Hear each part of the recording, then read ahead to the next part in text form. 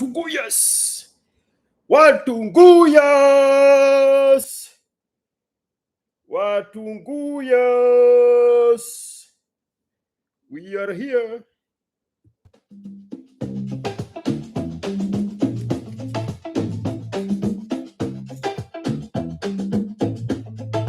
Hello TikTokers, what TikTok? The nuances, the Gen Z go. The nuances, the Gen Z goops. Hii matiti yangu ni wakunona. Hii ni ya kunona, sio ya kukunyonyesha. Ungwa hii ukiamua kuingia hapa, kwanza uwe umeacha upuzi, ushenzi, utoto, uenda wazimu na utohuwa nidhamu huko kwa mama yako. Mimi sitakubembeleza hapa. Mr. Taiwan, I see you. I see you. Randisha wazimu zako huko kijiji kwenu na vitani yenu potofu. Ungwa hii chiwawa kiwete. Hapa tunaguzia maswala ya kizima kwa heshima. Utulivu. I see you, ghost. Ni ajema na akili timamu.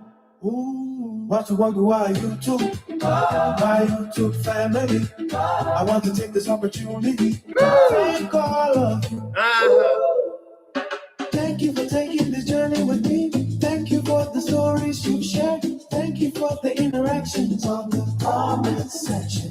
Thank you for sharing these videos with your friends and colleagues. Thank you for the super chats. And more importantly, thank you to my YouTube members. You all inspire me to keep going, because we are growing together. You all inspire me to keep pushing, because you are the force behind the momentum. Let's keep the momentum.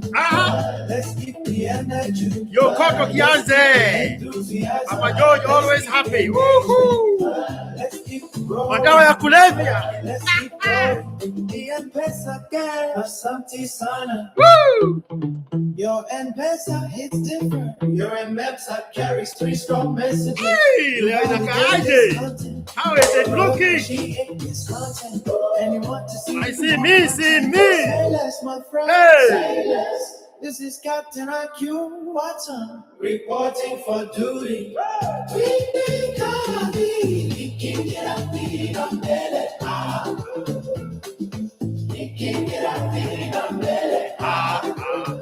One moment. Let me fix this thing.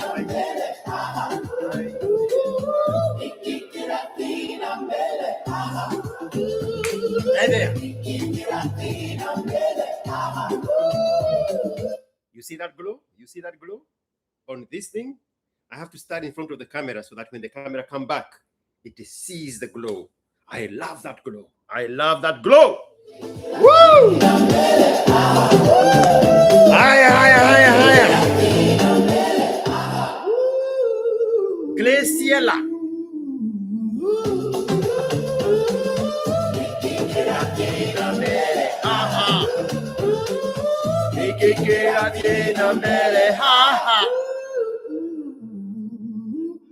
Nancy Dirango. Hi, are you beautiful, Nancy Dirango? Kumbe wasichana wanajifichaga TikTok. Mimi nimechelewa kwa hii game. Ningekuja kitabo kama ningekuwa najua wasichana wako TikTok. Sema nini? Haya. Hii wimbo ni advances wa TikTok. Leo niko na nyinyi hapa kwa hapa. Esteri. Namba yangu ya WhatsApp iko hapa juu. Niulize hiyo mambo kwa inbox.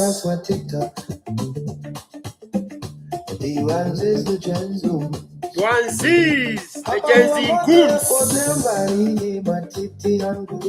Hii matiti yako ni ya kunona, sio ya kukunyonyesha. Ukiamua kuingia hapa kwanza uwe umeacha uzi, utoto, utovu wa nidhamu wenu kwa mama yako. Mimi sio wenu, mimi sitakubembeleza. Asiyefunzwa na mama ya ukutana na ASKiQ Watson. Kudisha wazimu zako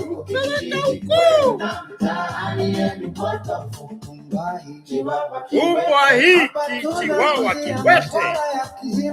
Kwa heshima, utulivu, upole, utu wema, nia njema na akili timamu.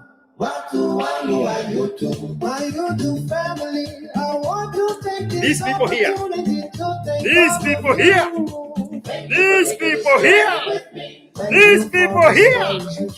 Thank you for the interactions on the comment section. Thank you for sharing these videos with your friends and colleagues. Thank you for the super chats. And more importantly, thank you to my YouTube members. You all inspire me to keep going because we are growing together. You all inspire me to keep pushing because you are the force behind the drive. Let's keep the momentum. Let's keep the energy. Let's keep the enthusiasm. Let's keep the engagement. And together, let's keep growing.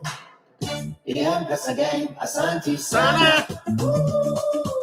Your M-Pesa hits different. The M-Pesa gang, your M-Pesa hits different. Three strong messages. You validate this content, you appreciate this content, and you want to see more content. Say this, my friend, say this. This is Captain ASKiQ Watson, reporting for duty. Trinidad, Llena bere, llena bere,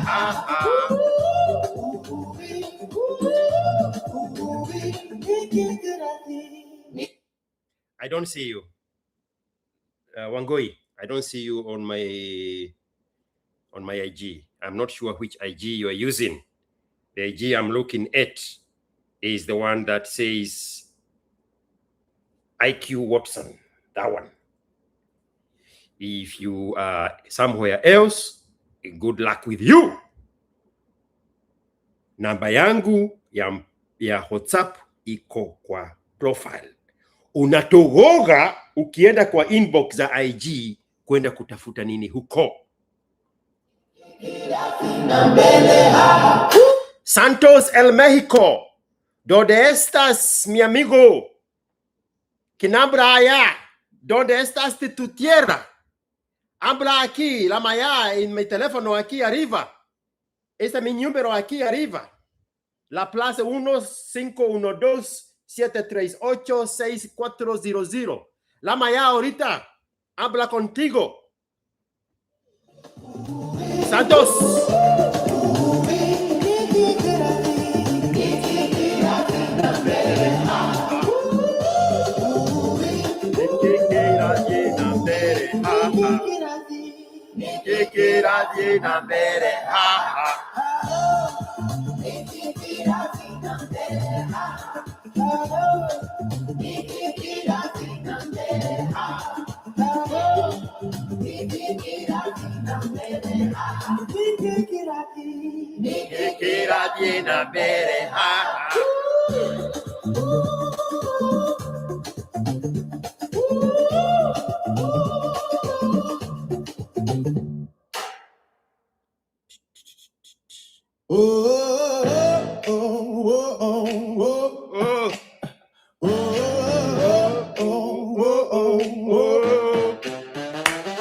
Hello, TikTokers by TikTok. Do you answer the James Goons? The Guanzis, the Jansin Matiti yangu ni wako na sio ya kukulionyesha. Umba hii ukiamua kuingia hapa kwanza uwe umeacha ushenzi uenda wazimu na utobo wa nidhamu huko kwa mama yako. Mimi sitakubembeleza hapa. Ranisha wazimu zako huko kijiji kwenu na mitani yenu potofu.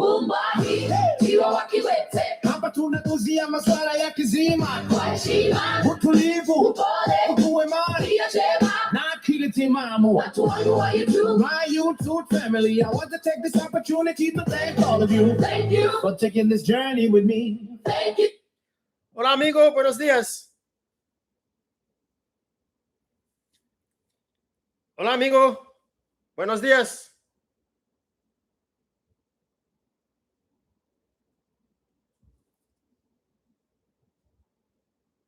Put your volume up. Amigo, your volume.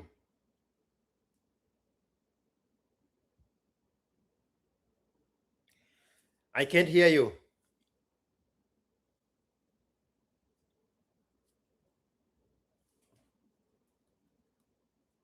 All right. Stories you shared. Thank you for the interactions on the comment section. Thank you for sharing this video with your friend and colleague. Thank you for the super chat.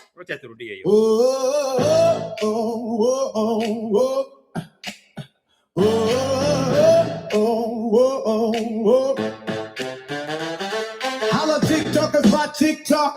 The do you answers the James goes. Mama huwa moto ya kuotea mbali. Matiti yangu ni wako. Hii ni ya kunona, si ya kunyonyesha. Umbwa hii. Ukiamua kuingia hapa, kwanza uwe umeacha ushenzi, uenda wazimu na utobo wa nidhamu huko kwa mama yako. Mimi sitakubembeleza hapa. Ranisha wazimu zako huko kijiji kwenu na mitani yenu potofu. Hapa tunaguzia masuala ya kizima, kwa heshima, utulivu, upole, uwemani, na akili timamu. Watu wangu wa YouTube, my YouTube family, I want to take this opportunity to thank all of you. Thank you for taking this journey with me. Thank you for the stories you shared. Thank you for the interactions on the comment section. Thank you for sharing this video with your friend and colleague. Thank you for the super chat. More importantly, thank you to my YouTube members.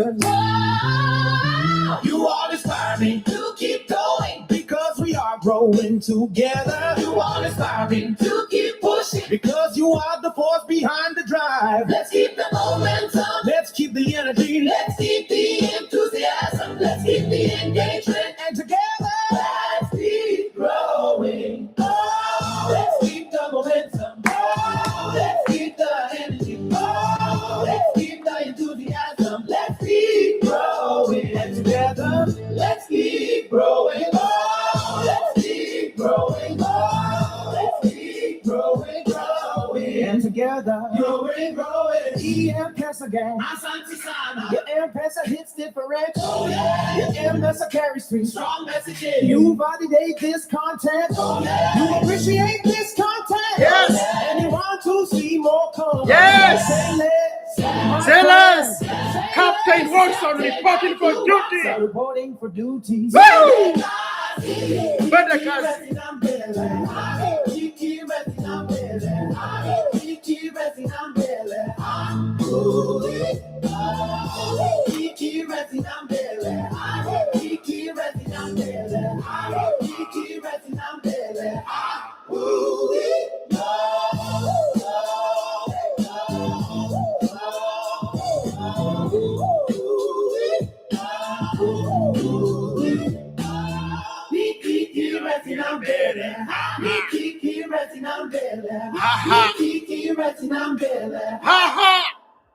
Yes, hii ndio moto sasa. Hii ndio moto. Sikiza kwa makini. Hello TikTokers for TikTok, the doers is the James goes. Hapa huwa moto ya kuotea mbali. Hii matiti yangu ni wa kunona, si ya kukuyoniesha. Hey! Ukiamua kuingia hapa, kwanza uwe umeacha upuzi, ushenzi, utoto, uenda wazimu na utovu wa nidhamu huko kwa mama yako. Mimi sio weno, mimi sitakubembeleza hapa. Asiyefunzwa na mamaye hukutana naye Kiokoto. Walisha wazimu zako huko kijijiji kwenu na mitani yenu poto.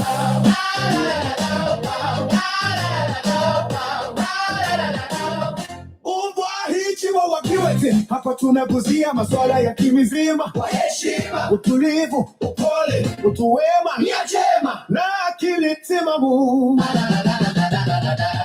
Watu wangu wa YouTube, my YouTube family, I want to take this opportunity to thank all of you. Thank you for taking this journey with me. Thank you for the stories you've shared. Thank you for the interactions on the comment section. Thank you for sharing these videos with your friends and colleagues. Thank you for the super chats and more importantly, thank you to my YouTube members. You all inspire me to keep going because we are growing together.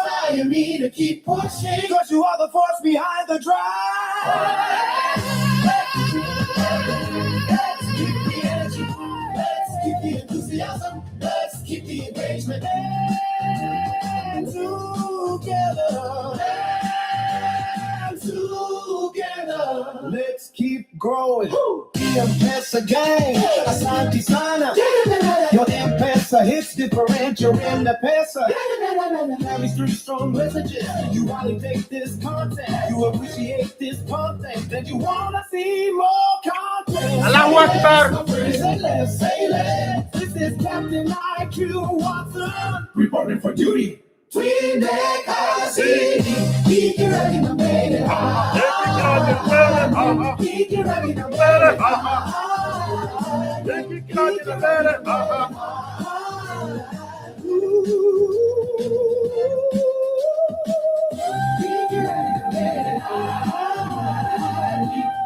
ready to make it.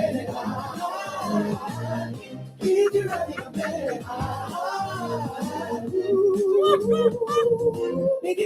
to make it. Hata Jerry amekataa. Jerry amesema matiti yangu pia ni ya kunona, sio ya kukunyonyesha. Umbwa hii.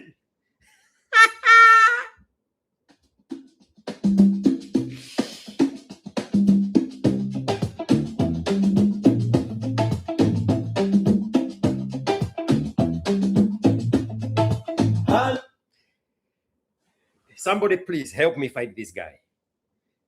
Somebody help me fight this guy. Yesterday,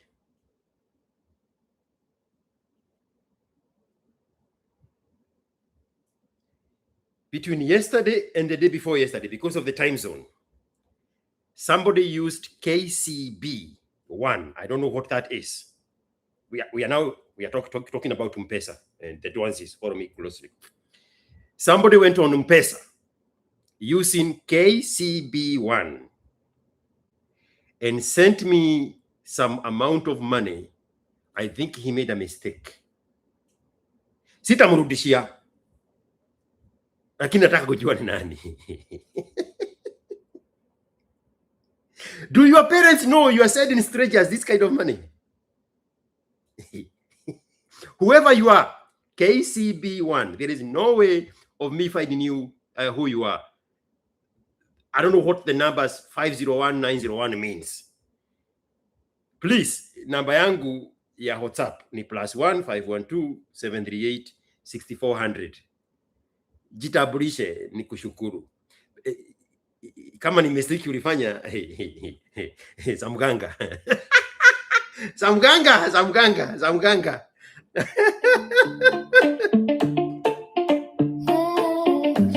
Na leo nimeamkia M-Pesa ya nguvu. Kidogo tu karibu itosana na huyu mystery person wa KCB. Hii imetoka kwa Vincent Mwangi aka Trevor Noah, yule huspoti magari pale Oronguruoni Kileleshwa.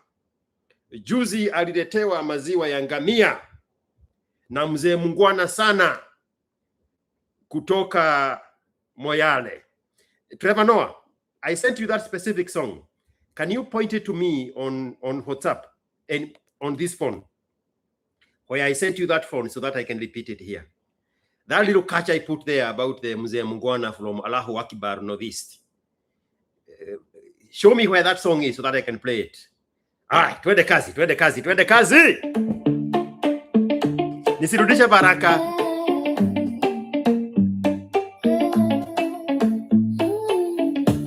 Hello TikTokers, what TikTok? The new ones is the James Bond. Come on, come on. Tell me that one does not sound like cartoon comedian. Tell me that does not sound like cartoon comedian. Skiza ngoma, skiza ngoma.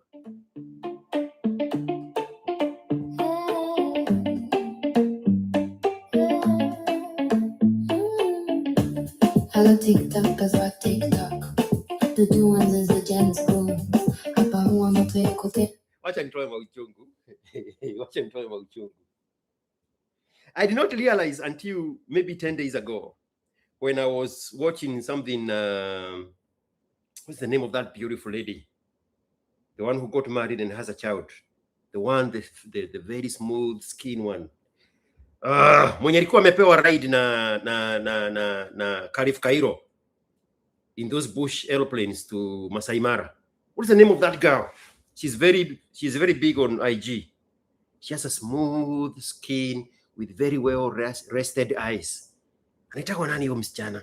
Jambi Fever. Yes. 10 days ago, I saw Jambi Fever akisema ati cartoon comedian wameachana na bwana yake, amebaki na mtoto. I'm like, what are you talking about? She's my crush. Alikuwa ameolewa, ako na mtoto. Aliamua kuniambia. Hiyo ndio celebrity crush wangu.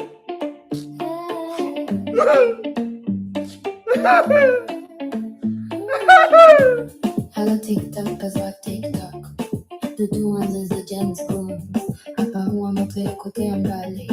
Hii matiti yangu ni wa kunona, sio ya kukunyemesha. Mambo hii ukiamua kuingia hapa, kwanza uwe umeacha upuzi, ushenzi, utoto, uenda wazimu na utovu. Kwani damu huko kwa mama yako. Mimi sio wenu, mimi sitakubembeleza hapa. Asiyefunza na mamaye, ukutana na ASKiQ Watson. Rudisha wazimu zako huko kijiji kwenu na mitani yenu potofu. Ombahi, Chiwawa, Kiwete. Hapa tunaguzia maswala ya kizima wa heshima, utulivu, upole, utu wema, nia njema na akili timamu. Watu wangu wa YouTube, my YouTube family, I want to take this opportunity to thank all of you.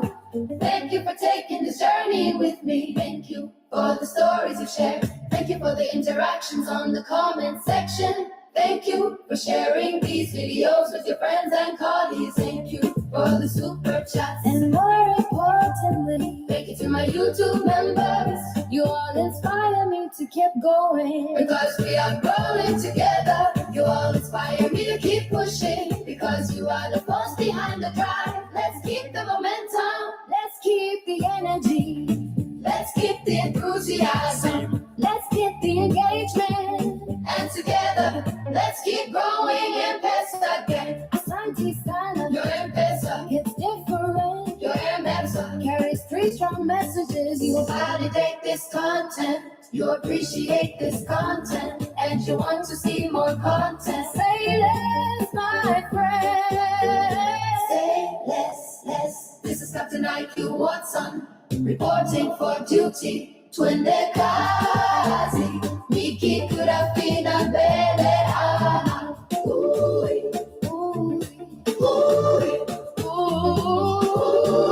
Miki kurafina mbele.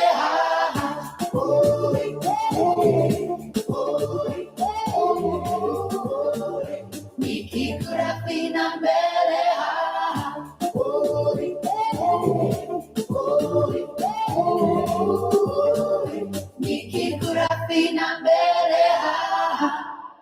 Leo nimeamulia madwanzis, the TikTokers, the Gen Z's goons. Jana walikuwa wamenitisha ati wanaweza niangushia TikTok. Nikawaambia hapana. Ngoja kidogo. Nitawalipa muangushe TikTok yangu. Nikawawekea timer. Nikawaambia mukiangusha in 30 minutes $50. Mukiangusha in 20 minutes $100. Maumbwa nyinyi. Tafuteni mtu mwingine wa kuchezea. Mimi is not yours. Mimi sio wenu. Sijui nitawaambia mpaka lini.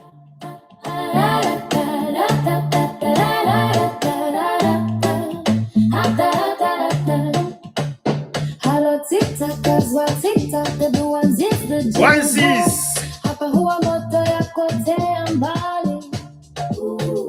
Hii matiti yangu ni wakulona. Sio ya kukunyonyesha. No. Ukiamua kuingia hapa, kwanza uwe umeacha upuzi, ushenzi, utoto, uwe na wazimu na utovu wa nidhamu huko kwa mama yako. Mimi sio wenu, mimi sitakubembeleza hapa. Asiyefunzwa na mamaye hukutana na ASKiQ Watson. Randisha wazimu zako huko kijijiji kwenu na mitaani yenu potofu. Ambahishe wawa kiwete, hapa tuna nguzi ya maswala ya kizima. Kwa heshima, utulivu, upole, utu wema, nia jema na kitimama. Watu wangu wa YouTube, my YouTube family, I want to take this opportunity to thank all of you. Hey, thank you for taking this journey with me. Thank you for the stories you share.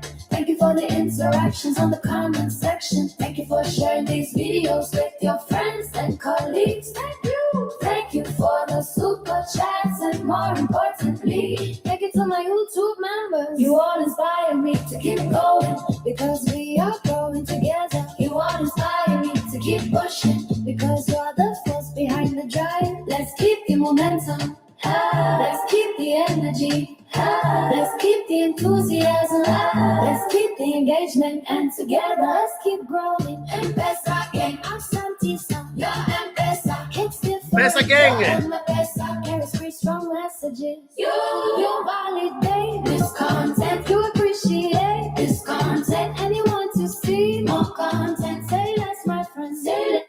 M-Pesa gang. Niko na nyinyi hapa. Vincent Mwangi amefungua kituo leo na M-Pesa ingine ya nguvu sana. Vincent Mwangi is Trevor Noah. Timothy Obati ametoa sadaka yake. Sadaka imeandikwa hapo juu. Ronald Kirui KCB 1. Nitafutieni huyo mtu. Tutue kama hii pesa alituma na makosa. Inaweza hata pada ndege saa hii niende Kenya nikakule magirlfriend wenu. Hii ni pesa ya mtu mzima bwana. Hii ni pesa mingi. Sami Ndungu, John Gira, Wilson Kamau, Salim Murodhi, Davis Madenge, Philemon Mangi, Ronald Tango, Vincent Mwangi tena, Fidel Obare, and David Kamau, and somebody else from Airtel Money. The effort you people put in helping support this content, it amazes me. I am forever grateful. I never thought this was possible. I never did. Seriously. And together let's keep growing. M-Pesa gang, I'm Santisa. Your M-Pesa hits different. Your M-Pesa carries three strong messages. You validate this content. You appreciate this content, and you want to see more content. Say less, my friends. Say less. This is Captain ASKiQ Watson reporting for duty. Kuna mtu anauliza kama hii ni maji. These are the TikTok advances, the TikTok goons I'm talking about. Hapana, hii sio maji. Hii ni mkojo ya mama yako.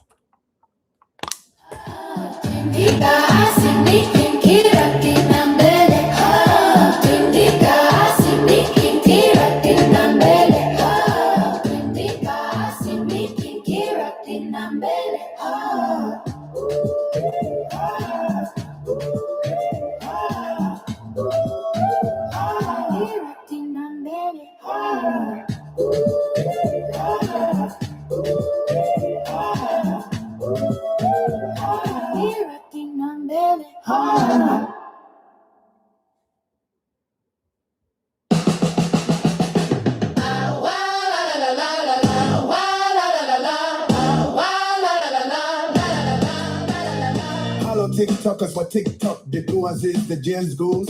Hapa huwa moto ya kuotea mbali. Hii matiti yangu ni wa kunona si ya kukuyoniesha. Hey! Ukiamua kuingia hapa kwanza uwe umeacha upuzi, ushenzi, utoto, uwenda wazimu na utovu wa nidhamu huko kwa mama yako. Mimi sio weno, mimi sitakubembeleza hapa. Asiyekutana mamaye hukutana naye Kiokoto. Rudisha wazimu zako huko kijijiji kwenu na mitani yenu poto.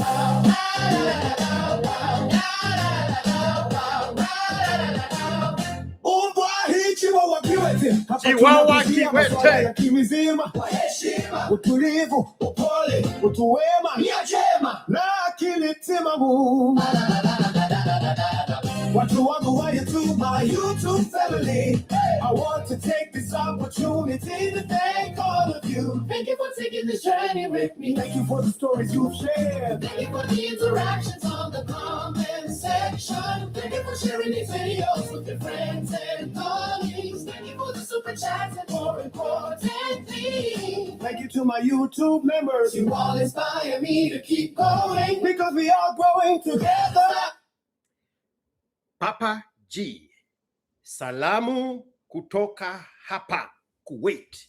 Keep the good job of enlightening us. So tukubaliane, is Kuwait the one with the strongest currency? Because I keep confusing these countries. Siniambie, wacha nijitafutie.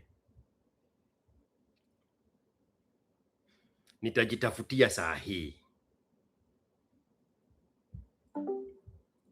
What is the name of the currency in Kuwait? Hey, haraka haraka bwana. Uko hapo? Uko hapo? Unanisikia? Sí, una bestia total. No, habla español. Este es Swahili. Yo esto kenaño. O de las que se comen el mundo en silencio. Momento, amiga, momento. ¿Habla Swahili? Y no.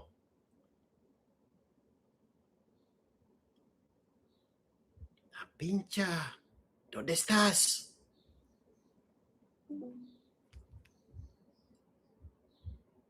Can you hear me now? Oh, I see. So we're not just beasts. We're the kind that don't need to roar. Wait. Just Wait. let it hang. Wait. You need to learn to listen like a good woman. Oh, not the fun kind then. Well, now I'm curious. What's the real reason you're calling me out? What is the name of the currency in Kuwait? The currency? Depends where you are. Right now, I'm guessing you're talking about... Listen to me! Is this about Kuwait. dollars, euros, pesos, or something way more exotic? Kuwait. This page.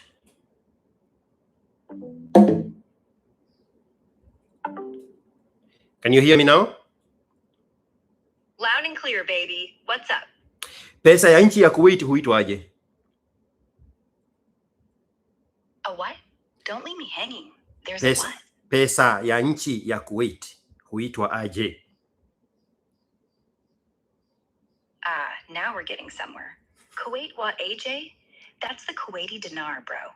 The pesa ya inchi ya Kuwait. Strongest currency in the world right now. 1 dinar in a kakarubu dollars 3.3. Unasema AJ kama Al Jazeera, ama una mtu mwingine unamtaja. Sasa hiyo dinar moja ya Kuwait ikifika Kenya ni shilingi gapi?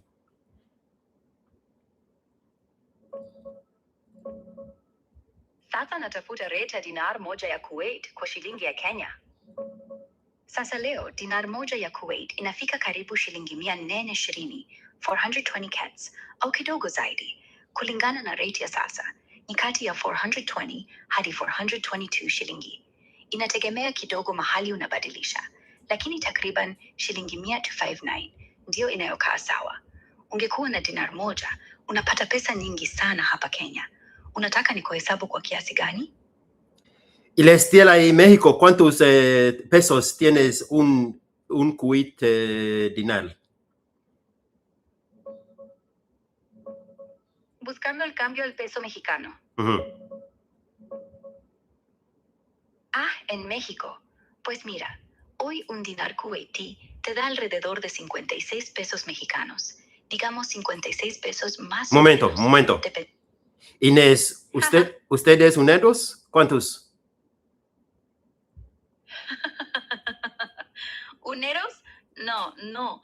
Soy más bien un... No. Yo digo en United States. Ok. Entonces en Estados Unidos, un dinar kuwaití hoy vale $3.38. Muy bueno. Muchísimas gracias. De nada. Sí. 420. Tuma yo pesa con pesa. Mr. Kuwait. That's where we are going with this one. 1 dinar. Mpesa yangu iko hapa. Tuma hiyo 1 dinar. Sema you appreciate my content hapa. Majikavu. Leke we. Let me put the music back here.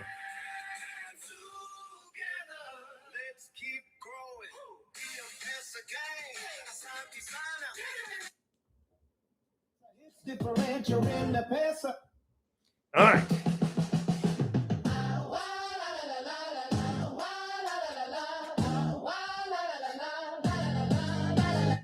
Hello TikTokers wa TikTok the doers Mandwanzis. hapa huwa moto ya kuotea mbali. Hii matiti yangu ni wa kunona si ya kukuyoniesha. Hey! Ukiamua kuingia hapa kwanza uwe umeacha upuzi, ushenzi, utoto, uenda wazimu na utovu wa nidhamu huko kwa mama yako. Mimi sio weno, mimi sitakubembeleza hapa. Asiyetunzana mamaye hukutana naye Kiokoto. Onyesha wazimu zako huko kijijiji kwenu na mitani yenu poto.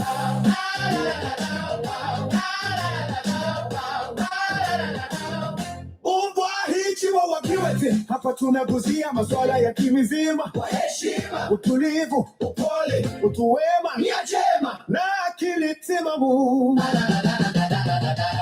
Watu wangu wa YouTube, my YouTube family, I want to take this opportunity to thank all of you. Thank you for taking this journey with me. Thank you for the stories you've shared. Thank you for the interactions on the comment section. Thank you for sharing these videos with your friends and colleagues. Thank you for the super chats and more importantly, thank you to my YouTube members. You all inspire me to keep going because we are growing together. Inspire me to keep pushing because you are the force behind the drive.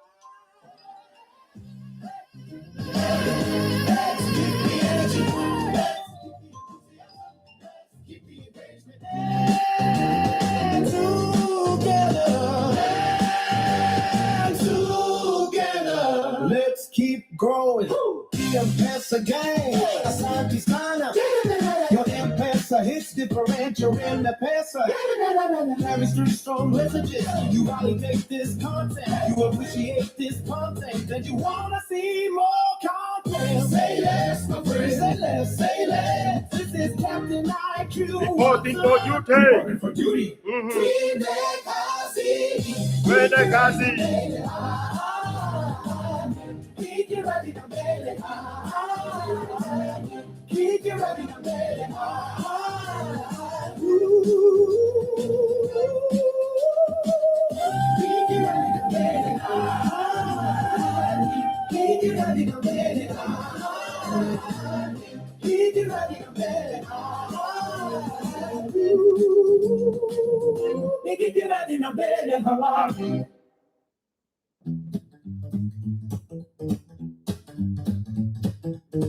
Utunzi wa nyimbo zako ni za kishua.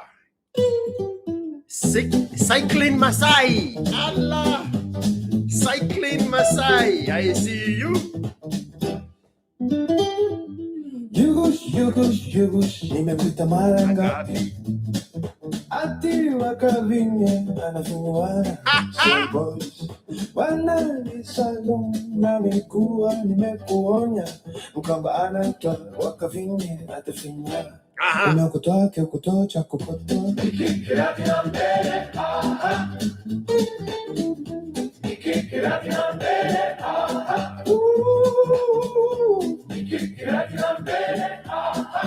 Mochui Manjau Kiyugu.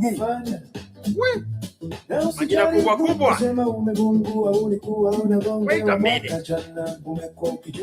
That Manjau name, is that the same name that is on M-Pesa? This guy here, Mochui Manjau Kiyugu. Let me look at that M-Pesa name. There is a unique name there without an N. It's a very unique name for a Kikuyu name without an N before the J. Where is that name?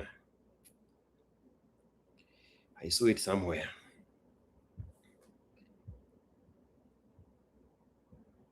Where is that name? Yes, I got you. Your name is Brian Manjau. Mochui Manjau Kiyungu. Kwa hapa, kwa M-Pesa ya nguvu. Asante sana bwana kwa hiyo sadaka. Thank you so much. Kabla kijana wapile azaliwe, nimesema kijana wapili, na sio kijana huku kwa sababu unazozijua wewe mwenyewe. Hata Anduki alikwambia huyo bibi yako atakunyonya, nguvu zako za maarufu waucheze, halafu watakokotana poporetu, watamlinda na watakutema. Sasa una umekuliwa bibi mnono, gamba na corporate itakondinya. Kijana Maluku Gidron MC Jose Leri Trevanoa Ronald Mwema Maganjo Dogs. Wait, the ghost is always the first one here. Wouts Junior, Alan Stoney, Cycling Masai, John Chege from Canada, Mark Dongo, Anonymous, Esse, Easy Fight. This is the new group here.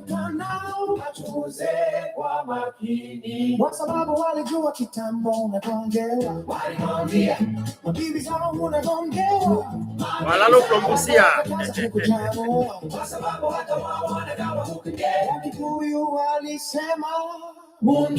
Kuna datonga na wadogo. Ule make tuo. Sikio la kufa alisiki dawa.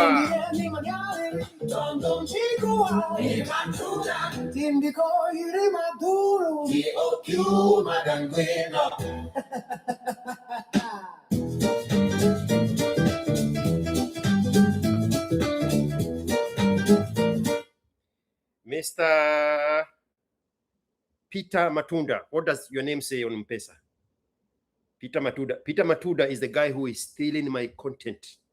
He has created a whole ecosystem on TikTok, anajiita IQ Watson Life, and he is so entry level. He does not even download the videos, which is very easy to do on TikTok. You just press download. He screenshot the whole thing. Do you want me guys to show you? He screenshot the whole thing and then he reposted. It is very funny to see. But keep doing what you're doing. He's right here.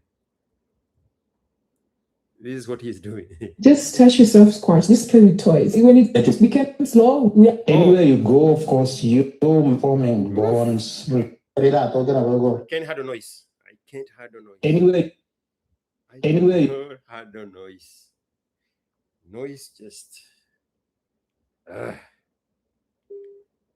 So this is what he's doing. He screenshot the whole thing. It's showing other things that are already there. He's not doing any ukarabati. Just screenshotting the whole thing and then posting it. Keep doing what you're doing, bro. It's gonna catch up with you. I mean, in a good way. I'm not stopping you from doing what you're doing. Keep doing what you're doing. It will grow on you, is what I meant to say.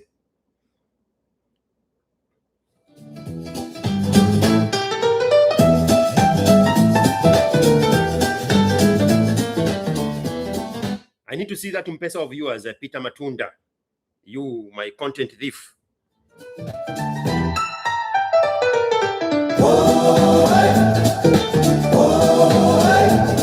Sasa ona umekuliwa bibi mnono, mkamba na corporate itakondinya. Wacha stories uni message sijui jina yako ni Elvis. Tuma M-Pesa. Nikujulie kwa M-Pesa umbwa hii. Chuchu manangwino.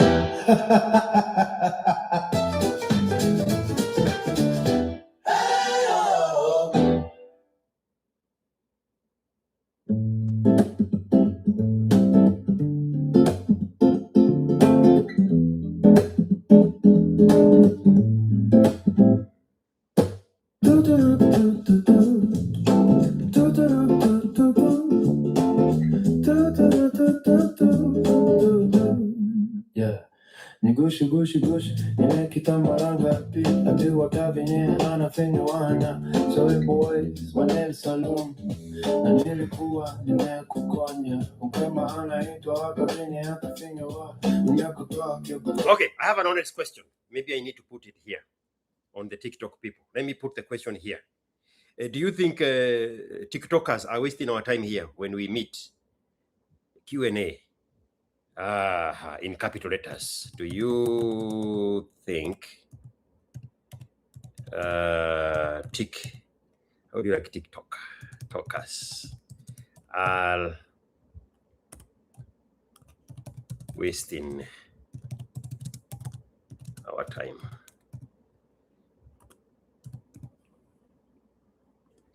What were comment on that question in the segment of the Q&A. I think these people wanatukunywa damu.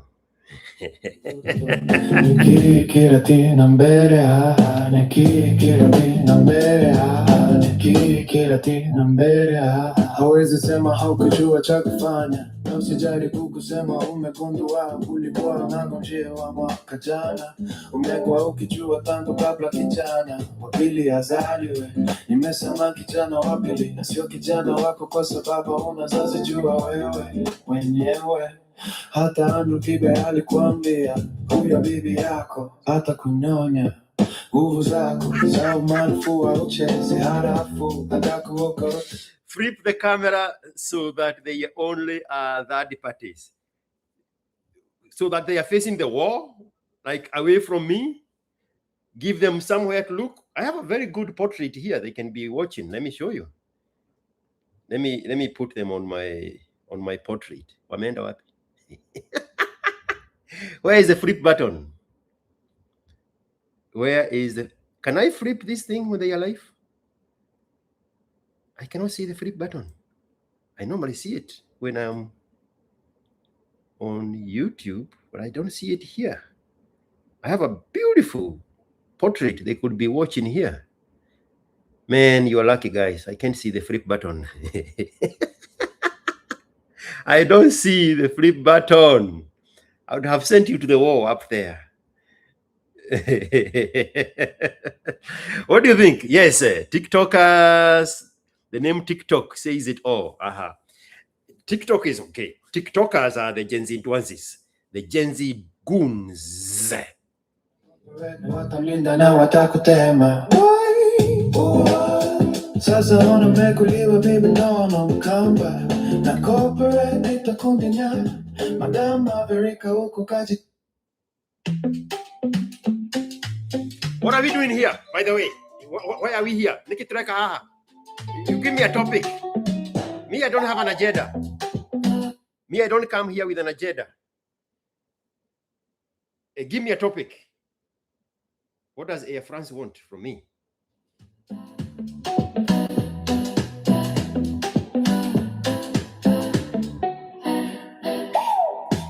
Shugush, nimekuita mara ngapi? Umepotra Kiokoto cha Kokoto. Nikikirati na mbele, nikikirati maji na mbea, hawezi sema hakujua cha kufanya. Na usijaribu kusema unagundua ulikuwa unagongewa mwaka jana. Umekuwa ukijua tangu kabla kijana wa pili azaliwe. Nimesema kijana wa pili, sikusema kijana wako. Sababu unazozijua wewe mwenyewe, hata kibe alikwambia. Huyo bibi yako atakunyonya, nguvu zako za umaarufu wa uchezi, halafu watakukota na corporate, watamlinda na watakutema. Oi, sasa wanaume kuliwa bibi nono na corporate itakundinya. Madama auko kajitokeza, kasema aliwajua wangiwa chuo chake EMC. I'm looking at the M-Pesa flow. I'm about to cry. You guys are too generous. Shida too. The names of the senders do not show up immediately, but the money is showing up and it's going healthy, guys. This is magic. This is robbery without violence. Asanteni sana. Ulifanya magangano na your purpose, ulitaka kujenga na wanange. Sasa unaume kuliwa bibi nono na corporate itakundinya. Chochote ulicho nacho atasema yeye ndiye. Kaka Mwangi, you're saying this is you last year. My phone number is right here. My WhatsApp number. Call us here. We hear that story. Wacha kutupimia story kwa umbali. What is your name again? Kaka Mwangi. You see, that used to be you. Ulikuliwa bibi last year. Prepare your story. Prepare your story. Spare your story. Life after divorce. You had even commented some more. Give us that story, Mr. Kakamwangi. Call my number right here, right now. Wacha tusikie hiyo Kiokoto. Actually, today, the title is what? Kiokoto Stories Friday? Is that not the title of the Rife today? Ama? Talking of which,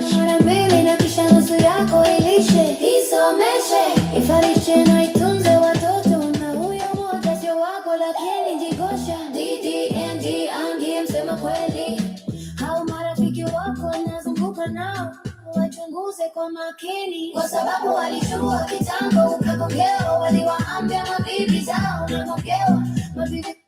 You, the guy calling yourself ASKiQ Watson Life, you are this close to getting onto my tiniest nerves. You are in my inbox telling me that you wanted me to make you a moderator on my YouTube. You are stealing my content. Nimekwambia utume M-Pesa. Unakuja hapa kunitumia upuzi. This close of getting in my nerves.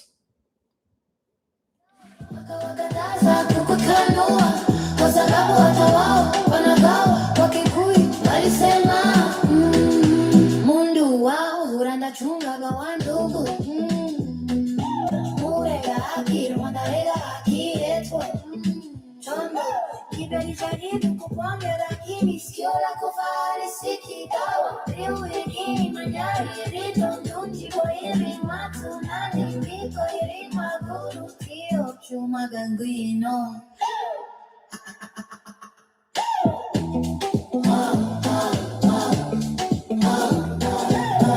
Somebody is asking, what is the best business to start in Fort Worth? Tuma M-Pesa. Kama uko Fort Worth, tuma Cash App. George ASKiQ Watson is my Cash App. Umbwa hii. I'll answer that question by making a phone call to somebody who is more equipped to answer that question right now. I'll put them on the phone right now. I'll have the best answer you have ever had in the history of time. I'll put a multi-millionaire guy who will answer that question that you are asking right now on this phone. Tuma Cash App. Tuma M-Pesa. Kwanza. Wacha kuja hapa kuninyonya akili ni kama ulikuwa umelipia school fees. Umbwa hii. Cowboy wa Dallas.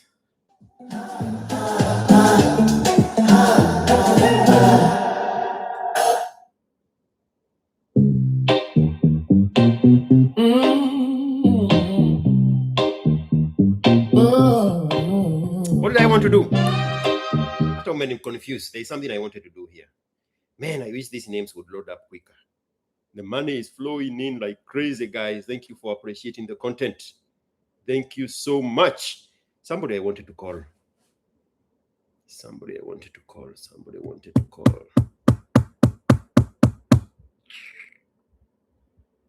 Who was that person? Somebody wanted to talk.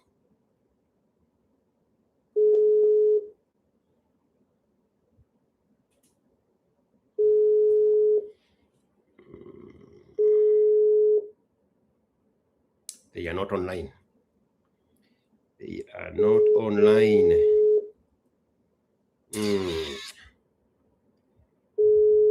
Shoot. The guy has always wanted to talk. Just remember today, they are not online. Okay, I'll find somebody else. Yeah.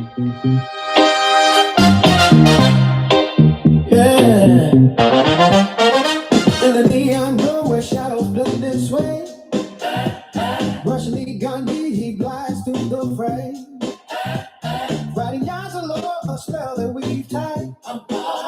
With every bold step, You know, the day before yesterday, I made a very good song, but it's specifically for the Kikuyus because of the deterioration of the Kikuyu culture.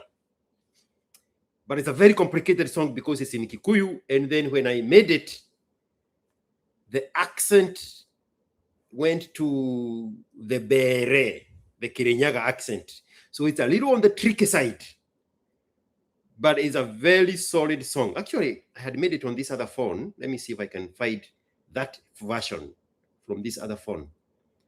I had made in multiple versions trying to see if it can give me the flavor I was looking for.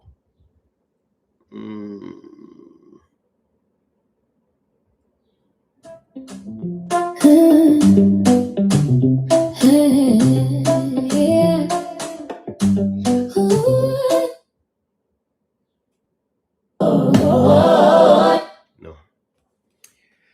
Where is that song? It is a beautiful version of a Kikuyu song. Where is it?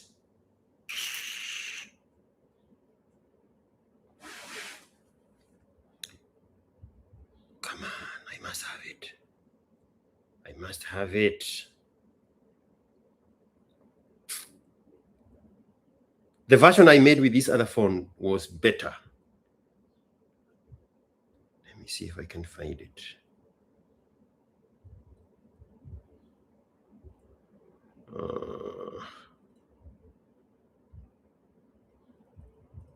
Anyway, let me play this version.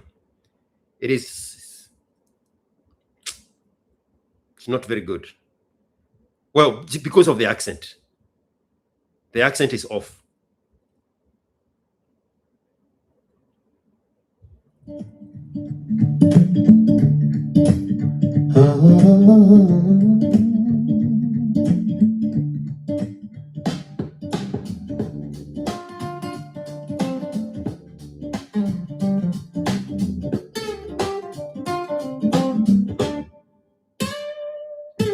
Yumba ya Kikuyu na mungi, tagai matundi muni reiki, tindo maharaga nire tama matiro, nanuki aniro ni undu era wani. Watu ikire kwatu ni haka, nakirira mututuire. Anake anyamara wagile kanika, murutani pastor na mukiri ni wa morati.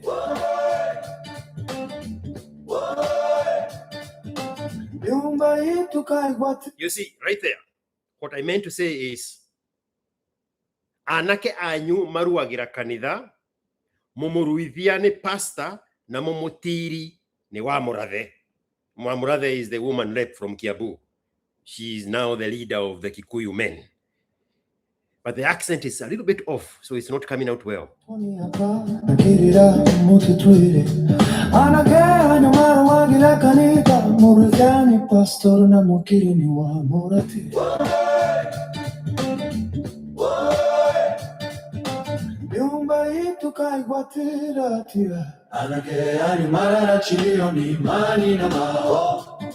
Merito anyo mararachira Magoko na manyo matongo rajona Atumia Mwene nyaga Kikira mwene jaga Why Miki kirati na mere ha Arorori maingiri So this James guy here, this is the mind, the virus of the weakness of the Kikuyu men.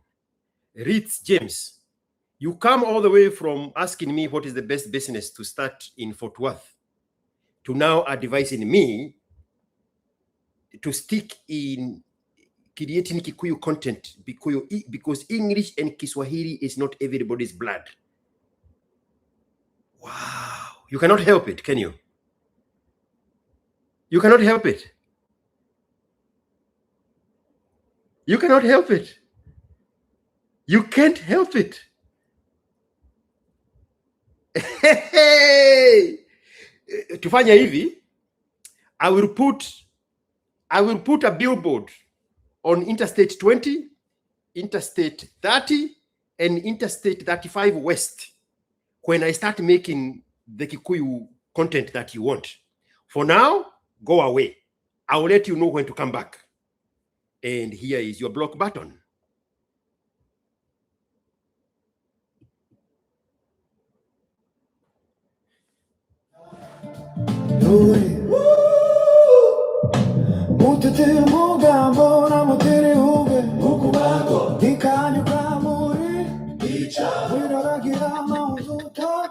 Wamorane ndiye baba mdogo. Matika gira umubushobo matiro kagana matera mataka michi wini gutinda kalita laini mukyure rajo ini wira ne kunge mungeto anakenyo matiri mumatari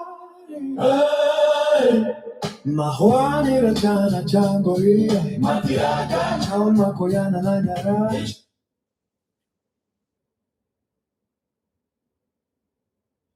Anytime now.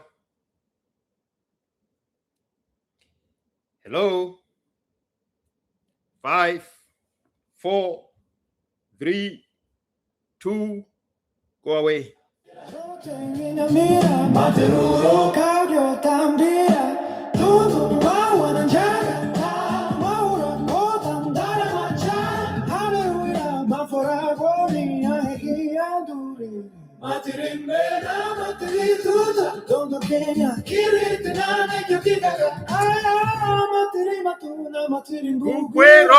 No, ni meni chawanda ni mubara mukanya ni muite suta wa hema tugedondo ni kutuko kiruwe bokaro tai nyumba yetu tai enya tanando moto.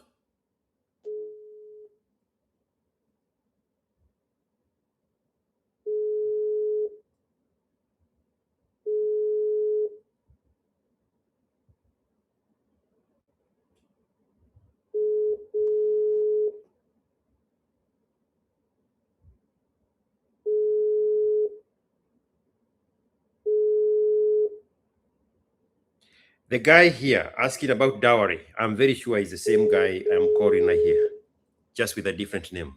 That's why he's not answering, because he does not want to talk in public.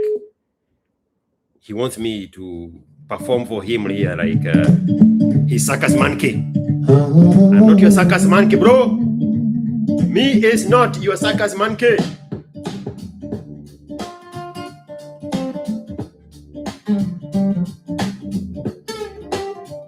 I don't have it. Trevor Noah.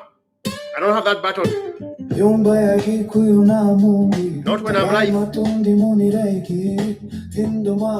Or is it in settings?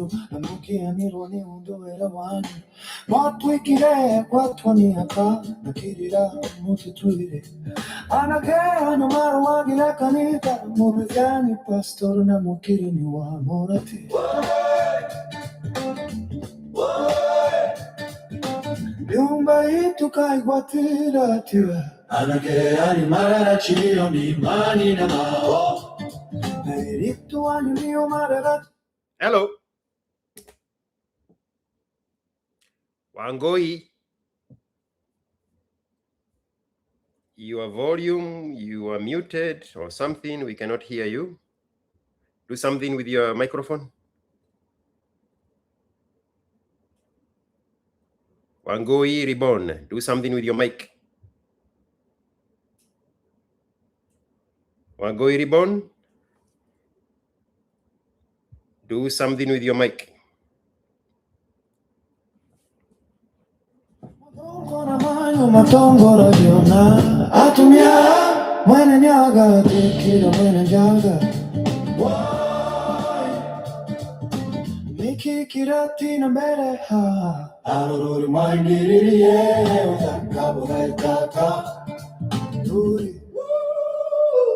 You could hear her? How come I can't hear her? This thing is not connected with anything. This thing is on its own. Call me on my phone. My phone number is up here. The +1 512 number. Why can't I hear from here? What am I not doing? It's not attached to anything. It's just a standalone. Wangoi Ribbon. Call me on the number here. The 512-738. It's on the WhatsApp. Sorry, I couldn't hear you. I don't know what's happening. So even the first guy, the guy in Mexico City, he was talking and he could. Did you hear the Mexico City guy?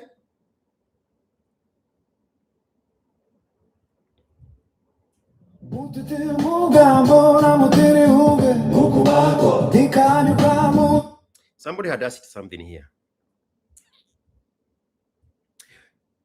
Cycling Masai, what is your take on semen retention from your own experience?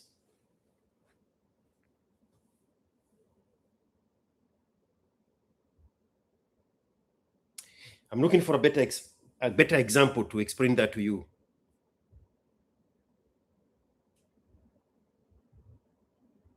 If somebody tells you to go for a run, okay?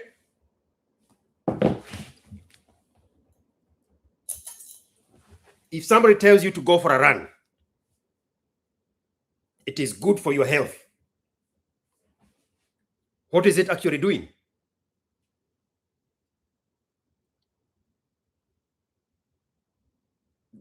The benefit of going for a run is the cardio for the heart.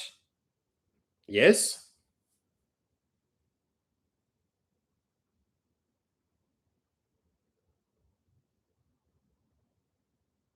So the run gives you the benefit you are looking for. Semen retention is just a means, like a run, to separate yourself from women in solitude. What you are actually looking for in a run is the cardio. What you are looking for in semen retention is solitude. Solitude is what you want. Solitude is what you are looking for. The means towards solitude is what now people like Americs call semen retention. The only thing you are looking for is to separate yourself from the woman. Because in solitude is where men build. Again, you can never, ever, ever, ever build with a woman.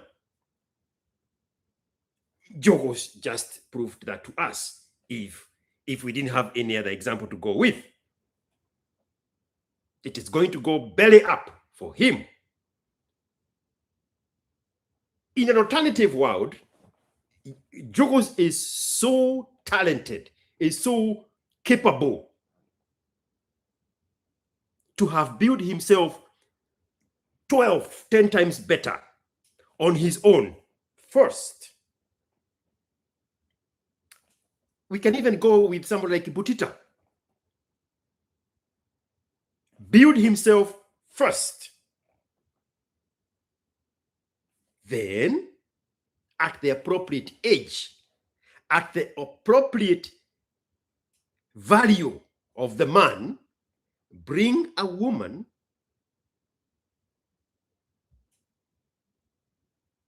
to complement the growth, not to supplement it. Nyinyi si ndio watu wa kizungu mingi? Msiniambie mmepotea. Mimi nachukua tu majina kubwa kubwa nimeziweka hapo. Nyinyi ndio watu wa kizungu mingi. You build yourself first. You create value first. Let's say Butita is 30 years old. Let's just run with Butita. He is 30 years old. He has spent 12 years building himself. Now he is at a point, and we're just going roughly. We are throwing words out there. He's a high value man. Now he can go back in time and get a 22-year-old woman who is at the peak of her own sexual market value. He is in his own high value man status. Now they have something to transact in the marketplace of values, in the marketplace of exchange of values. He creates the rules of engagement because he is himself. The woman comes to complement the growth, the greatness, the masculinity, the status under him. And she has no choice other than to submit, obey, honor, follow, and respect him. Because she is respecting, she is submitting to the greatness that he has created. What does she bring on the table? Her sexual market value. Now, the opposite of that is Jogosh. Again, we are just throwing ideas out there. Most likely, more talented than Butita. But because he picked the woman at the beginning of his journey of self-discovery, he was forced to run at the speed of woman with one hand tied to his back. The woman did not come to complement his growth. She claims, she came to supplement it. So at the height of his career, which is 55% of what he could have otherwise achieved on his own, at that height, she owns him. He owes her. So when things go belly up, 50-50, motherfucker.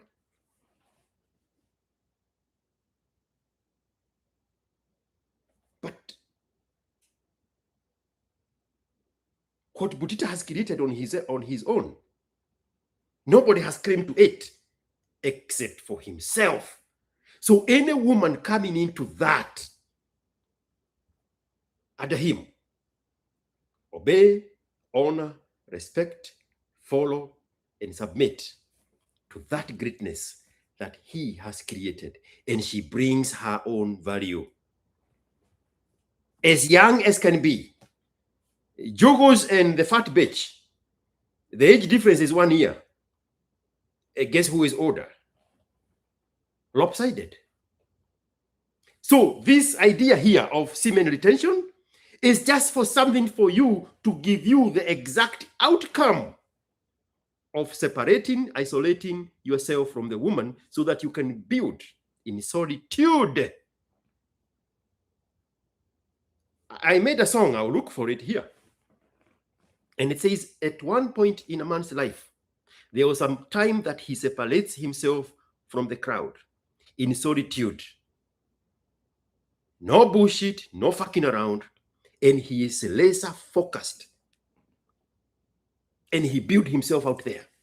And when he emerged on this other side, he's a man of value. He's a man of greatness. That man is dangerous. That man is undefeated. That man is arrogant, like God. You cannot bullshit with that man. But this one that built with a woman, vulnerable. Vulnerable to manipulation, vulnerable to the cajoling, vulnerable to the messaging of the modern society, vulnerable to the attacks of the feminists, vulnerable to the wokeness, vulnerable to inclusivity. What is the name of DEI? Diversity, equity, and inclusivity. But the asshole that built on himself, he has created his own rules. Nobody can fuck with that guy. You, at 22, you come and attach yourself with that greatness.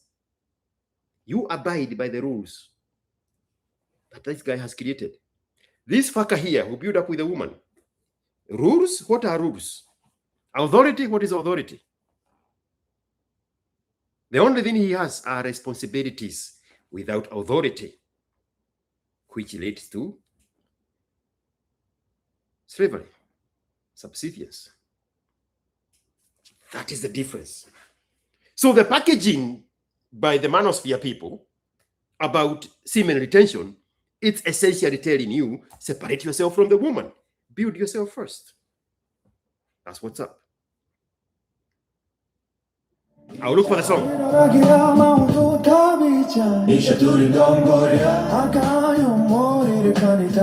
Matira gira omu bushobo Matiro kagana matira mataga michi Wini gutina kanita Lai nyumu kyure rajo ini Wira mi kungeti mungeto Anake matiri womatari Mahwani rachana changoria Matiraka Chama koyana nanyaga Ichagamira Chote nyinamira Matiruro Kabyo tambira Tudo wawana njaka Waura kotandara macha Hallelujah Mafora voni ahiki anduri Matirimbe na matiritu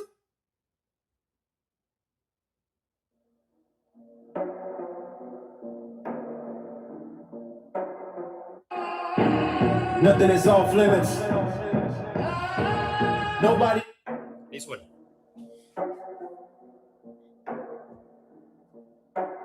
Yeah. Welcome to IQ Watson channel. This is the extreme logic zone of the ASKiQ show. We conduct real talks here. Nothing is off limits. Nobody is off limit. The mark of the man is dependability and really ability, and he delivers the truth with honesty. Gentlemen, minimize your needs. Uncomplicate your life. Simplify your routine. And constantly have things to look forward to. Do not involve women in your planning. They may be on the plan like a burger is on a menu, but not in the kitchen like the chef. Every man with an ambition has a period in their life where they build a foundation. No fucking around. No distractions. No excuses. Just pure tunnel vision. And building themselves. This is what separates the best from the rest. You are good at anything you put your mind to. The day you decide to change the things you put your mind to is the day you'll be good at what you put your mind to. We protect your seed. Be deliberate in choosing the mother of your future children.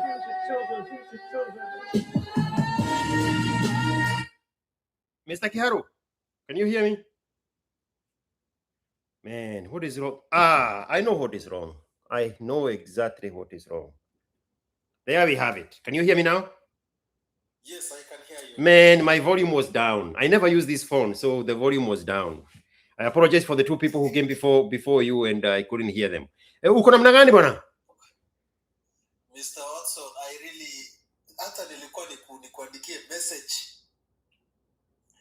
I had a 2-hour conversation with a German today. Vile tu nimetoka tu class. Huyu Mjerumani alikuwa amefanya Kenya 5 years. So he follows Kenya news quite close. Akaniambia, unajua nimeangalia Twitter yenu, I saw a Russian interference in your issues. Nikamwambia boss, kuna misa ilimetumwa, kuna IBM. He said no. He said, I saw that guy who wore the meta glasses and the way he destroyed your society. Akaniambia, you know, you guys were colonized by Britain and everything we know. We really had our influences in Tanzania. But aliniambia one thing, Mr. Watson, as we were talking. Aliniambia, I'm really sorry to tell you that mzungu, sisi tunaona wasichana wenu kama trophies. Tunaona wasichana wenu kama ticking box. We just see them as element, as tools. We don't see them as anything of, you know, values or as anything of, you know, having a partnership with. That is what he point blank told me. Na akaniambia nitakwambia hii kwa sababu he told me in Swahili, aliniambia nitakwambia because nimekujua, tumejuana na wewe for 5 years. I've been your supervisor on many projects. The moment mtakuja ku realize, the moment you guys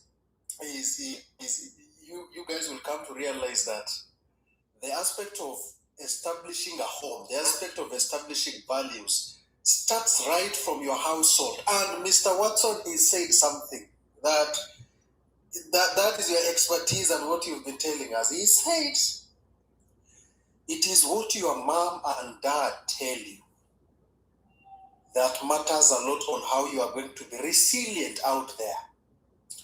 Akaniambia tu, I'm interested. He said he's interested in doing maybe a desktop research. Look, if he had the data of those victims, he would have looked at their family background. That is what he was telling me. Aliniambia ningeangalia, I would have drawn a pattern, and he told me chances are very high. He told me, I don't know, but chances are very high.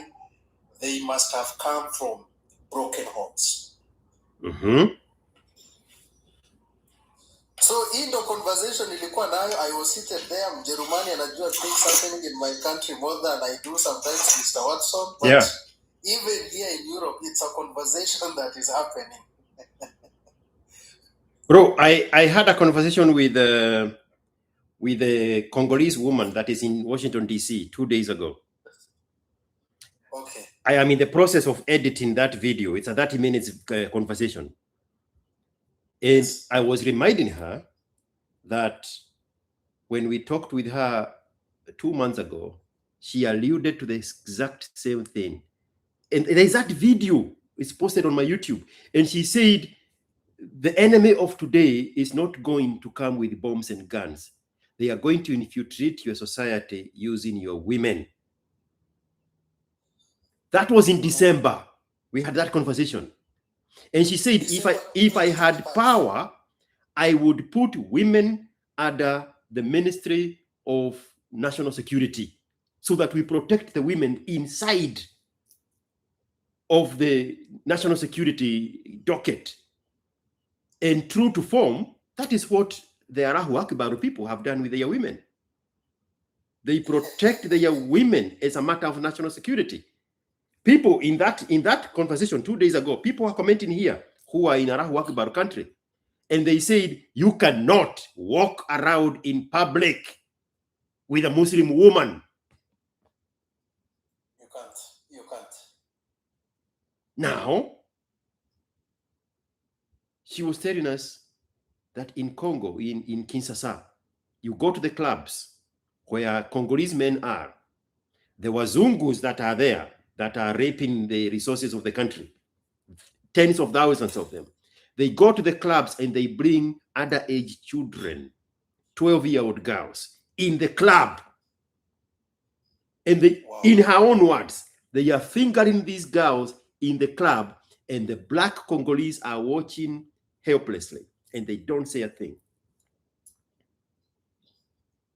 Now, that is the observation of your German friend. Yes, that is what he told me. He told me actually wakati alikuwa Kenya, he had to remove his wedding ring. He's married for 12 years, Mr. Watson. He told me, you know, Mr. Galma, when he said, I'm more happier when I'm in Kenya than in Berlin. That is what he told me. And he said, I usually put my wedding ring in the safe in Indian Ndege when I take Lufthansa.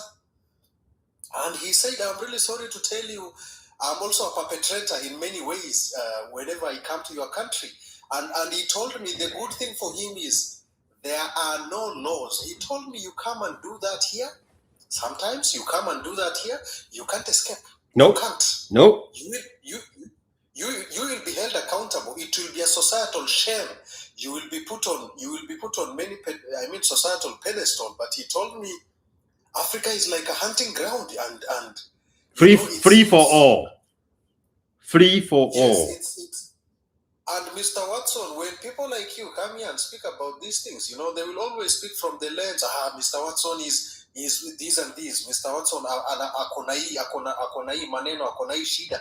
And now that whatever you and other, you know, experts have been warning us is now on our face, I don't know what is the future for us young people. Mimi nimejipata tu niko katika dilemma, Mr. Watson, as far as this is concerned. Because the women that were targeted, they are not 40-year-olds, they are not 50-year-olds. They are my age mates. They are in their 20s and their early 30s. And you know, the society will always be saying, you know, the society is patriarchal, nyinyi wanaume mnatufanyia hivi na hivi. And even these videos and everything coming out, there is no sense of accountability that is going on. Nothing. No, we have been so feminized in our culture that we cannot be accountable for anything because we follow the energy of the woman, and the woman is never accountable. That's where it's coming from. We have learned from the woman to never be accountable. That's why you cannot listen to any, what do you call these things? This mushroom in podcast, you rarely find anything of value happening there because men self-censor themselves from tackling the EU issues. They know not to address the social issues of the society because they are scared of the woman. Rarely would you find any channel that you can identify with. This channel here tackles everyday issues and address the moral decay of the fabric of our society. There is no other channel. You will be branded misogynistic. That's why we've been very silent about this. What is wrong with being misogynistic? What is wrong with being a woman hater? What is wrong with being chauvinist? The people using the word chauvinist have no idea what is the meaning of the word chauvinist. They cannot even spell the word chauvinist. They have no idea what that word means. Why would I be scared of labels? What does it mean? I mean, you are in Germany. What is the most dreaded label in Germany associated with neo-Nazi? It's the swastika. What is the term that the Jews coined to scare everybody from ever saying anything about the Jews? Anti-Semitism? Yes.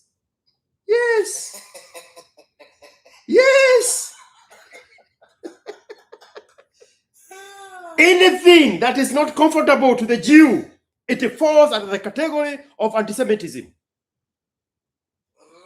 Anything, if you say these people pseudo people, if you bring up Epstein, if you bring up the other one, Harvey Weiner, yes, Any one of those, you cannot attack their character. Because now the Jews come and say, aha, you are targeting the Jews. That conversation is over. That conversation is over. Yes. That conversation is over. So they have learned one little term to stifle conversations. And then they weaponize Piers Morgan. They weaponize, what is the name of that Jewish guy that speaks very fast in America? Ben Shapiro. Yes. Now they have their own guards. One in North America, the other one in London. Thank you so much, Kifaro. Yes, Shapiro. Now everything has to be filtered by the gatekeepers of anti-Semitism. Anything Kanye West says, aha, Piers Morgan is right there. They even went after this guy that resigned from Fox and created his own channel, and he's doing very well. Tucker Carlson. Yes. The only way to stifle his growth is to look for something to associate with anti-Semitism. Now, my point here is that's exactly what the feminists do. They come up with these labels you are supposed to be so scared of. Who wants to be called a misogynist? Who wants to be called an anti-Semite? Who wants to be called a chauvinist? Who wants to be called a woman hater? Now the men are self-censoring themselves away from the labels. Give me those labels and a side of apple pie, and I'll eat them for breakfast. You know, Mr. Watson, you cannot mention Frelimo. What is Mau Mau. What is Frelimo? Frelimo is the freedom fighters, the people who fought for independence of the Mozambique, the Samora Machel. You cannot speak. You know, they've coined a term here in Europe. They call it anti-colonial sentiments.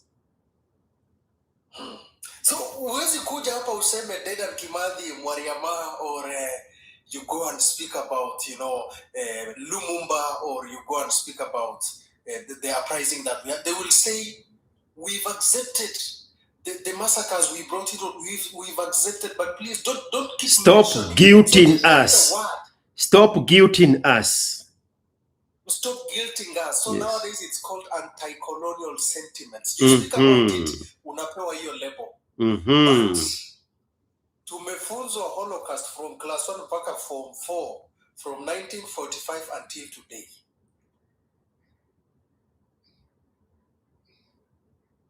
Tarebogola is saying what the Russian guy did is not new. Nigerians and Ghanaians men have been doing exactly the same thing here in Nairobi for the longest time. And the women are very okay with it. Women think they know better.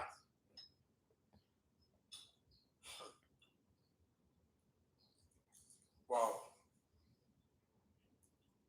Mr. Watson, I'm really shocked. So ni kama tumefungwa chain, tumefungwa mapingu. You speak about this, there is a brand for you. You speak about this, he's broken. Galma speaks about this, Galma is broken. Galma speaks about this, Galma is anti-women or something. We've been tumeshikwa mateka. That is the word I can use, Mr. Watson. And even it is the same here in Germany. The German guy told me, wanawake wako na nguvu hapa Germany kutuliko. That is what he told me. Oh yeah. Oh yeah. Yes. Oh yes. Yes. The only part of the world that has been able to liberate itself from the wokeness and the captivity of the woman. It's the Russians. Are you familiar with the term Putinism? Actually, when you mentioned Tucker Carlson dared to interview Vladimir Putin. Yes. At the Red Square. Yes, at the Red Square. And Putin, whenever he's encountered with that, he always says, these are internal issues that requires internal attention. Yes. I'm a prime minister for the whole region. I'm not in a position to speak about issues that are important, but they are not vital to the survival of Russian sovereignty right now. Mm-hmm. That is what Vladimir always says. Yep. When he was young and new in power, there are some guys that wanted to test him. They were called Chechens. The Chechenians, yes. They had kidnapped a bus full of children, I think, either children or the elderly. And they wanted to test Putin's resolve. Yeah, they were Chechens. Yes. Bro, kaboom, kaboom, kaboom. The only way to kill the cancer is to cut off the host of the cancer. He eliminated everybody. And they learned their lesson. When there was a little uprise of that same group, remember there was this guy that had been sent to West Africa to help with stabilizing those guys that rejected the French power. And on He's the head of Varna Group. Somebody, Prof Guinea. Vetsnev, I know the band guy. I know. Mm-hmm. On his way home, the private jet he was in was involved in a kaboom. Putinism, bro. Putinism. Subiri kidogo ndugu yangu. Subiri kidogo tu, kaa hapo.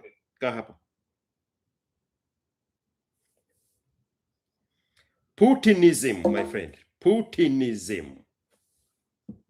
That's where we are.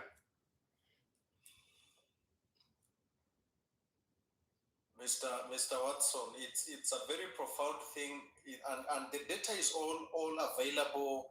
I've seen some women podcast leaders saying, why are men not speaking about this? When we speak, the labels that you've said will come up. So we are just in between the dilemma now. No. The problem is not men are not speaking. The problem is the men that are speaking are not saying the things the women want to hear. So those men speaking don't count. Somebody actually said it here. One moment. Let me find them. This is Jack Josek. Sahi wanawake wa Kenyan. Sahi wanasema Kenyan men did not protect the women. They are not accepting their mistakes. But they told us, I'm old enough to remember my dress, my choice. That was the contract of the separation, the protection of the man on the modern woman. Long time ago. Yes, very early 2000s. Very early, maybe 2003. My dress, my choice. That's it. Wanaume wakasema, okay, you're on your own. Protect yourself. That was the departure point. Yes. That was it. Wow. So, Mr. Watson, I mean, even for the young boys, I know it's been happening in the coast of Kenya. You know, the beach boys. You know, the boys' home. It's a booming business there. It's a multi-million business where young people, wale wazungu wazee wanakuja hapo, and you know, they just fend for them, they attend to them, and everything is happening. Yeah. They've never taken to the media to speak on how the boy child is being stifled of his basic fundamental rights. But the same thing is now being blown on our face. You can see everything is. They want to take down everything on us, and this thing has been happening. But when it comes to men, it is not amplified. No. If anybody who listens to the Kikuyu song that I made is a very, very, very ancient Kikuyu that I used to create that song. So even for the modern Kikuyus, they are not going to catch it. But the message there is the women are the ones in control. They are the ones that are devising the boys. The boys are getting circumcised inside the church. The pastor is the circumciser, and the mutiri is Wamurade, the woman rep in Kiabu, is the leader of the Kikuyu men. Wow. And in that song, I said,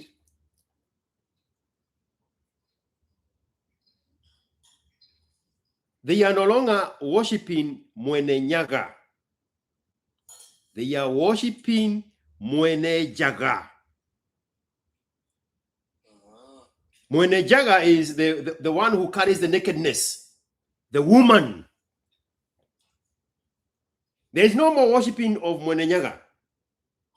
The Kikuyu men are worshiping the Mwene Jaga. The owner of the Punani is the god of the Kikuyu man. But it's a very conk Kikuyu. So it's, even when I get the accent right, it's still gonna escape a lot of people. Yes. But that is the message there. And I said, the young men have nobody to advise them. They have no direction. When they go to the city, they get okotwad by wanawake wa makabila zingine. Because they don't have any roots. They don't have any foundation. They don't have any basis. They are not cemented in anything. They are flying free and aimlessly like a butterfly. That's where we are, bro. How, Mr. Watson, how can we go to Singapore when the moral fabric of our society is in this situation? We have to create our own. We have to create our own Singapore. Now you are in Germany. I'm in America. I don't know where this guy is. You just have to create. Say, the center can no longer hold. I'm going to create my own beginning. I was having, and sorry for keeping you so long, Mr. Missy. I was talking to another guy, and he was conflicted. Real quick, he was conflicted because his mother gave him a Kikuyu, a woman's name. It's a Kikuyu boy. His mother named him after her. And every time he attempts to change the name, he is being told that the curse of his grandfather is going to be upon him for deserting his culture. So I asked him, where was that grandfather of yours when you needed a male name? Why did he not give you his name? I said, I know why, because that grandfather was ashamed of his daughter having a child outside of wedlock. He refused his daughter to give that son, this boy, his name. I'm talking about something that happened to my own mother's sister. When she gave birth outside of marriage, my grandfather, my maternal grandfather, forbade that daughter from naming that boy his name. My own family, my own mother's people. Wow. Wow. That's how far the culture has gone. Mr. Watson. So now the point is, I told that boy. Yes. So let's say his name is James Mwangi. I told him, start your own genealogy. Go change your name to Mwangi James Mwangi. Now you have started your own genealogy. Cut yourself loose from these people who are not there to cover you from the shame of having your mother's name. Call yourself Miguna Miguna. Then start your own genealogy where your children are going now to start calling themselves your name. Kabando wa Kabando. Exactly.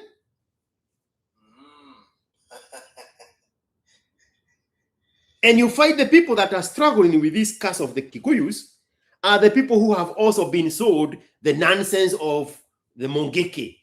Idhae mura sijui nini kurasia kuragora sijui kamweredo, all that nonsense, especially the Kiambu Kikuyus.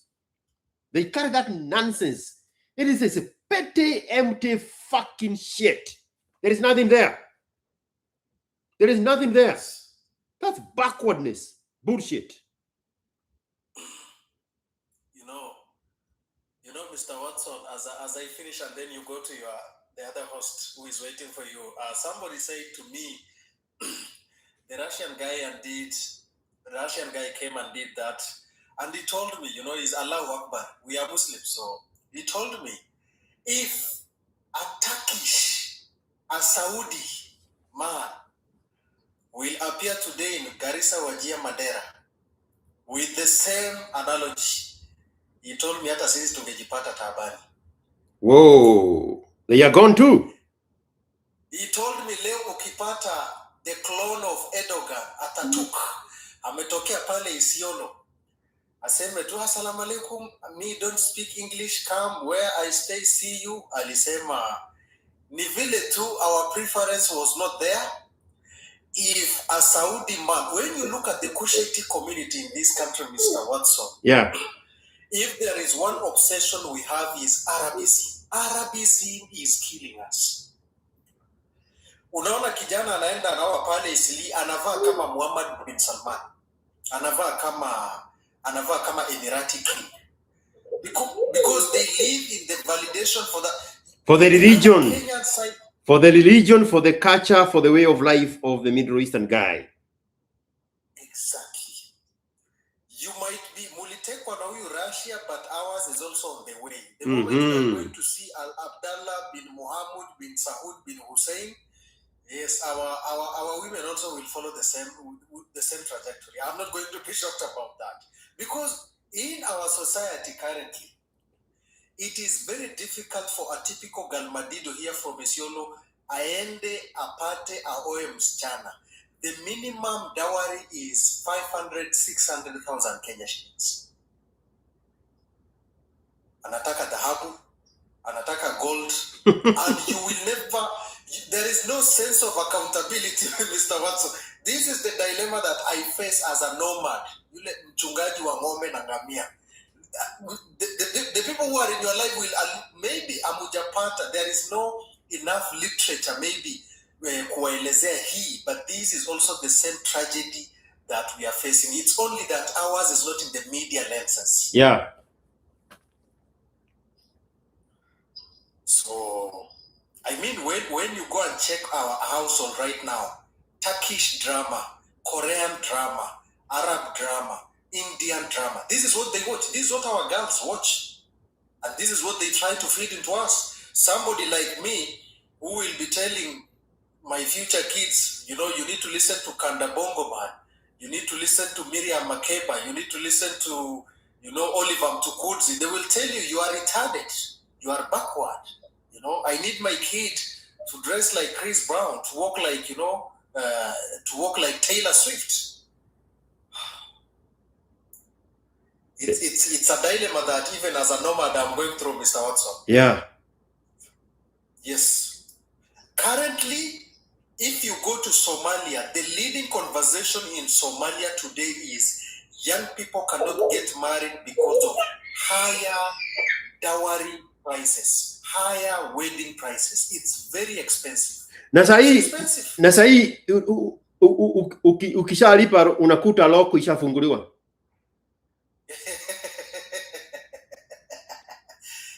The law of diminishing return was activated long time ago.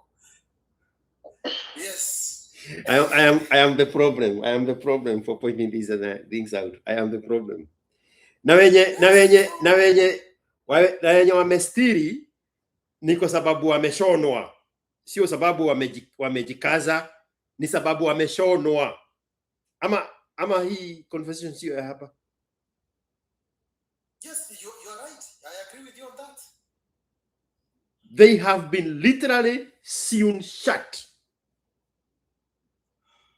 It's not like their way of life, their culture, and their religion is keeping them pure. No. Their mothers take them to a special doctor that sew the Yapunani shut. But Yao are not ready for that conversation. We've been blamed to be the perpetrators and the custodians of FGM in northern Kenya.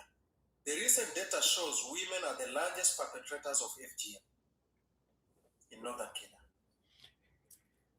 Bro, I know more about that stuff than I can say here. I will stop there, but that was the conversation of the German mail. That is the German files. That is the German man who shared that with me. Yes, that is the situation. There is a doctor in Nairobi who is specializing in doing corrective surgery on the women who have been sewn shut before they get married. It is that bad. They are paying upwards of $250,000 for that special operation. But the closeness, the insecurity of the Muslim man from your part of the world, he cannot allow that conversation to happen. Those women, when they get somebody to marry them, they know that their culture, the very culture that was supposed to protect them, has damaged their reproductive system. So they are getting corrective surgery in Nairobi, paying upwards of 270,000 Kenya shillings. I'm speaking of things I know. Wow. So, Mr. Watson, the narrative that we, the Muslims, we, the Kushites, are safe from this, it's only that it's not being amplified. Like your cases, it's only that ours is lacking amplification, but it is worse. Yeah, because the Kushite man is a very insecure man. I don't know how else to say that nicely. Yes. He is not in control of his woman. He puts fear in his woman. The same way you are saying, if an Allahu Akbar from the true Middle East came to their region, their women would follow for him. What is the difference between that and a Kikuyu woman in Kiambu, in Koinange Street? No difference. Exactly.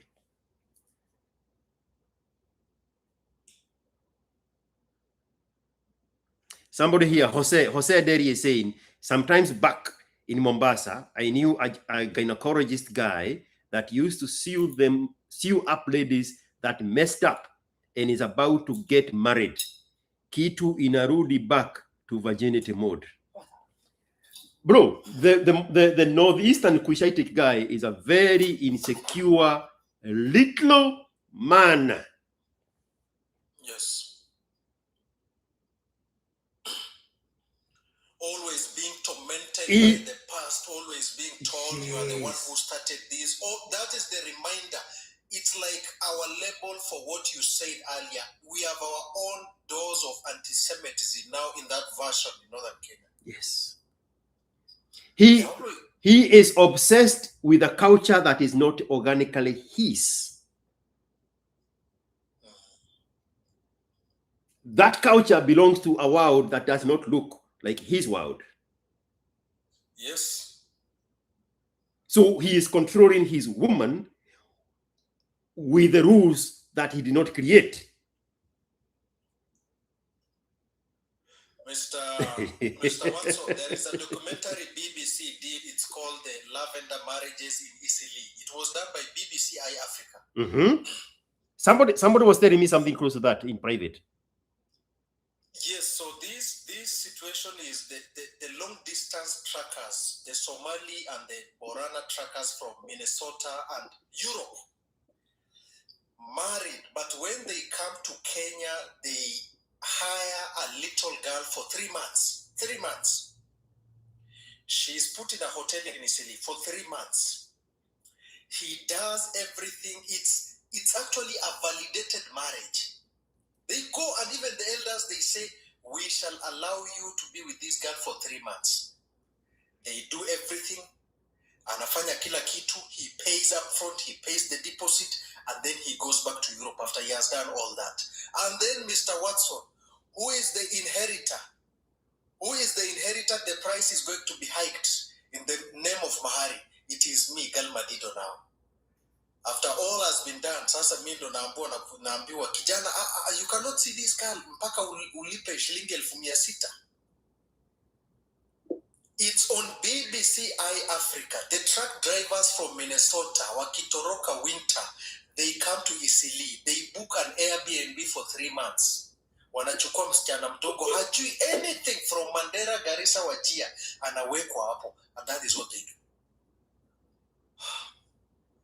Somebody, so tell me what? Somebody who gave me that story, the same story you were telling me in private, in a private conversation, told me that these guys, some of them have HIV/AIDS, and they contract that disease on young Somali women in Nairobi.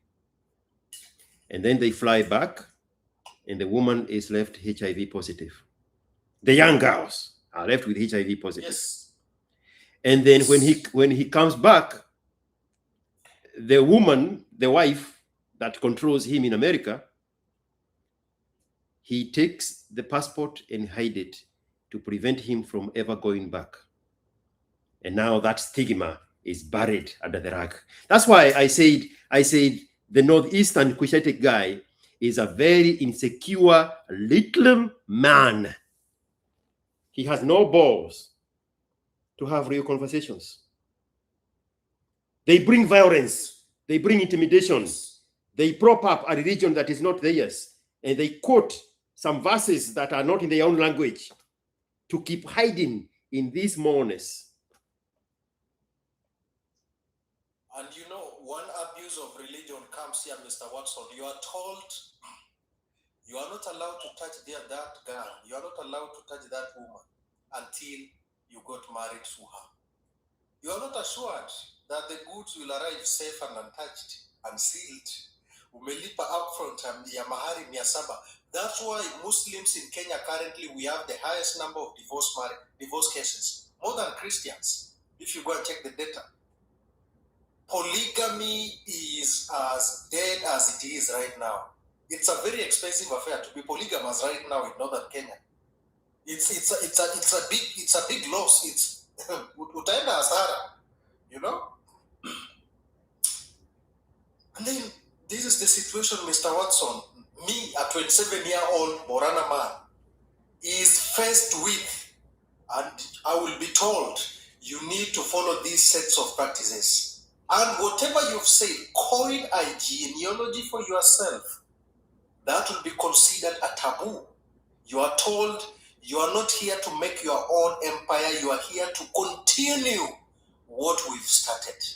So be the part of the process, not be the change of the process. Rigid. Yes. Rigid.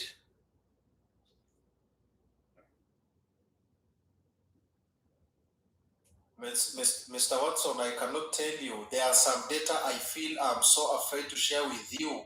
You need to go and check the marital status of our women representatives from Northern Kenya. The answer will be out there. I mean, for the first time in the history of time, we saw two covered Allahu Akbar women fighting on the grounds of Kenyan parliament in public. Ama ilikuwa Hollywood movie niliwatch pahali ingine. You ilikuwa DJ Afro 4K. Yes, you are right. Yes. Unheard of. Because this person is trying to force a culture that is not organically his. He does not have the mechanism. He does not have the fundamentals to replicate the Middle Eastern culture one-on-one. So these things are forced. Somebody here is saying the Cushitic man that rule created to scare the women, it works for him so far until recently they are starting to get westernized. The people giving me those stories are the women. Unprompted. Yes. The people telling me this story, the story about the BBC, I heard it from a Cushitic woman. Allahu Kung Fu Pada uniform covered woman. And actually, Mr. Watson, the people who benefit from it are the fellow Kushite women who are they are grooming, they are preparing these young girls to sleep with the truck drivers from Minnesota.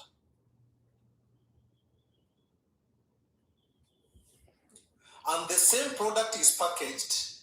Gal Madido, 27-year-old, amefanya masters yake, is trying to figure his life out, will be told, you cannot touch that parcel until you pay an upfront of 800,000 Kenya shillings.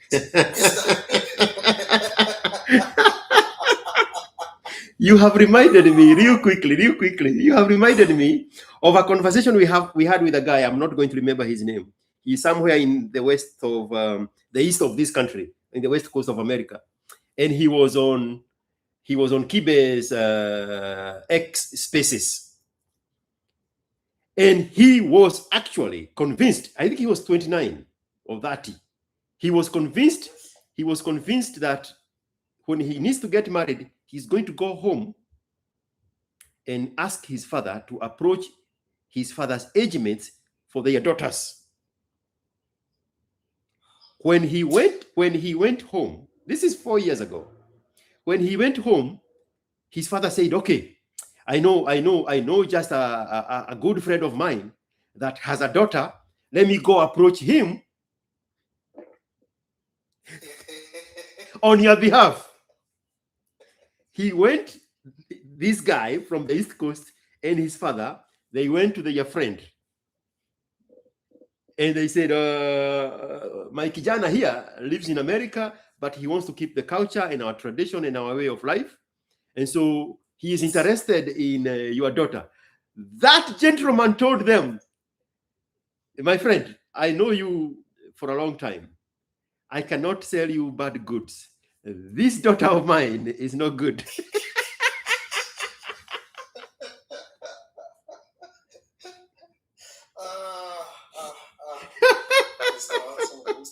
Mr. Watson, I don't know. I don't know. Yeah. I don't know. You know a typical Somali guy who is studying in Minnesota, Anasoma Valley, America, Norway. Usually this is the only approach. We are being threatened by our culture. We are told, if you are not going to marry from a Borana or a Somali, we are not going to give you a vote. Mr. Watson, currently I aspire to be in leadership in the future. Mm-hmm. Every elder and every person I meet in Isiolo and Wajir and Marsabit, they tell me, you bring somebody who is not of our ethnicity into the household, you are not going to get our votes. There you go. And then when you get one of yours and you go to parliament, they come and fight other women on the front lawns of the parliament grounds. And our girls, when they meet a white man, when they meet a Middle Eastern Abdul Karim Salman, it's a celebration. Mm-hmm. By the same culture that is forbidding you from marrying out of the culture. Exactly. There you go. They will tell us her beauty was universal, her beauty was spotted across the seas and the lands. We are celebrating. Me, Allahu Akbar, Gal Madido, bring a lady from Lebanon, that will be a World War III in my household, Mr. Watson. That is the tragedy of the choice we are facing. This is the tragedy of choice I'm faced with currently as a young man. Yeah.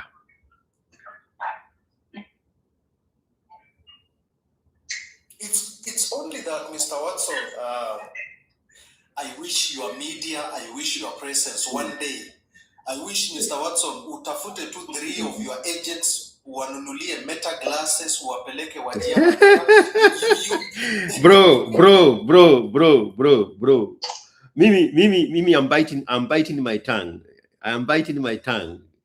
Yes. I have been in the front seat of exactly what you all witnessed. I just this is the wrong crowd. Nobody is paying for that story here. Yes, no problem.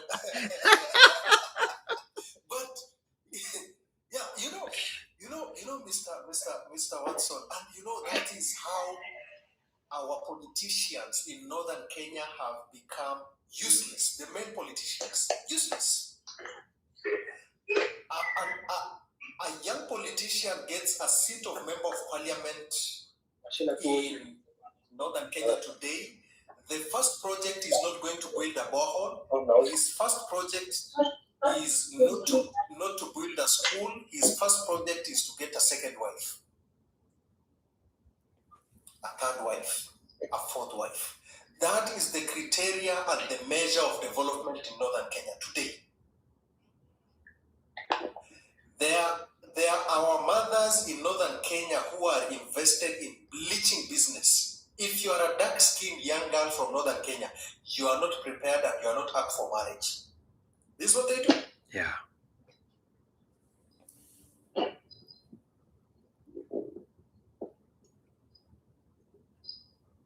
Bro, nobody has the moral courage to address the real issues.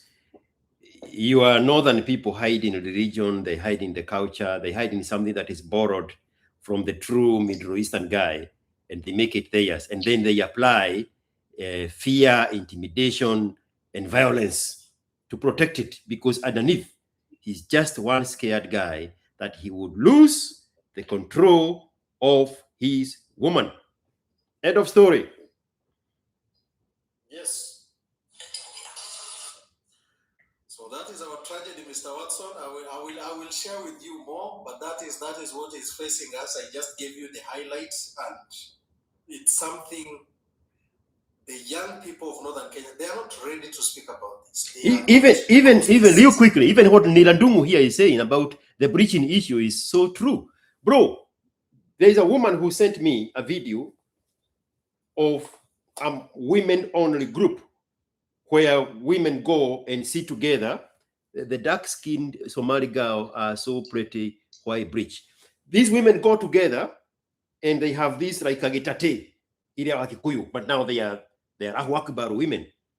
And in the group, just for the women, they have put those chemicals to lighten their skin, and they have wrapped it with the polythene paper.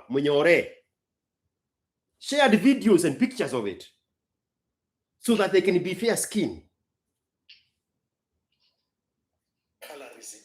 And what is the standard color of a Middle Eastern woman? You see where this is being borrowed from, Mr. Watson. Yeah.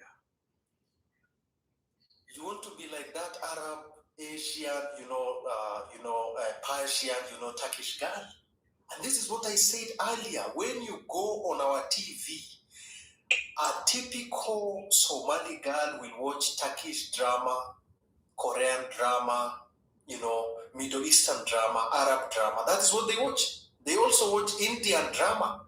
And here I am, Galmadido, a typical, somebody who wants to ensure the continuity of his genealogy being fed into the same system. I will just be a number.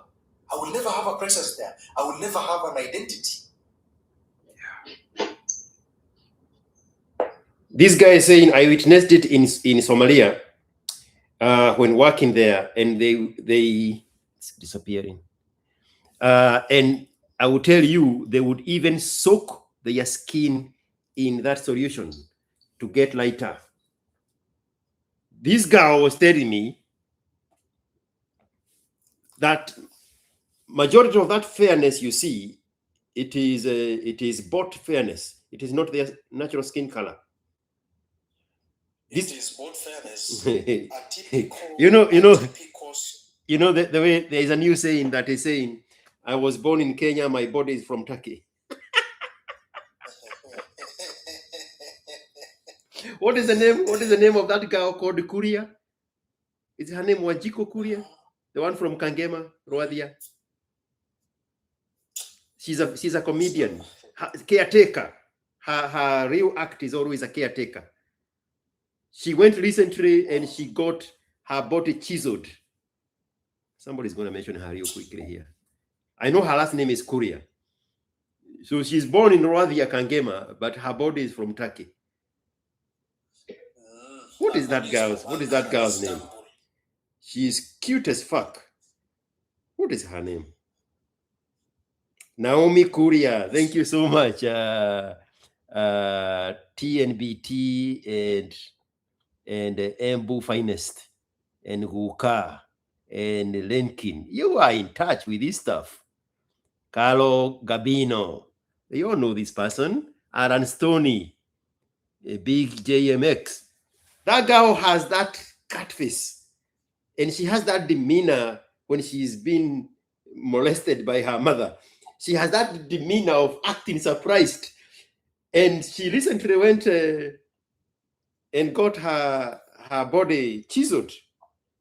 So she was born in Rwanda, Kangema, but her body is from Turkey. So these Allahu Akbar women in Nairobi, they were born in Isli, but their body is from an acidic solution that they soak in to minimize melanin. Mr. Watson, there are 3 processes before you marry a Kushite girl. The first process, it is the family of the dad and the families they meet. Yeah. And you are told lazima ununulie familia ya msichana dera. These clothes. You bring the bunches and the parcels of them. Usually around 200,000. This is appeasement. It's called appeasement policy. You familiarize your environment. The second one, you are told she wants a gold ring, a gold bracelet, a silver ring, and a buyer, a cloth imported from Riyadh, not anywhere else. Saudi Arabia. She wants Saudi Arabia. And the third one is take my honeymoon should be in Dubai, Maldives, any Muslim country that will have this. By the time you reach the third phase, you will be forced to apply for a Eurobond, Mr. Watson, to finance one. I mean, is that not just Kikuyu in a Kung Fu Panda uniform? This is the same Kikuyu culture nonsense.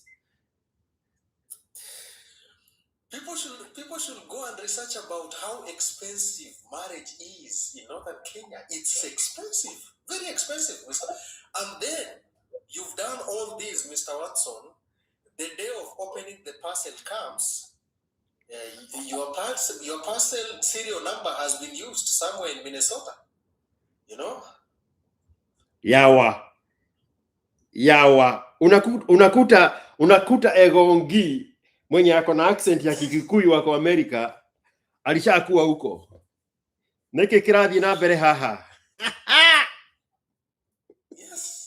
So Mr. Watson, this is what the young Kushites in Kenya, northern Kenya, are not telling them. They are not telling the media. This is the reason why we have a lot of deviation. Currently, if you really want to see how this is powerful, there is one minister in Kenyan government. I'm not going to mention the name. His wife is a daughter of a very famous general. I'm not going to mention the name. The second daughter of that general married another director in the Kenyan government.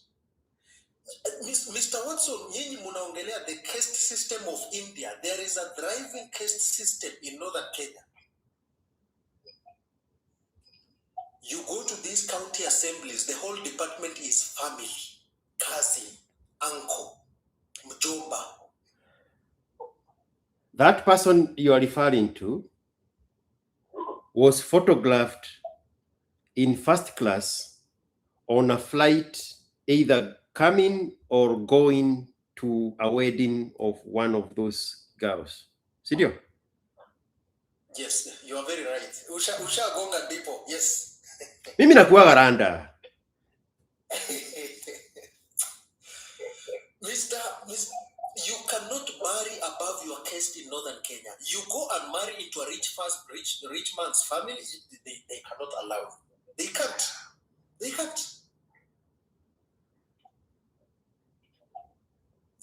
And our dowries, Mr. Watson, are in dollars, thanks to the Allahu Akbar of Minnesota. Bro, they call it USD. That's the name they use. They don't even say dollar or US dollar. It's USD. In their language, the term USD is part of the lingo. That is it. You bring Kenyan shillings, you are told that Kenyan shillings has no purchase power. No. Yeah. It's either sterling pound or USD. That's what they'll tell you. Mr. Watson, me Gal Madido from the ghost of Garbatula town. How am I going to compete with this? Bro, I would advise you to cross over to the Eastern Europe and get yourself a Polish woman and start your own genealogy from there. Go to any country that practiced eugenics in the 20th century, so that you're getting the best of the gene pool. Poland, Slovenia? Yes, the places where Donald Trump used to go to get his women. Yes. Yes. That is the only way. So, Mr.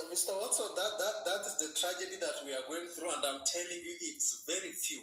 Actually, it's less than 5 of us in the northern Kenya who can come and confidently tell you this. Yeah. Because the trauma, the threats, the protection of the system is so strong that nobody can go against it. Oh, bro, wait until I edit this conversation and put it out there. You see the smallness and the scared small boy that is right there to protect something that is not his. Bro, I was having a very, very neutral conversation, appreciating this guy from Mandela, Marsabit, a gentleman in his 70s that went there over the weekend in his ranch and brought camel milk to Trevor Noah. I watched that video. Yes. The only thing I said, that gentleman went to his Allahu Akbar Northeast. Just me saying Allahu Akbar. Nobody want to hear anything else about that conversation. They come in there and protect just the term Allahu Akbar. That's it. Yes. What kind of a pettiness is that? One moment, so that this can go in production. How small is your God that he depends on you to protect him? You, dusty, skinny, tired, haggard, ancient nigger, are the one that your God is dependent on for protection? Uko na picha hiyo Mungu yako tuone? Uko na picha hiyo Mungu wako tuone? You walking around in sandals, brushing your teeth with mogoka, piece of branch. You are the one assigned the protection of your Allahu Akbar. Boy.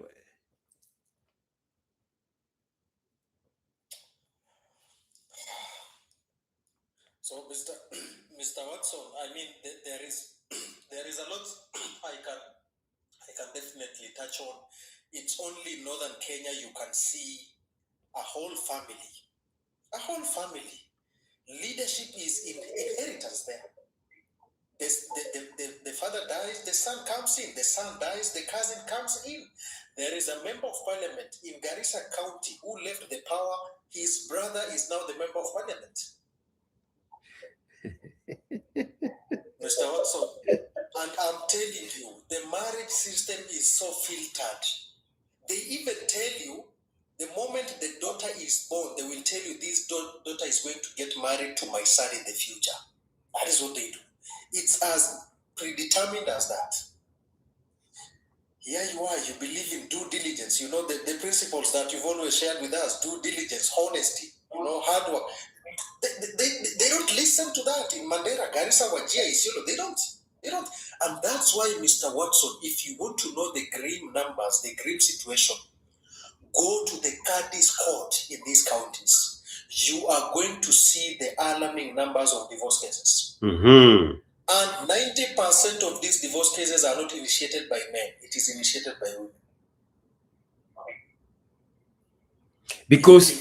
Because it's only there where they feel like they can go and get justice from this small man. Yes. I have a friend of mine who married only for 1 week, and he called me when I was in Germany and he told me, I regret whatever I did, Galma. He told me the good that was delivered was expiring at a very unprecedented level. He told me 1 week into this, I'm done. That man is no match for his woman. If you remove the tools of the culture, the tools of the religion, the tools of the way of life that he has borrowed from another country, from another society, from another region of the world, he is no match for his woman. That's why he intimidates his woman. The one from the country where he's borrowing the culture from, that guy in KSA, that guy in UAE, that guy in Kuwait, that guy in Yemeni, that one is in control of his woman. This one here is scared that he's not in control. There is a special fragrance in Saudi Arabia that you are required to have if indeed a lady can even hug you from northern Kenya. It's what you said. Hii uchukue hii marashi inatengenezwa hapa river, utafukuzwa vibaya sana. Does it look like this? Can you see me? Yes, that is it. That is it, Mr. Watson.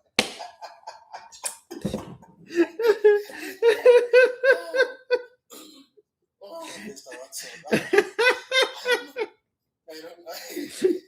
I don't know what to tell you, but you know, this is the situation that we are faced. The lady can even sniff if the fragrance is the fake one, if the perfume is the fake one or the genuine one. Unaambia mimi nataka marashi ya Saudi Arabia, hata si marashi ya Saudi, mimi nataka ya Kuwait, mimi nataka ya Riyadh. You are there, wewe unakimbizana hapa na marashi ya hizi brand zetu za Kenya, you know, unakimbia hapa mlolongo imeisha, unaenda kurestock. Mr. Watson, tell me, how Gal Madido, a typical nomad, how am I going to compete with this? I can't. And that is why, Mr. Watson, the divorce cases of our women among the politicians and the rich people is very minimal. But middle class, that is where World War III is. You know, I was telling you a story about the guy who came on Kibe's Space and he was looking for a woman in Kenya in his culture to marry. Now we have our new candidate here. His name is Sharif Mustafa Sharif. He is here in North America and he is in the same conundrum. So when this story started, he came here and hungered me with $5 so that I can prepare him into the good women of northeastern Kenya, so that he can get himself a wife, because he knows the women he has dealt with in Minnesota are not the ones his culture promised him. Sharif Mustafa Sharif, with your $5, guishi, asante sana. You'll be better off settling with a Kikuyu, knowing what you are getting from the outside of the package, instead of being promised something else, and when you open the package, it looks exactly like the Aterere Wanjiko. Mr. Watson, you are an investor. Mr. Watson, can you imagine stepping into Lehman Brothers or JP Morgan office, purchasing a share? You don't know the originality, you don't know the value of the share, you are told purchase it. That is a very high risk. You can't even know the bubble, you can't even know the outcome of this.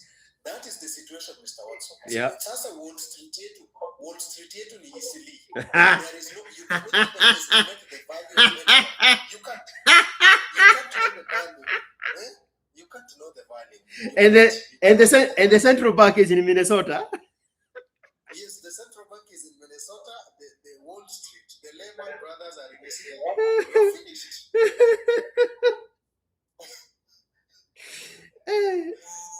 Mpaka nimejishuku, nimesema umetaja shares. Let me see. There is a share that is going to blow up. It's the Oracle share. just look at it right now. It's at 156.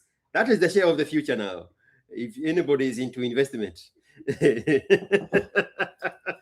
like, Mr. Watson, it's like competing with a Republican or a Democrat member of the Congress who has a knowledge of insider trading. Insider trading, the Nancy Pelosi's of the world. the Nancy Pelosi's of the world. So now here you are, what can I say? You are competing with the Nancy Pelosi's of the world from Nairobi Stock Exchange. Yeah. Yeah. Yeah. You can't. You are competing with somebody who has a hedge fund manager. Where the only thing you manage for yourself as Allahu Akbar, as Gal Madido, is M-Pesa statement, Mr. Watson. Where am I going to go?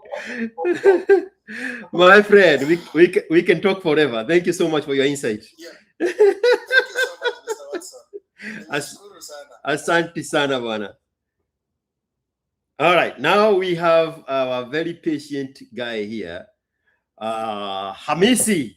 Are you from the plantations of the Hamisi Sugar Factory? Not really. I'm from Western. I have been to Hamisi in the coast province.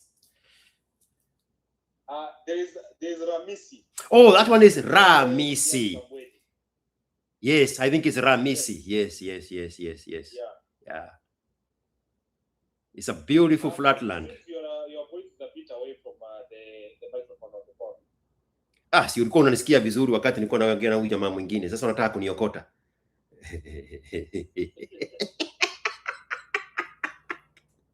Nakusikia vizuri. Power through it, bro. I am here. Okay. I don't know, is it going to make any difference if I speak like this?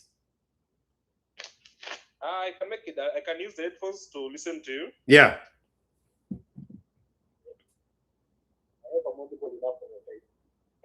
Okay, go ahead. Put on something. Okay, I have. Niambie. I cannot remember why I called you, because in our conversation you wanted to talk about something. Oh yes, I sent a DM to you. No, that whatever you just did, just messed up your sound. Pardon? Remove those things. Okay, how about now? Maybe much better.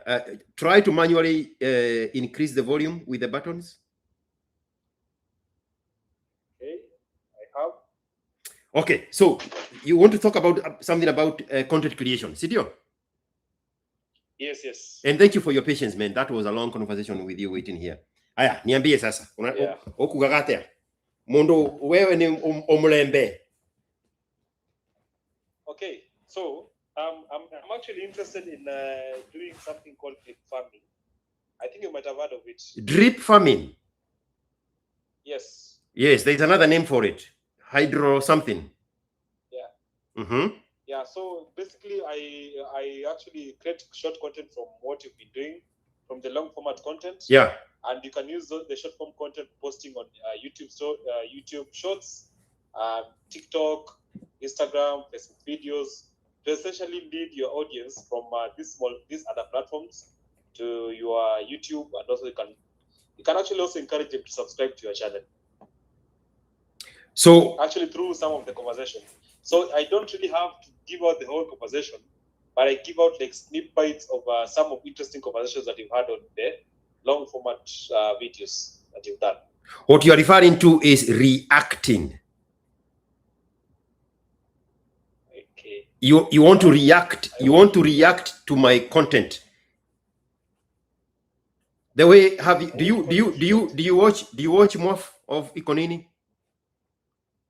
Oh yes, I do watch more from Ikonini. I actually also watch some of his reactions. That's what is reacting.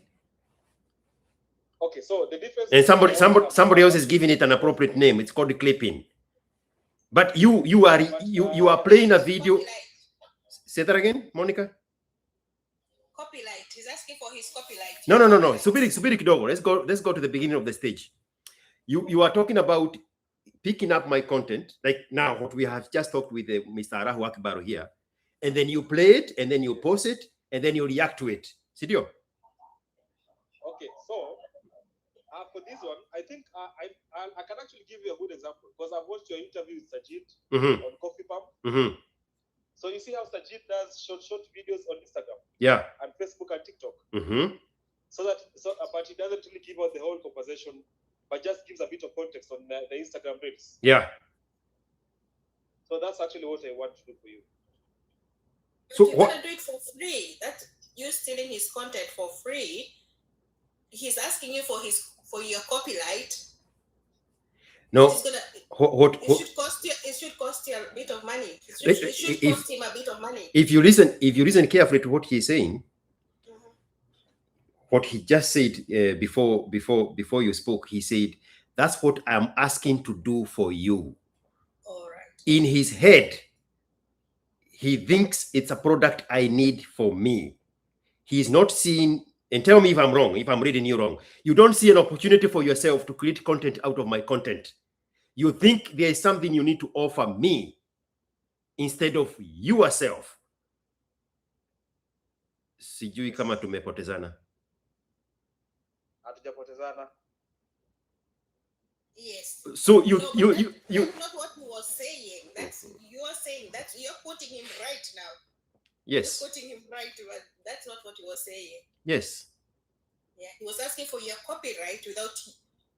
No, he's not. You're not getting it, Monica. He's not asking for my copyright. He is telling me, George, I see this wrong form content you do. I can go in there and create some short clippings of it for you. The for you part is the one I have a problem with. Do it for yourself. He'll do it for you for the price, though. Oh, okay. Money, though. No, he's asking to be my editor. Oh, that makes sense. Is that not what you're doing, Mr. Hamisi? Yes, I do. And then what do you want me to do with that content? Basically, it's what I can say is I'm providing a service where we can build more subscribers towards the channel. I am a very presumptuous person, so everybody else is going to catch up with what I already knew you were saying. You have not seen an opportunity for yourself. I have. No, you haven't. I have. Okay, if I may imply, I've seen an opportunity for myself as a service provider for you. But that service collapsed the moment I used two letters, N and O. What happens now? I just take it as it is, and also actually. That is the problem. That is the problem. You have not seen an opportunity for yourself. You think there is a product you can offer me out of my own product. And the moment I say no, whatever you had collapses. The better option is for you to do it for yourself. Post those things on your YouTube. Well, until the day you will cross me the wrong side and I report your account and it get eaten for lunch. But I want you to see the bigger picture. Don't go looking for something to do for me so that I can pay you to do it for me. Because the moment I say no, then your enterprise collapses. Create your own organic ecosystem that is only dependent on your effort. And I know I am ahead of myself in answering you because I did not let you explain yourself. But that is exactly what you want. Do it for yourself. Do it like Morph. Go there and react to the content that interests you and give us a better perspective of it. What you're asking me is to be my editor. You go sit on 4 hours of my life and you cut it into pieces and then you send it to me. Is that not what you're saying? There's the option of sending to you, and there's the option of also me managing the platforms on your behalf. No, I am not interested. Okay. There's only asking for copyrights. Unaelewa? I am being very, very harsh so that you can face reality quicker. Because I never want to be the guy who people say, I was not sure what he was saying. So I say things very, very simply. If you find something that is useful, that can be, well, monetizable on TikTok, I mean on YouTube, that is the basis of what we are doing here, then go do it for yourself, not for me. Not for me. If you peg your talent that you're convincing yourself you have on me, the moment I say no, what happens to that talent? And here's another thing that I always answer people, which is what I should have started with. Don't tell me that you have this idea, you can do it for me, and ask for my permission. Do that thing, send it to me, then I will see it for what it is. Mute yourself, Mr. Baba from Kisii. Mute yourself. Do that thing, show me the product. Don't explain it to me. Don't explain something in your head, hoping that I will get what you mean. I will not get what you mean. I will refuse to get what you mean until you show me a product. The people who go on Shark Tank, they don't go there to give stories. They go there to showcase a product. Where is that product you are telling me you can give me? Do you have one we can see? One of the products or one of the service. That's how far you are from reality, bro. If you are repeating my question as the answer to my question, hatuwezi pelekana. What I'm offering actually, what as I mentioned earlier, was a service, and I'm open to it. And also, I appreciate the feedback that you've given me. Also, just to doing it for myself instead of doing it for you. Open. Do you have a YouTube channel? Currently, not yet. You see, you are playing in the Village Boys League. You are playing soccer with the polythene paper football. Come to the real world. You just want to dip a straw and suck what you think here is a product that you can benefit from. Create your own product. I have given you express permission to use my content to create your content out of my content in the context of clipping and reacting to it. Okay. But you're not interested in that. You wanted to go there, cut, and then send it to me, and I pay you, and you go back, cut more. I have said no. Now what? I appreciate the feedback that you've given me. Is that a corporate lingo? I have shared the feedback you have given me. I don't know how to speak like that. No, I appreciate the feedback that you've given me. I'm not really to the corporate side. So I actually appreciate the feedback and also some of the insights you've given me on how I can approach such kind of situation. Yes, but you said you don't have a YouTube channel. Yes. And where are you going to get this content of mine that is on YouTube so that you can cut it into segments? How old are you? How old are you, Mr. Hamisi? I'm 28. Hey, umechelewa kidogo bwana. You are moving at the speed of Gen Z Dwanzi. Nige kiradi nambere haha.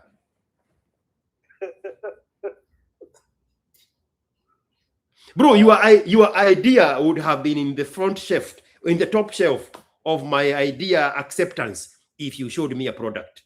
Right now, there is no product. Na mimi sio mtu mzuri, so I have to tell you exactly what I mean, what I actually want to tell you, so that you can wake the fuck up and actually come up with a product. Okay. Do that. IQ. Yes, sir. IQ.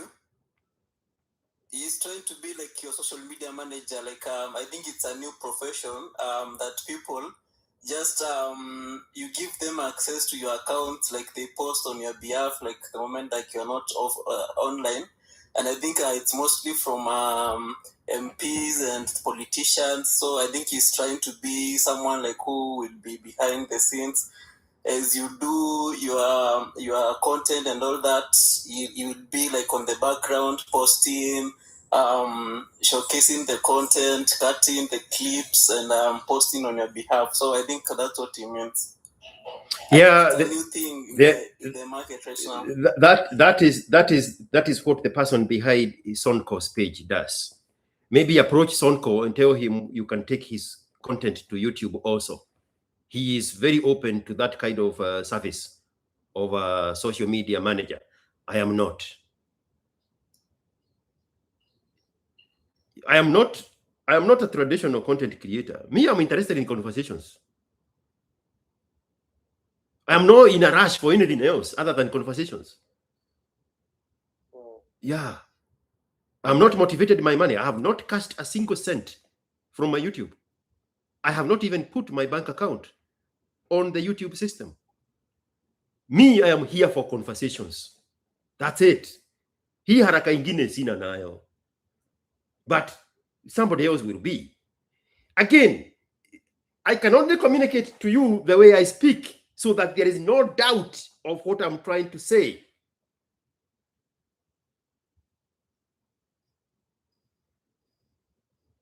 Go create a YouTube channel to begin with. You don't have one. So you are not even a legit editor of anything. That opportunity you had seen for me, change the name from NGA to Hamisi. Own that idea for yourself. There is a guy on YouTube, on TikTok. His name is ASKiQ Watson Life. I kid you not.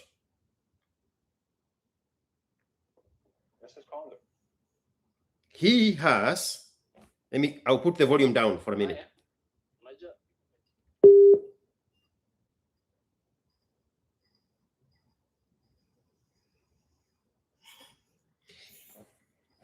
He has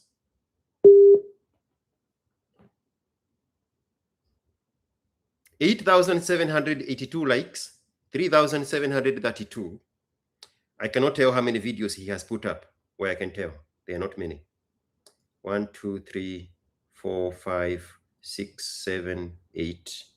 8 times 3, 24. He has 25 videos. Nothing but my content. Okay? Yeah.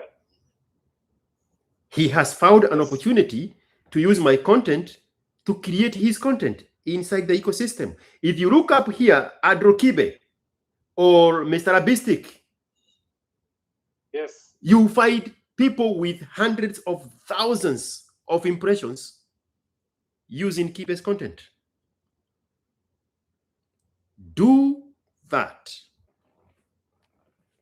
Okay? Yes. What's up? How are you?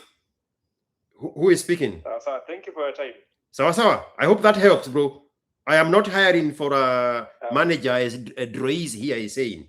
I'm not interested in that kind of arrangement. Me, I just want to come here and talk to guys, and once in a while talk to some, who's, and then I go on my way of my organic life. And block a few and block a few people on TikTok.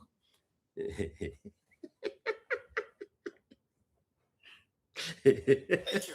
How are you? Subiri kidogo, acha nimalizane na huyu kijana. Sawa, Mr. Hamisi. Sawa. I hope that helps. You have my number. When you do something that is organic, send me that thing. Let me see. Not for me to post it. For me to celebrate you that now you're on the right track. Yeah. I will never be interested in your product. But I will enjoy it when I see it on your platform. Are we together? Yes. All right. I hope that helps. Thank you. I'm sorry I could not speak like your father. I can only speak like me. So the harshness, you do whatever you want to do with the harshness. Yes, I cannot help there. Subirini kidogo tu. Let me play a little song here.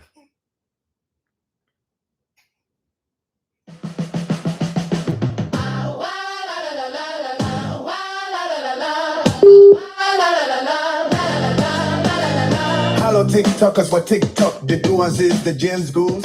Hapa huwa moto ya kuotea mbali. Hii matiti yangu ni wa kunona, si ya kukunyonyesha. Hey! Ukiamua kuingia hapa, kwanza uwe umeacha upuzi, ushenzi, utoto, uenda wazimu na utovu wa nidhamu huko kwa mama yako. Mimi sio weno, mimi sitakubembeleza hapa. Asiyefunzwa na mamaye hukutana naye Kiokoto. Rudisha wazimu zako huko kijijiji kwenu na mitani yenu poto.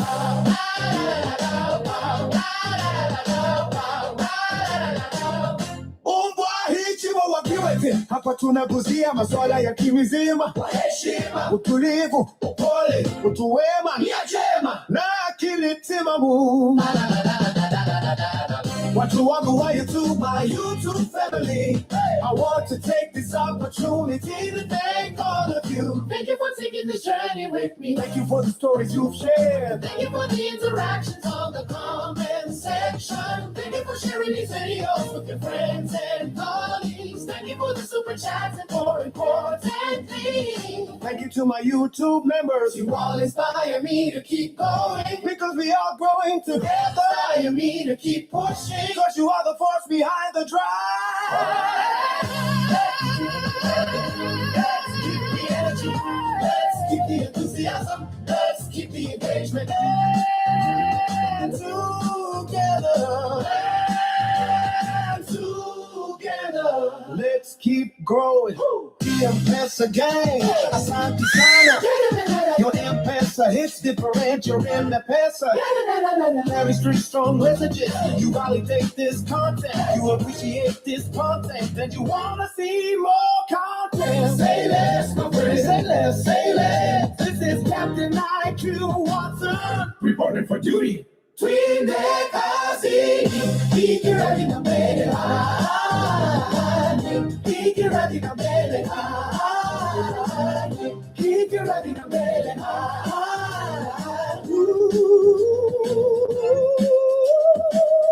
Ikiradi na mbele. Ikiradi na mbele.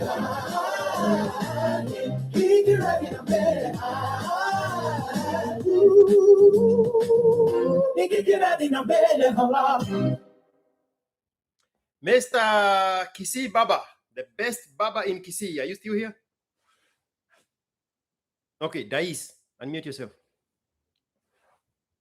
Drais. These people here. Anybody who is still here, unmute yourself. Yes. What's up?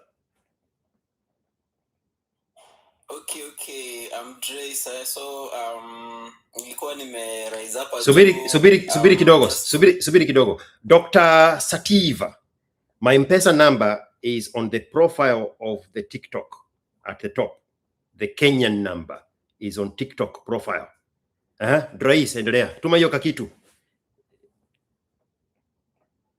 Endelea, Mr. Drais. Okay. So maybe like I reason here to just ask you about the building yourself as a man, the moment you graduate and start your life and all that. And I think nimekuwa na learn from you and from Kibe about the ways of being a man and all that. So yeah, I just wanted some insights on that. I graduated last year, so nile tu process pia kwanza life nini, na nimejipanga kidogo, so yeah. What is your real question, mister? Okay, like I think like there's always like that degree path, like that's already created for you by the system, and there's always like that's something you feel you can always do outside like of your degree.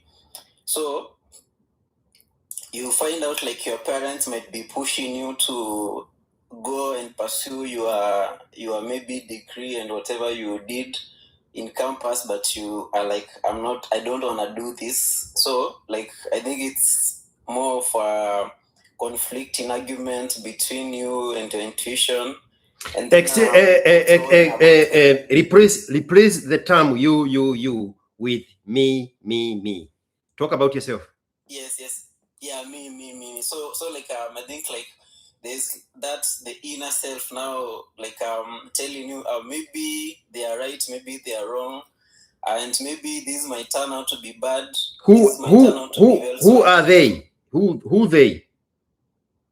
The parents now. I think they're trying to push you like to a certain. Not push you. No, don't use the word you. Use me. Myself.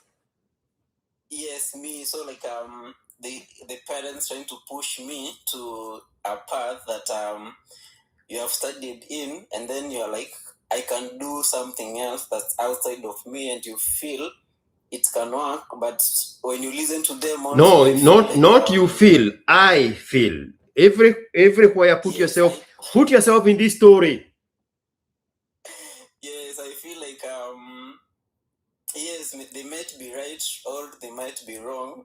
Comparing like with the information that you have like right now, and you just wanna do better for yourself, and you have seen what the system is like. So it's just like I'm just trying to get a hold of system myself now. Go ahead. Yeah, without like leaving like the advice behind. Like there's always like that. I think I have like that deep fight between my intuition and what they are telling me. So I'm just trying to find out like a solution that's like, because I saw like in a video where you say like whenever like you make a decision and you come to you like your body and your intuition is telling you something, just go boldly into it and don't look back. Just be consistent and don't ever look back to the path that you have come from and just go with it. How old are you? I'm 23. Dr. Abyssinia, my Gen Z whisperer, take this one for me. Mr. Abyssinia, unmute yourself. Wasike. Yes, sir. Did you understand what Mr. Gen Z here is saying? Yes, he lacks the focus and he's like the parents are pushing him to do whatever he wants them to do. I knew I could depend on you to translate Gen Z speak. Go ahead.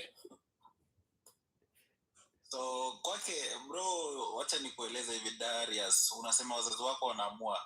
Do you have a national ID? Yes, sure. How long does it take for a man to mature or a human being? I think immediately you are 18 or I don't know. But I think to mature, I think it takes like 25 to your brain to fully like mature and come to like fully maturing. I think in 25. I don't know. Don't know, but your answer. 25. Yeah, okay, that's according to you guys. Let me ask you a simple question, bro. Saizi, wali biscuit izaliwa saizi, it takes 5 minutes for it to run, right? So itakuwa imemature, inajua vizuri kwamba yes. Una 8 kumachua, but still unafika 23 hauja make decision mzuri kwa maisha yako.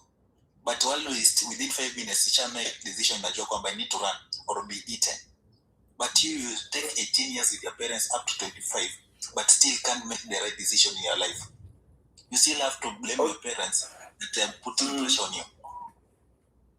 Okay, they're not like putting pressure on me. Like I'm on my path already. I'm doing like whatever I've been pushing myself to do. But now, like after start the graduation thing, like some they are trying to push me like into that other path. So like nile intuition yanko, like they are telling you these, like you're in that conflict with yourself, and then you just like I wanna continue with this or should I go back? And then like so now I think that's where my question is coming in, but I'm on my own way because I'm doing my things already. Bro, let me ask you a question. So tuseme saizi hauna wazazi wako, ungefanya nini? Yes. Kama ungekuwa na wazazi wako ungekuwa unafanya saizi? Ningekuwa tunajifuata tu, labda just doing my own stuff. Okay, wewe umekuwa na girlfriend? Multiple times. Okay, am I heartbreak? Yeah. Mzazi wako alijua wewe dema ama heartbreak? Zi. So mbona issue zako unaenda kuambia mzazi? The way you solve issue yako bila kuinvolve mzazi wako, mambo na heartbreak ya demu yako, solve issue zako bila kuinvolve wazazi wako.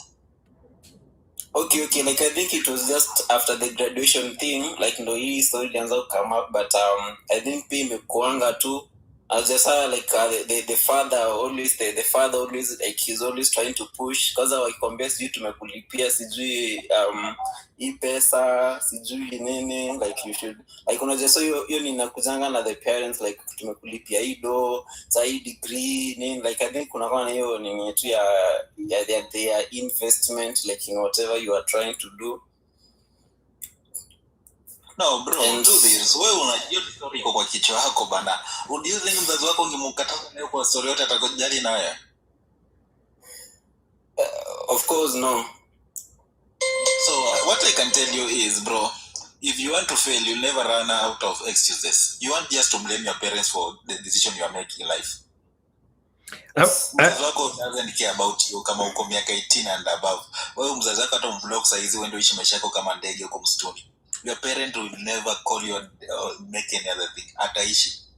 So you by sticking on your parent ukisema, oh my father ndio amelipa school fees, it's just you want to feel good. Mzazi wako alipia school fees.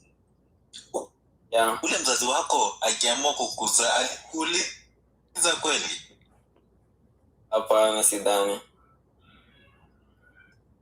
Mbona sasa unataka kumuuliza vile unafaa kuishi? Si ameishi maisha yake, amekuguide, amekufikisha mahali fulani. Yeye unamseek tu for guidance peke yake. Lakini ukianza kubeba mizigo ya wazazi ati wewe mzazi amenisomesha amefika hapa, so atafeel hivi. Are you in his mind? Why do you feel for him or her? Yeah. Kama anafikiria stress zake za maisha yake ingine, I think wanakonga so doubting like na hizi stories za majenzi sababu like that is a you problem. Si wazazi wote. Wewe acha kusema you think that's a you problem. You solve yourself problem first bro. Acha kuwekea wazazi wako stress mingi. Hata usipochukua sasa tukipigia mzazi wako tumole. Unajua kijana wangu ako na stress kama hii. Tutachanga kuambiwa kwamba hajui. So you are forcing some issues, unaingia kwa kichwa wazazi wako for no good reason bro. Stop having a lot of this. Or are you just a troll? I'm just a troll. Unajaribu kutuchezea hapa shere. Okay, like I think pia alikuwa amenipea job atasara institution huko Nairobi, of which ilikuwa ananipea that 5k, and then some nikapata nyingine ananipea, like although that was like a more promising thing, a permanent thing, na mimi nikaquit, nikapata nyingine job nyingine ananipea ka 90, but then si promising sana, and then me like nilikuwa nataka tu ile freedom tu fulani nini, so like I think kuna hiyo niliona labda anaweza feel labda hii kitu yenye nimetoka hapa hivi inaweza kuanika nimemwangusha nini. Yeah, so I think you know tukileta hii nini yote hii conflict yote, and then I was just like I just wanna focus on myself, but then so na feel labda mzazi anaweza feel hivi, but at the moment like nile tu najiambia I'm focusing on myself, but pia nakupea hiyo. So that's why I was just trying to seek for some advice like in this situation. Ebu subirini kidogo nyote. Daktari, subiri kidogo. Alex Morevi, thank you so much for the 200 super chat. And the one after that was Mustafa Sharif Mustafa with $5. Now, Let's bring another Gen Z into the equation, because Daktari, me and you, we are completely out of touch of the realities of the Gen Zs. So let's bring Trevor Noah. Trevor Noah, do you remember how old this guy said he is? 23, man, 23. And how old are you? 19. Oh, okay, answer this guy. Speak the Gen Z lingo. Sisi tutasikiza. Sisi ma baby boomers. Tutasikizia huku kwa upepo.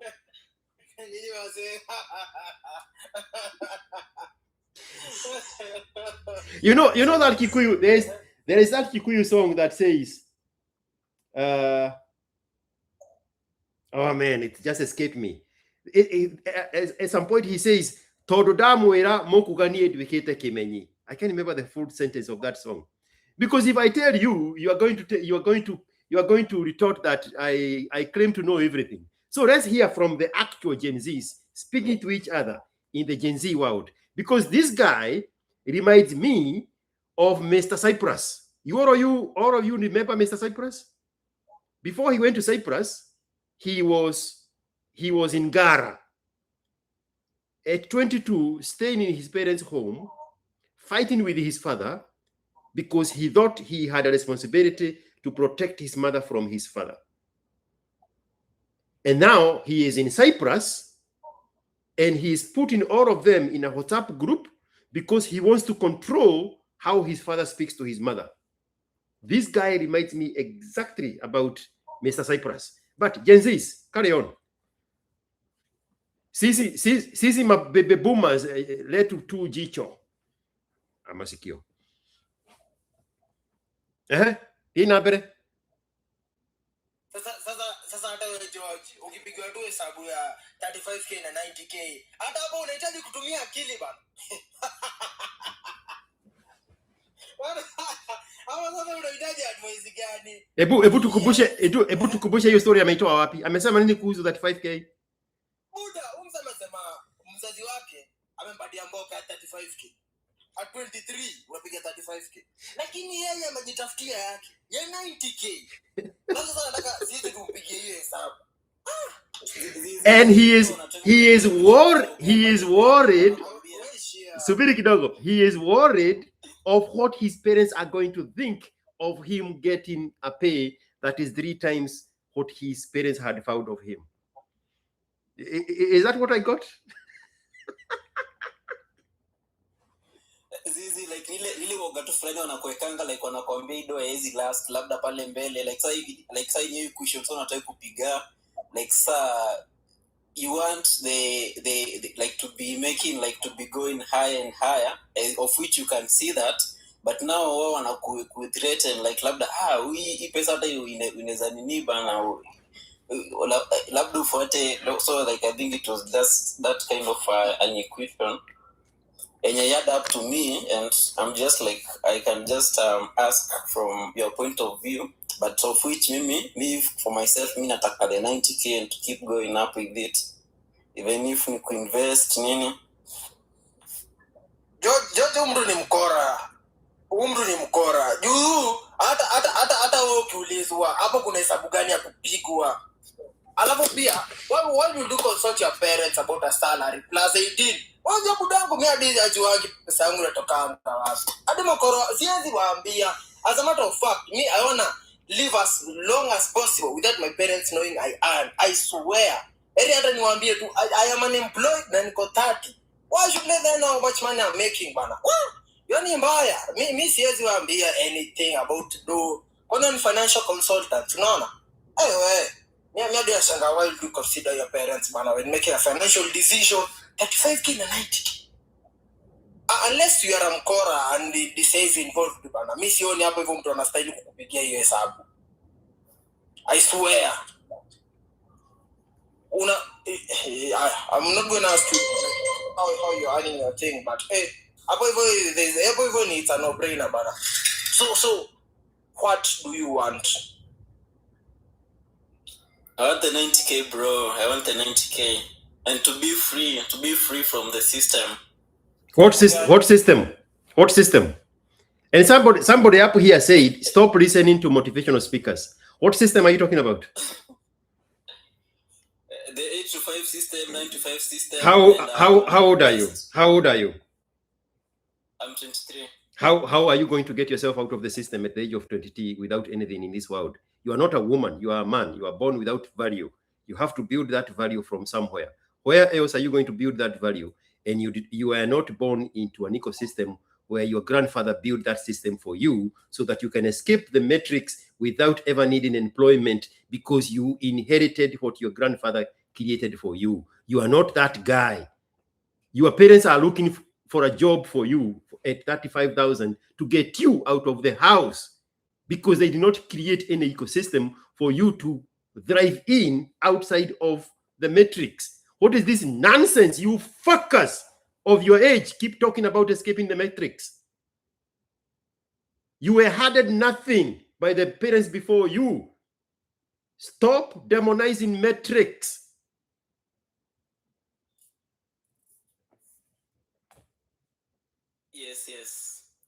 Yes, what? Yeah. So like I think I've been calculating on my own, and then I think like when growing like with this at 5K, maybe it will get me to 30 years old. How long did you work the 35K job? And then I get to maybe 50K. Answer the question I'm asking you. Yes. You did not hear the question because you're not listening. How long like can I work for the 35K? How long did you work the $35 job? I think it's just like you are told like. Don't tell me what you think. Tell me what you know. I'll repeat the question. You answer the question I'm asking you. How long did you work the 35,000 shillings job? Oh, okay. I think it was like 6 months. What did you do with that money? Just transport, eating, and just on the road always. 175,000. The accountability for 135,000 is only money, eating, and those kind of things. And now you are telling us that you can do something better with more money, like investing and this and that. But 175,000 in 6 months, you don't have anything to show for it. Wewe wacha bagi bwana. Niko na swali. So kwa hiyo pesa ulisave ngapi hizo miezi 6? Kusave like I think najikalisha paying my rent numbers. Give me numbers. Savings no I don't think I saved. And what is this magic thing you said you're going to do with a 90K? Remind us again what you said you're going to do with the magic, how you're going to do what you're going to do with the 90K? Just investing like what did you do with 175,000 in 6 months that you got from the $35,000 job? I think because of the transport, like you have like to travel every morning and night, like that money will of course end up like just eating your lunch and traveling, paying the rent, like the normal daily stuff. Do you have that job now? Not really. Like I left that one. Are you jobless or you do have another job? No, I'm getting the one like answer the question. Answer the question I'm asking you. Are you jobless or do you have another job? I have another job. Mm-hmm. So there is nothing to show from 35,000 shilling job because it was not enough. Are you a Christian? Yes. Are you a Christian?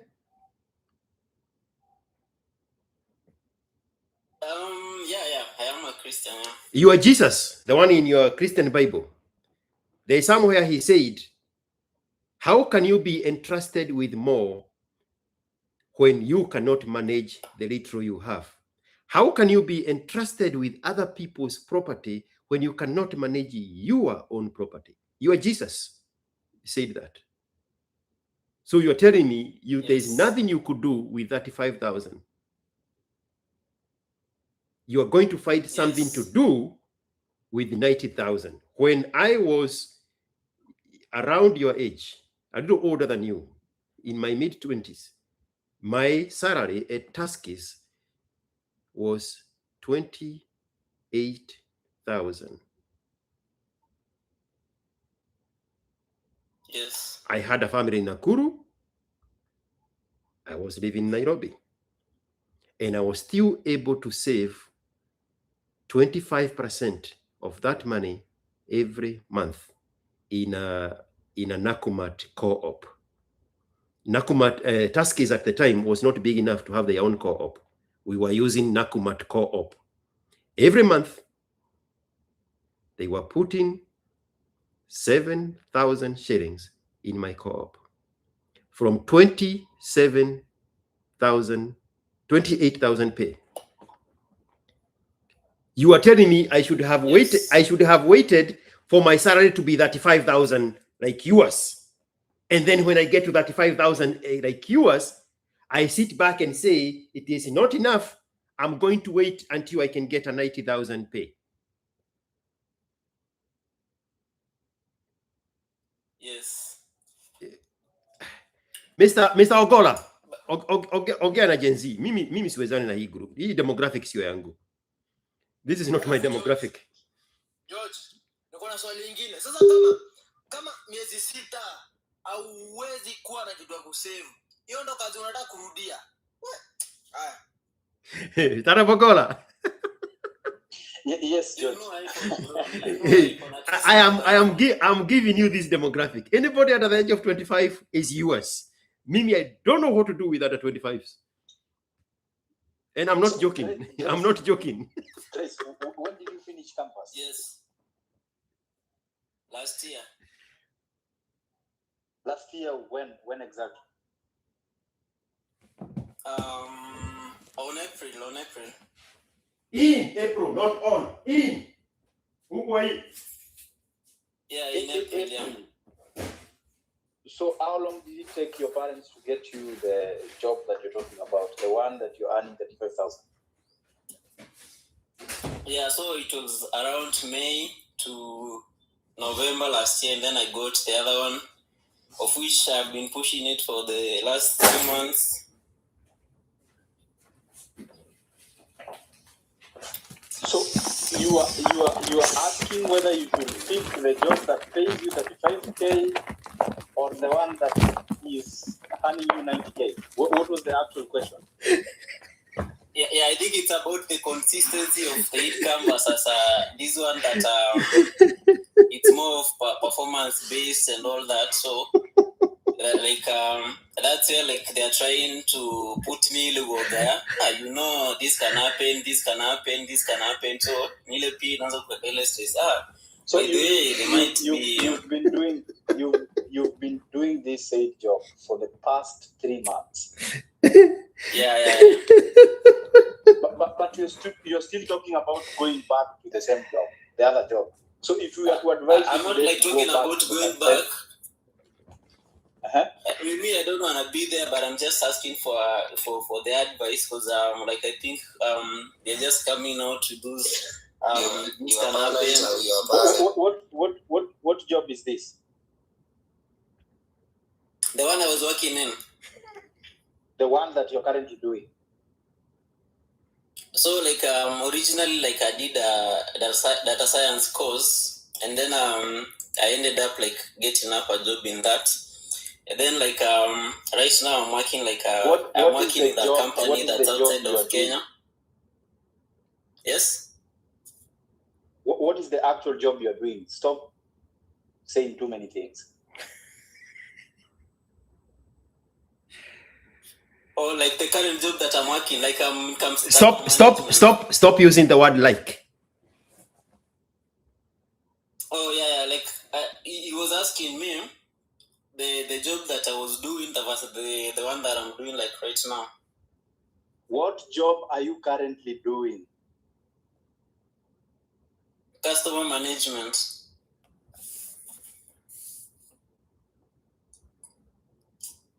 And that is a job that is earning you 90K. Yeah, customer support, yeah.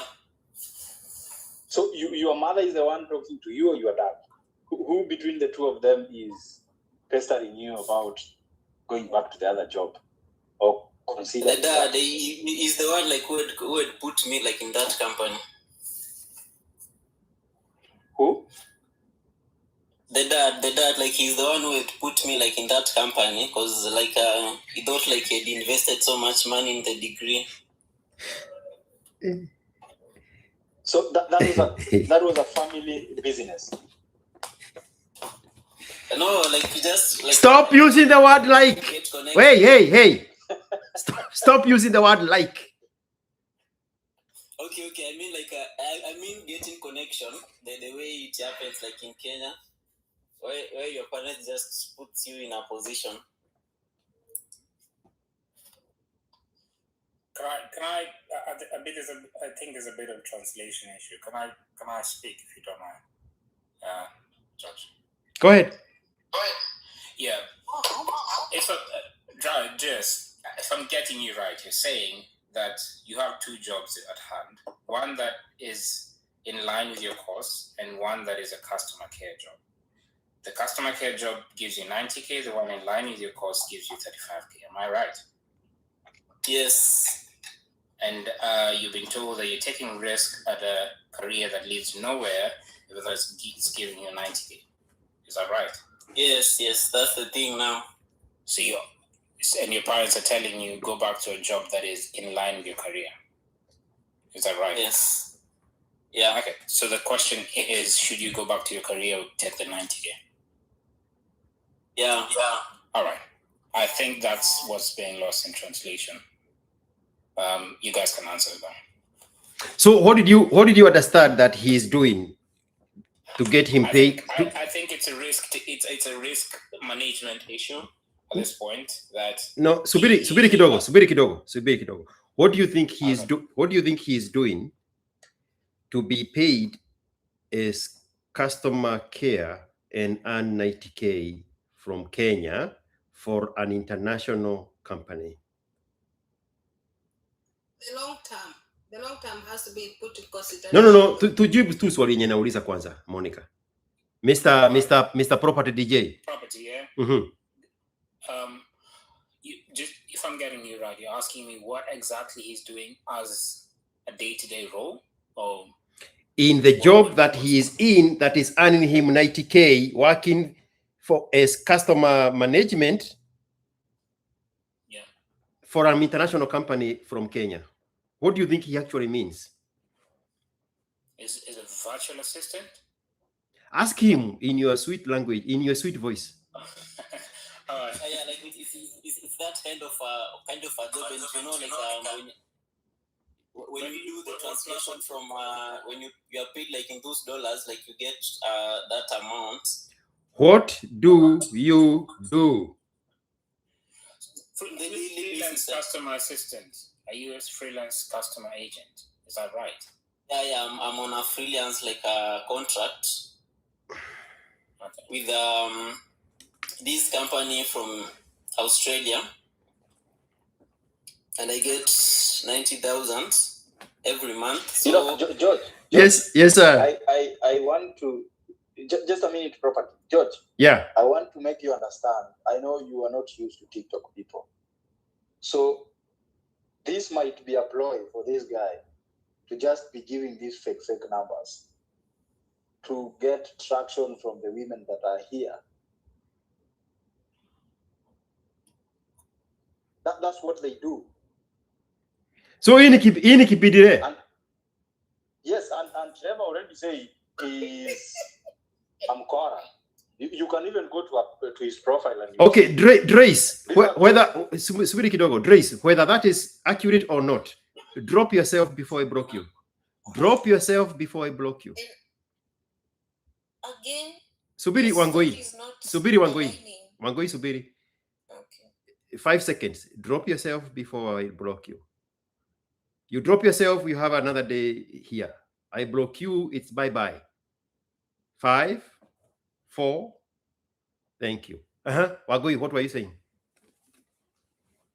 Yeah, you see hata haja sita kudrop cause he's a con and his story is not aligning.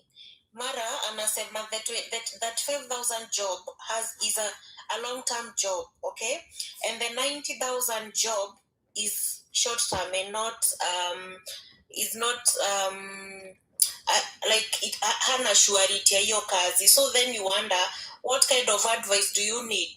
If you for sure you know that 5,000 job is permanent and stable because you've been connected by your dad, then why go to a 90,000 job which is online job freelance? Mara sijui nini, yani hata hajielewi. We've wasted the time here. Trevor Noah, you can attest to me, he's ashamed to Gen Z. Yeah, Trevor Noah caught it from the YouTube comments way before he came here. Trevor Noah caught it. I saw it way up there. But me, I am a guy of social science experiments. Because some of you are very new to me, especially people here on my left side. So you are not used to this harshness. So you think I am the devil's incarnate. But I have to bring a lot of scenarios where you see for yourself why I treat people the way I treat them. They ask for it. When I started responding to him, I told you, I am ahead of myself in responding to you. No, that was the other guy. Because I know exactly what you are doing.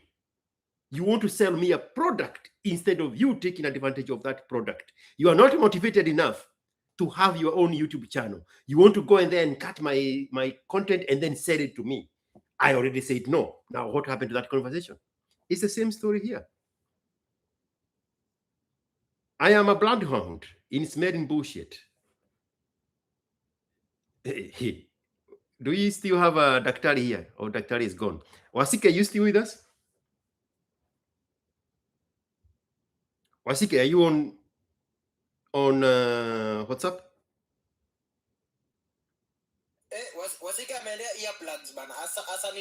You know, haiwahusu, but my dream watch have just arrived. My dream watch have just arrived. Lakini haiwahusu. Haiwahusu. Let me ask, ASKiQ, you got your dream watch delivered?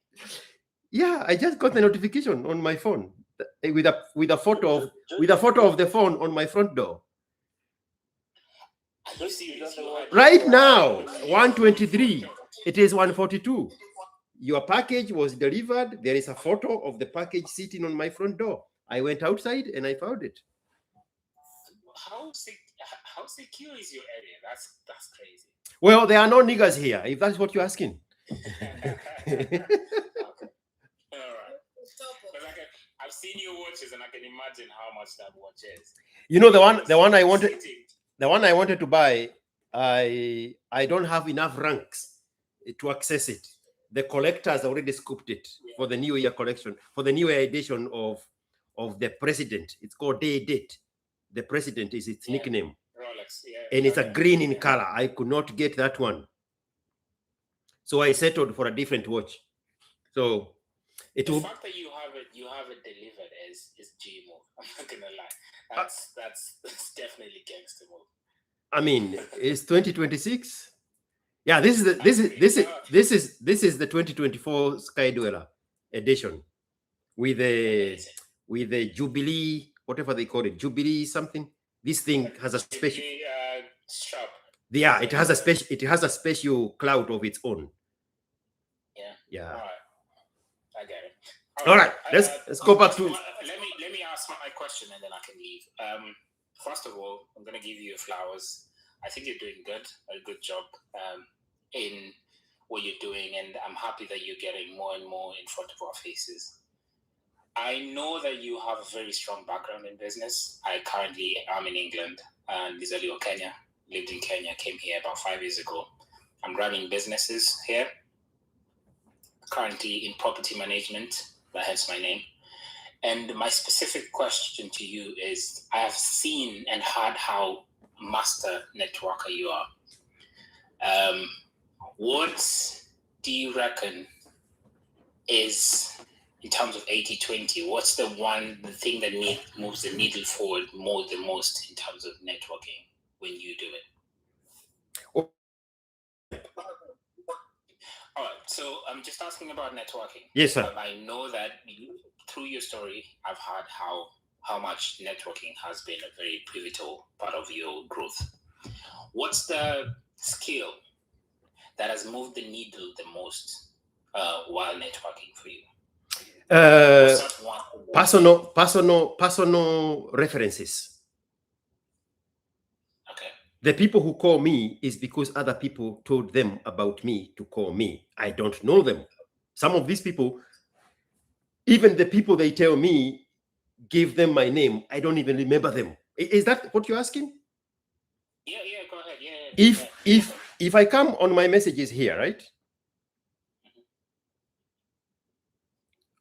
What is happening here? Do you reckon that's I'm sure that's baked into the way you do things. What do you Subiri kidogo. I have an urgent message here. Let me take care of it. 7 p.m. 1 moment. 7 p.m. Jeff.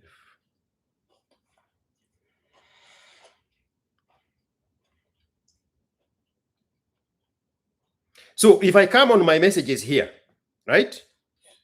On my regular text, and I search the word give me, or just the word your number. Let's see, your number is going to populate your number. Just that. And I look at the results.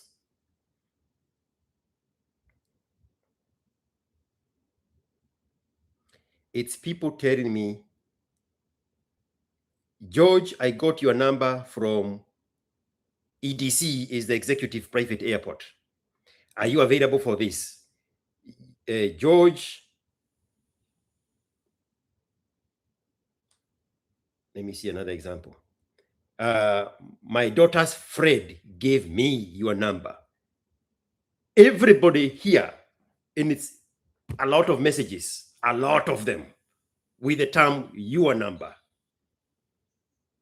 is people who got my number from people who were happy at my service, with my service. So now they are the ones that sell my service. They are the ones that carry my name in places I don't know and I have never been invited to, and I'll never possibly be invited to. That is the greatest thing that can ever happen to you. Person-to-person referrals. Tunaelewana? Yes, I'm with you. Because people,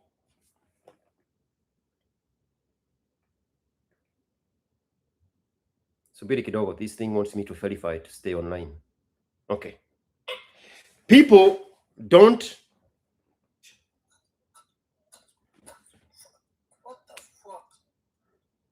mute yourself, Trevor. Listen to this one very carefully, Mr. Aladdin. People do business with people they know, not the people who know them.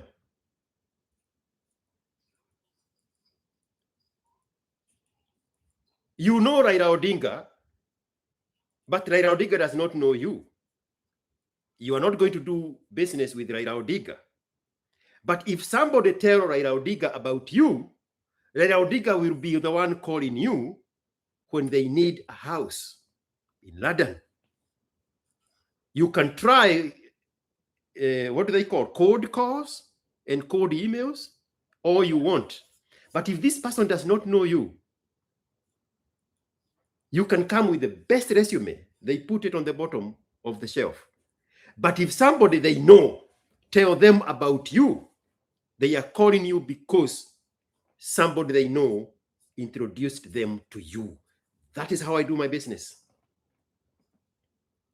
And the good thing, and I'm of answering your question, none of these people get on the phone to ask me the price of my product.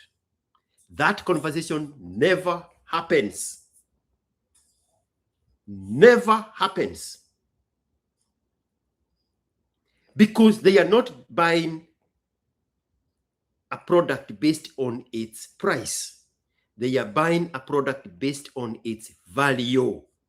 And that value was already communicated by the people who have patronized that product.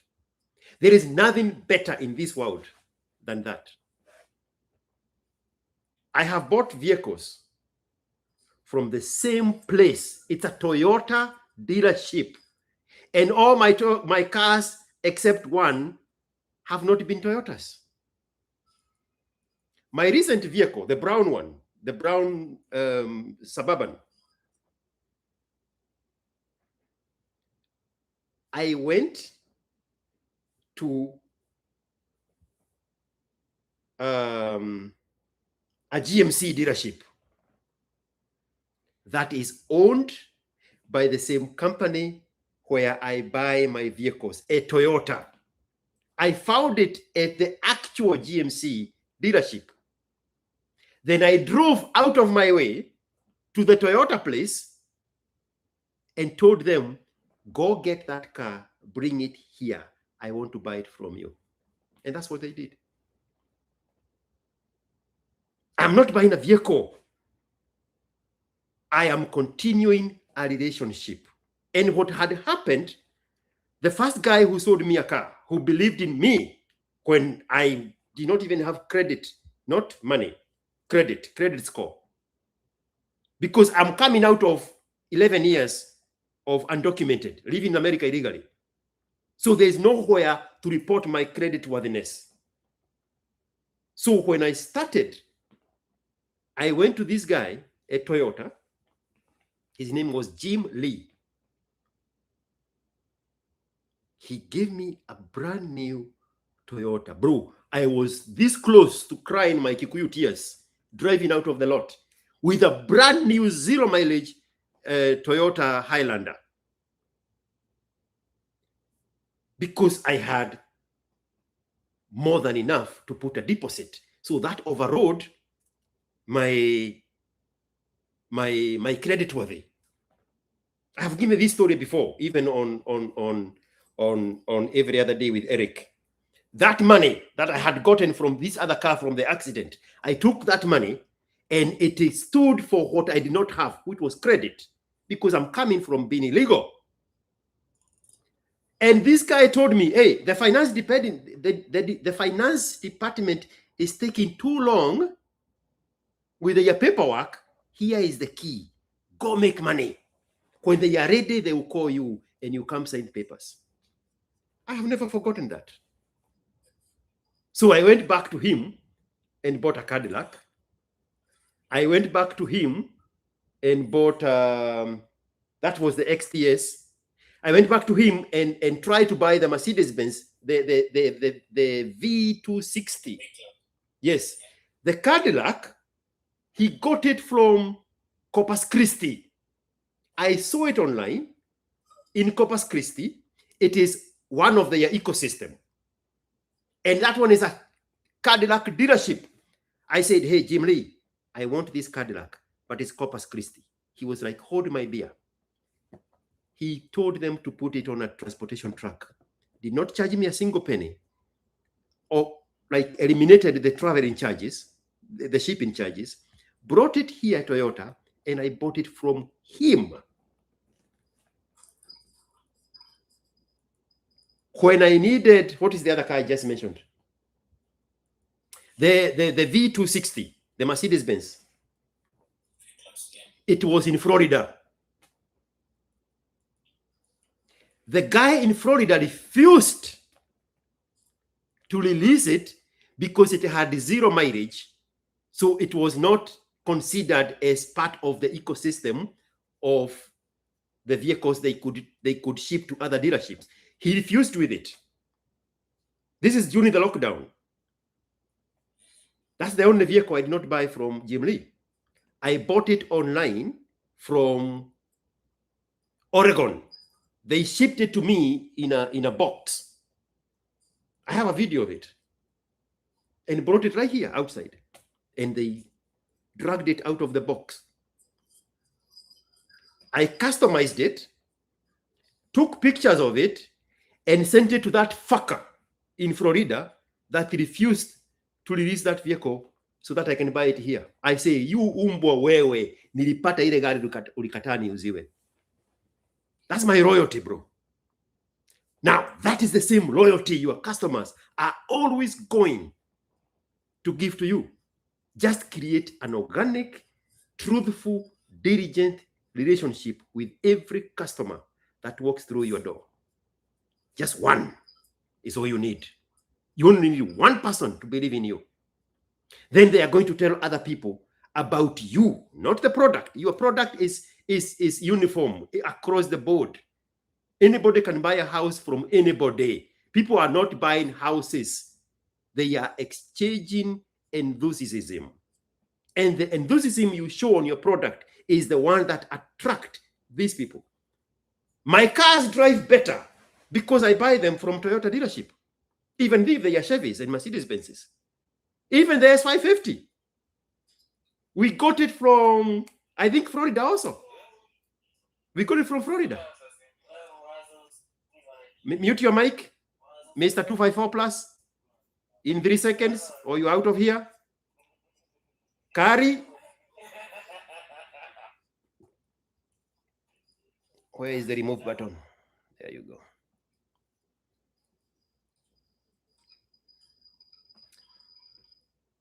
The S550. We go to Toyota and we tell Jim Lee, we just found the premium Mercedes-Benz that we need, but it's in Florida. Jim Lee is like, hold my beer. I'll let you know when it's here. We picked it up here at Toyota. Those are the kind of relationships you want to cultivate. Hey, look, you said one thing that has stuck with me, and it sounds like this is how you do things, is you only need one person to believe in you. Does that mean that you reduce, because we know that there's also the other bit of you want a big clientele of people.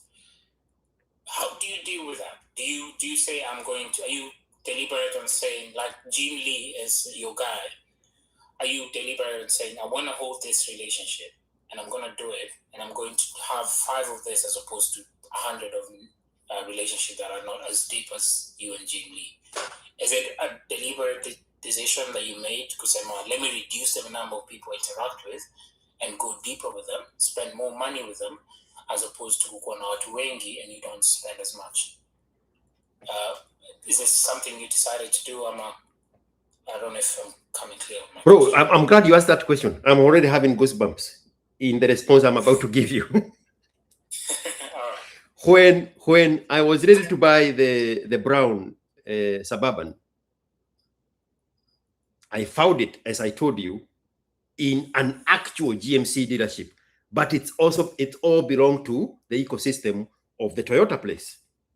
So I'm calling Jim Lee, he's not answering. I'm sending him an email, he's not answering. So I called the phone to the front office. I said, can you check with Jim Lee if he has received my message?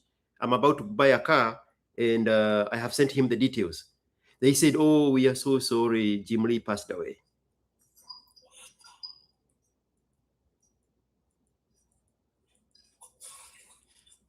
Wow, okay. I didn't see that coming. So I go there. Who is this other person applying to be blocked? If I'm not talking to you, mute your mic. I go there and his prestigious office is empty. That office used to be full of trophies of the things he has won as the what do they call it? Salesman of the year over multiple times. I know Jim Lee since 2015, bro. So I go there and I'm like, I want to cry. I cannot believe it. And the guy now across the hall is telling me how he died. So I appointed a whole new guy and I said, now you are going to carry the legacy of Jim Lee. The reason I'm here is because I want this Suburban, but it's across town in one of your other dealerships. Bring it here. Do the Jim Lee magic. He was like, hold my beer. That's it. Relationships, not friendships. If you need something, who do you call? Appoint one person for that area. If you need this other person, who do you call? Appoint that person for that area. Put people in places of power, influence, and control, and take advantage of those relationships. Friendships are useless because now what you're asking is you have a lot of people that are useless friends. They are not good for anything. You need somebody you can call and solve your problem. I have the only Kikuyu I know in this planet. One Kikuyu. There is no other. I am born in a family of Kikuyus. I only know one Kikuyu that solves my problems. His name is Charles. 2017, we went to Kenya with my nephew, and I was staying in Loresho, and the girl, a nephew of that property I had rented, introduced. I needed to move sofa sets to the village. That girl there, the niece of the owner of the property in Loresho, introduced me to a guy she knew. His name is Charles. I have never needed anybody else in Kenya to do anything else other than Charles. To date, from 2017, 18, 19, 20, 21, 22, 23, 24, 25, 26. Charles, you tell him, go to where Talanta Stadium is, across the street from it, is where I sent him the first time. There were some Meru guys making furniture for me. My time in Kenya is done. So now Charles is the one responsible for the furniture. He went there, picked up the furniture, took them to the village. 1 a.m., 1 p.m., 6 a.m., 6 p.m., it does not matter with Charles. And you never hear a word from Charles until everything is done.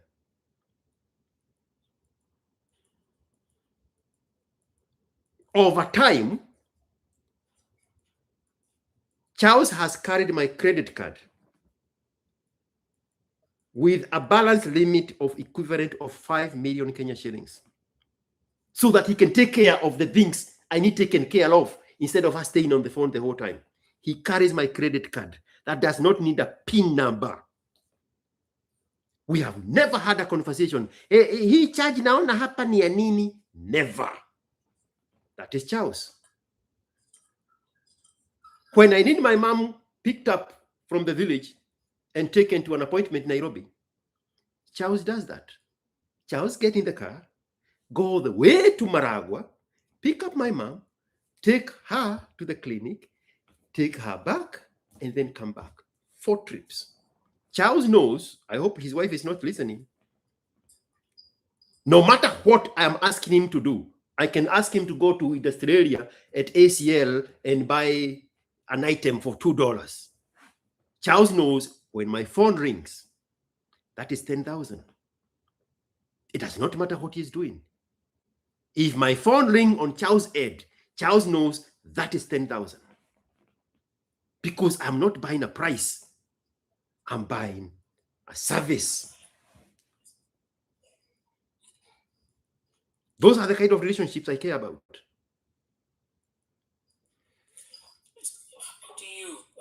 Thank you, especially. If you look at my video, the video on Sue Owino, the cooking video for my village Christmas cooking, Charles is sitting there next to me and my mom on the couch. Those are the people who matter, not these useless Freds to go drink and party and talk nonsense with. No, just one person that solves this problem, one person that solves this other problem, and then you build on those relationships. You are muted. You are muted, mister. No, I wanted you to finish. Yeah, so I think one of the things in your Mesema that has become something Mesema over and over is having problem solvers as friends. Yes. I think no, remove the word friend from the equation. Okay. Because when a billionaire entrusts me with his 14-year-old girl that is late from a camp in the northern state, and they are riding home at midnight, and I'm in Kenya,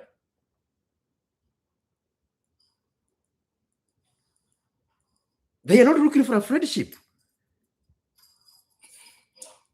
So I am putting them on a three-way call, on a three-way texting with my driver, so that we can coordinate picking up this little princess at midnight and take them home safely.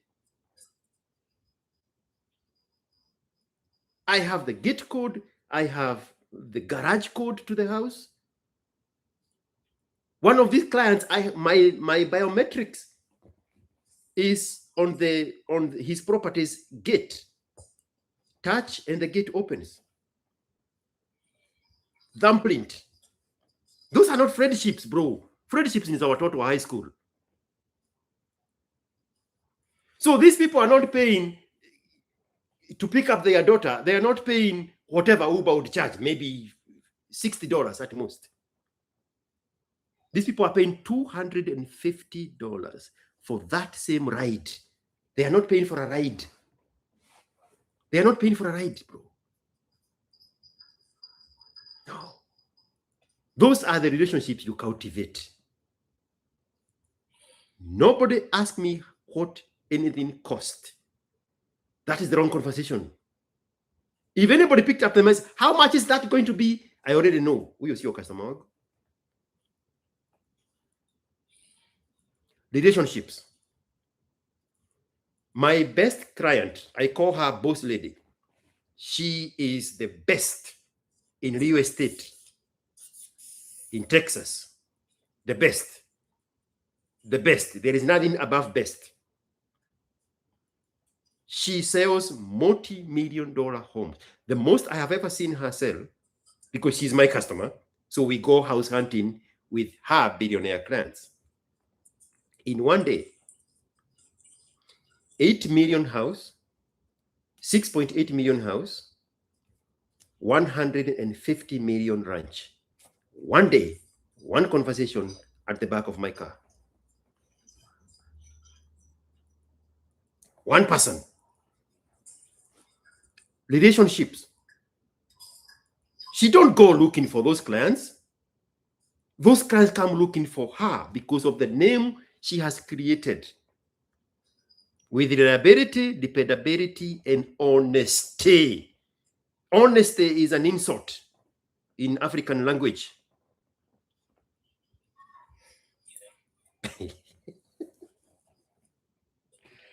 So when I'm charging her, you know, when I was young and naive, I was like, oh, you know what, boss lady, because today I brought the Mercedes-Benz Sprinter, the price is going to be. She's like, charge me what you need to charge me. Stop explaining yourself.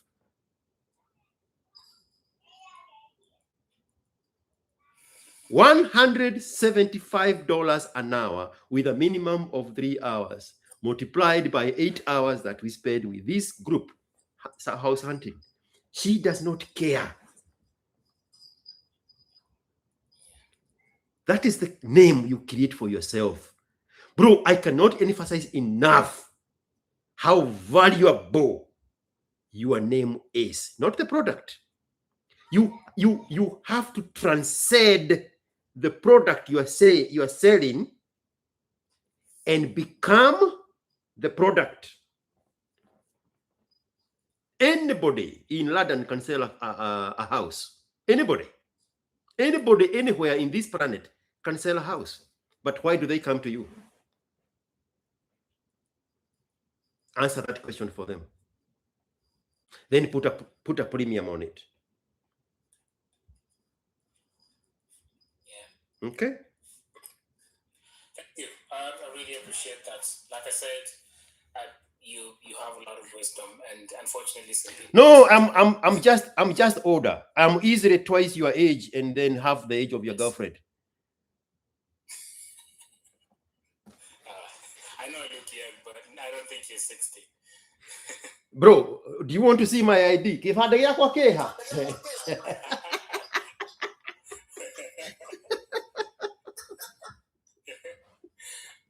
anyway, shukran sana.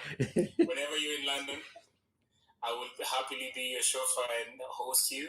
I think one of the things, and I'm sure you're working on this, I'm sure you have a plan for this, but one of the things that will really benefit some of us when we're trying to do things and we're following your footsteps is have a way to learn from you in a structured manner.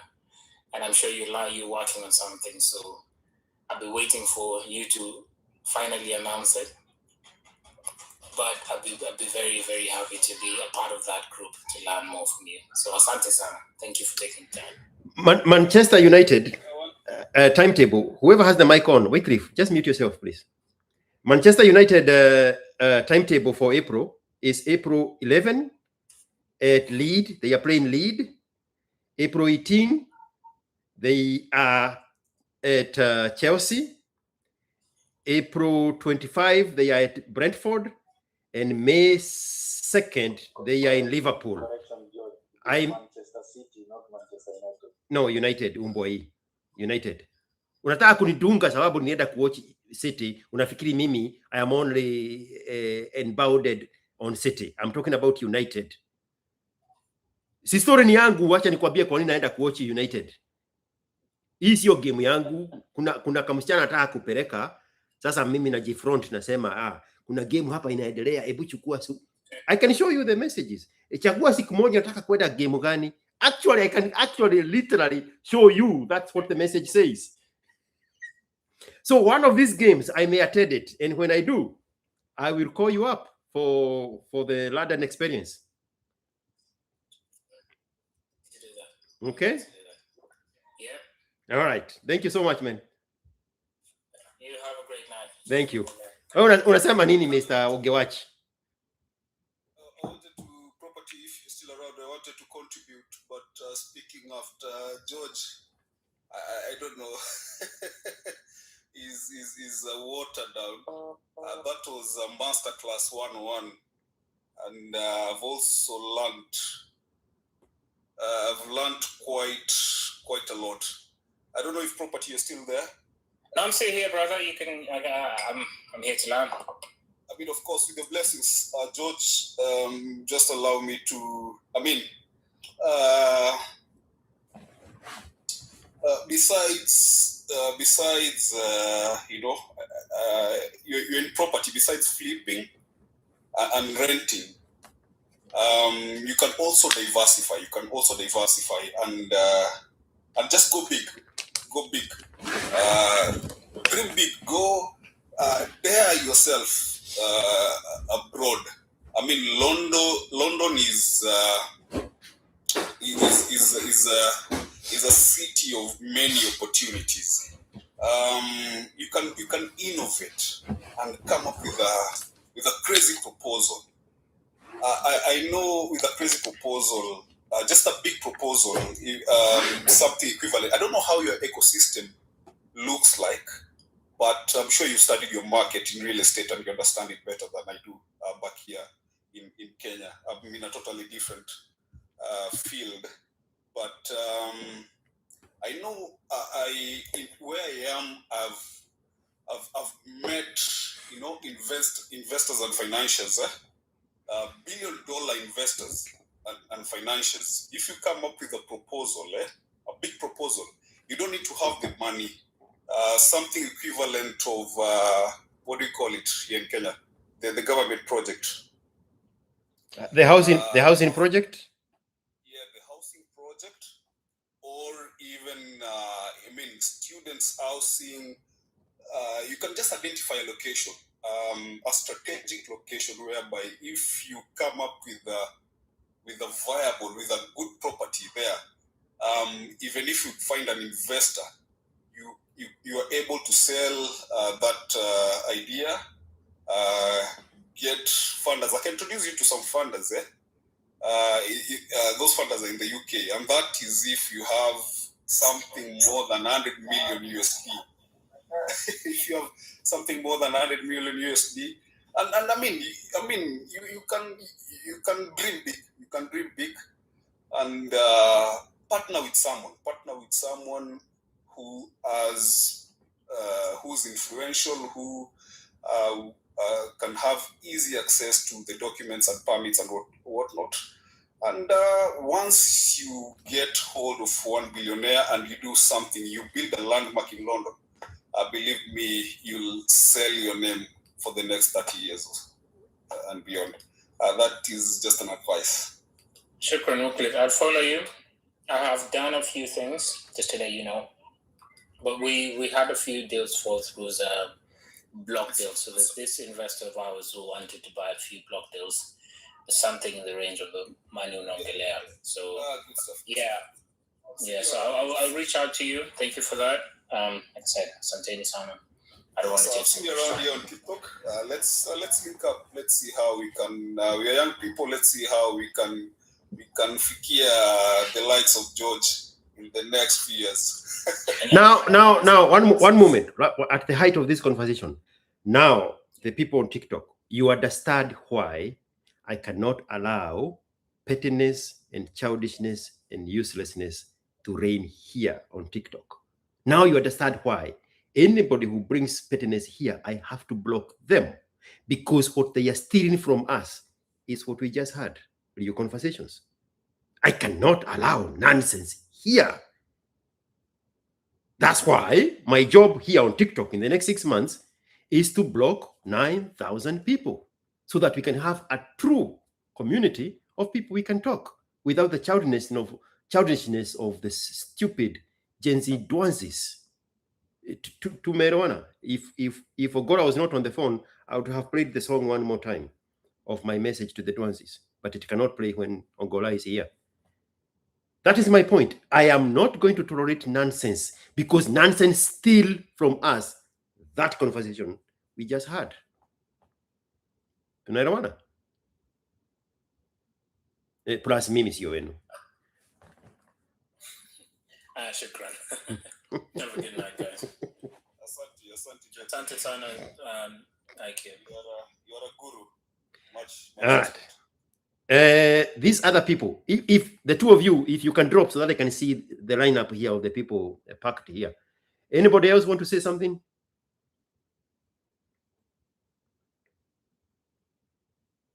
I want to ask a question. Mm-hmm. What's the logic behind, mtu akifail, mtu akiwa successful naona, hey, by the way, if I hate on this person, I'm not able to feature why I'm not successful, why I'm not so ambitious. But what is the logic of someone hating on you, losing? I mean, you're literally losing.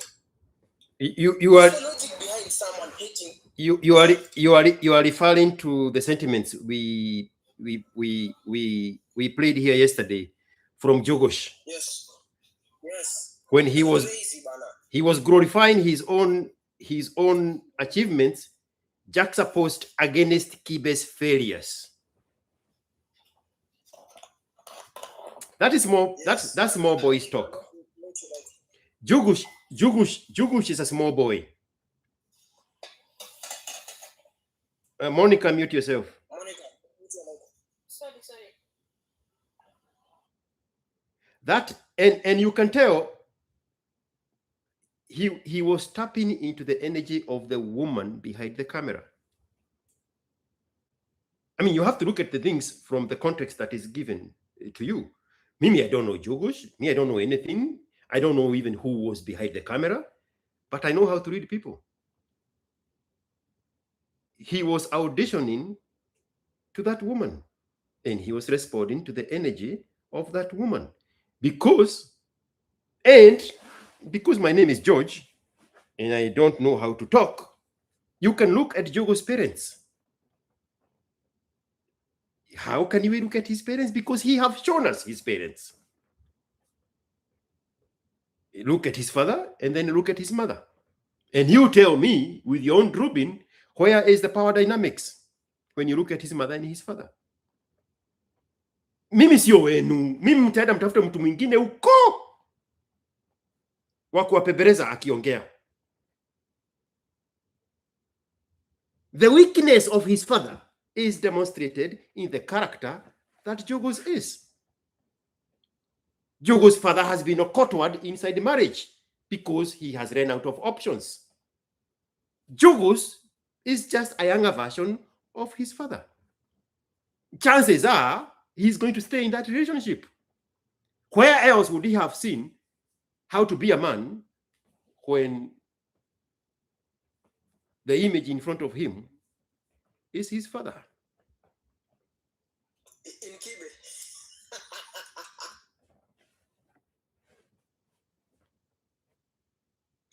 Nyinyi mlikuwa mnajua hivyo, mlikuwa mnagoja mimi niseme.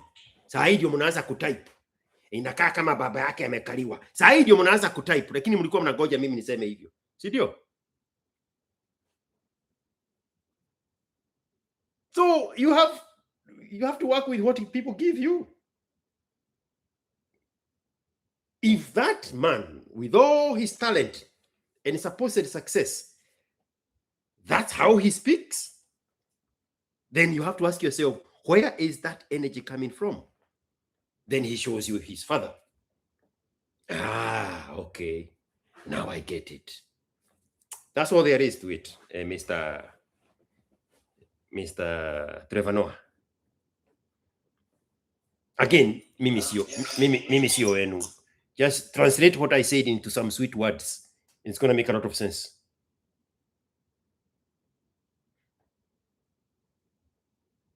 Tuhamwe. Tadina. People who have failed,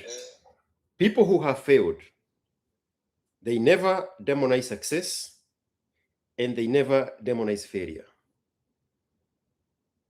So, what does that tell you about Jogos? If he is demonizing failure, is this the first time he's failing? In the most wanting department of a man's life?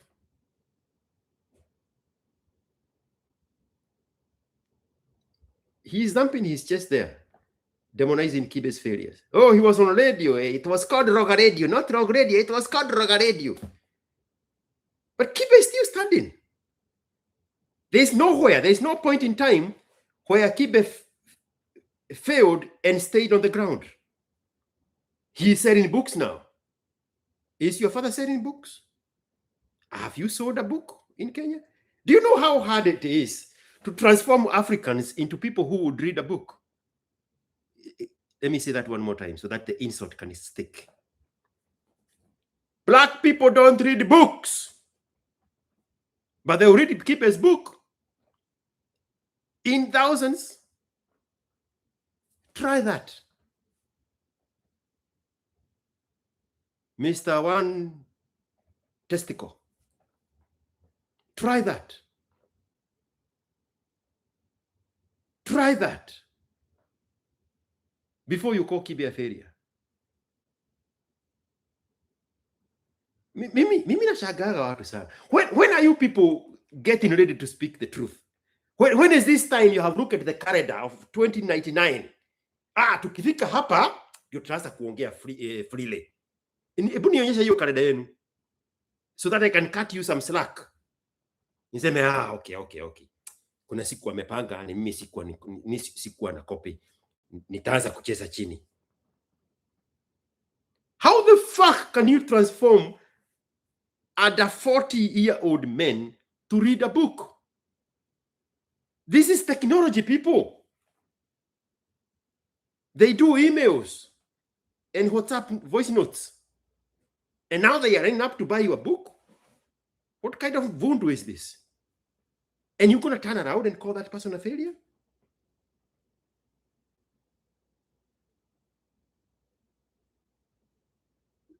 This guy gets his, whatever this fucker thing is, YouTube, taken away from him, and he doesn't miss a bit. He's on to the next thing. Never stays on the ground. And you're going to sit there with your one testicle and talk about how he has failed. Na nyumbani unagongewa bibi na soy boy wa fingernails. Na nyumbani unalea mtoto sio wako.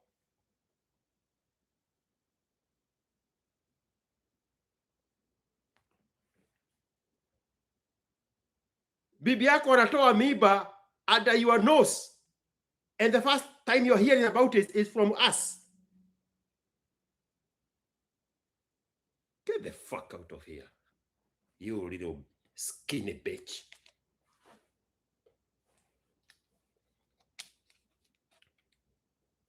Kwino doge.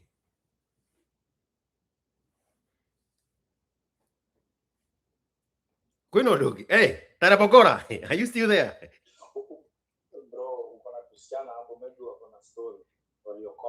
Kama unataka kuongea na wasichana, waambie Monica, Wagoi, unmute yourself. My name is Tale Bogola. I am a Luo. I come with neurotic genes. I'm in the Allahu Akbar country. I can finance your next baby. Do that.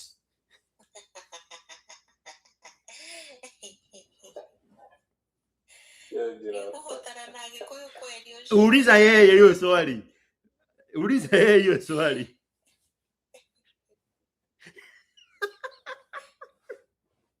Unaelewa na Wakikuyu wewe, Mr. Tale, ulishindwa na Munyankore. Utaelewa na Watiriri.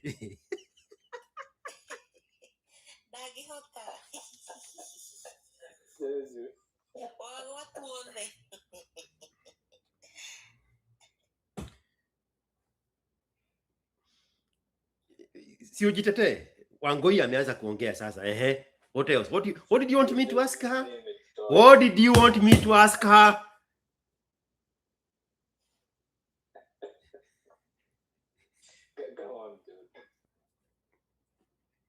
Unasikia, unaona kama jina yangu NGNGA inatamuka Otieno. Mimi sio wenu. Mimi sio wenu. You see, he is not giving up. This guy is honey. He's not giving up. He has already gone on to these two girls' profiles and have looked at the photos and expanded them. And he is like, hey, katiko jehetoka. The kejere Georgia Joreli oria metagwo. Out of the sell-by date. Eh? Some of us are sell-by date. Anyway, my question was, as much as you're motivated to be like the father figure of the fathers, of the brothers, whatever, the sons, the boys, who is gonna motivate the boys? Who is behind the boys? Uliza hiyo swali yako tena. Pole pole. Umepotea pahali kidogo. All right. The question is, who is the figure behind the boys? Who the boys are gonna call the fathers?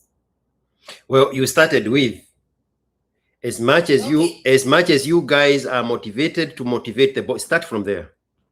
Okay, as much as you boys are motivated to motivate the boys, who is gonna be the father of the boys? Because it seems like you're all like in a dead zone.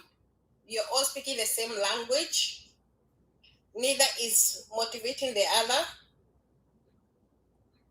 Are you a woman? Are you a woman? What the fuck do you think I am? Have you ever been a man one day of your life? I have been. I've been a father and a mother at the same time. Aha. You see, ask the right questions and you're going to know where the energy is coming from. I told you kuna story hapa.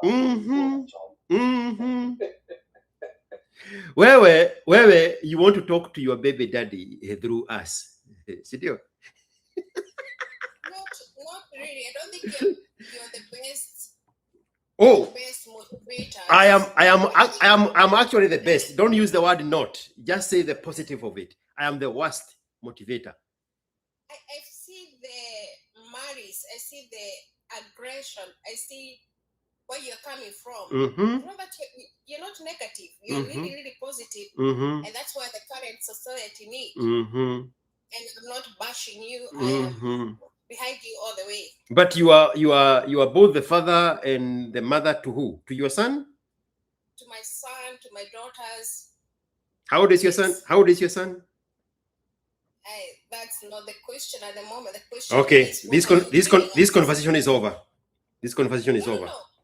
Sir, How old? No, I am not sir. Sir is your father. Okay, How old? How old is your son? 24. You are the father and the mother to a 24-year-old. Yes. Where? Apana. Now I need a woman whisperer. You see, I have Gen Z whisperer here in Harineta and Taleb. Now I need a woman whisperer. Where is Mariam when we need her? We need her. Me, I'm not equipped to handle this one.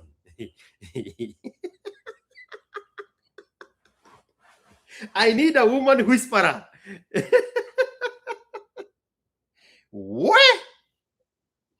You are telling me 24 years later, you are still calling yourself the father of your 24-year-old son? Yep. How can we help you? I'm sorry. I'm saying he is, as the doctor said, he's his own person. He's kind of taken his own route.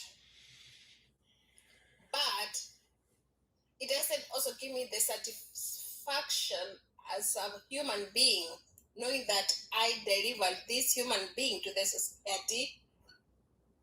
Oh God, I don't know why I'm getting so anxious.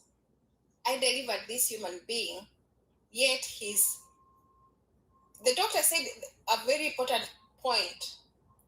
He said that it's okay to choose your path and to cut the cord at a certain age. But as a mother, I need to know that it's okay for me, for you not to bash me. Subiri kidogo.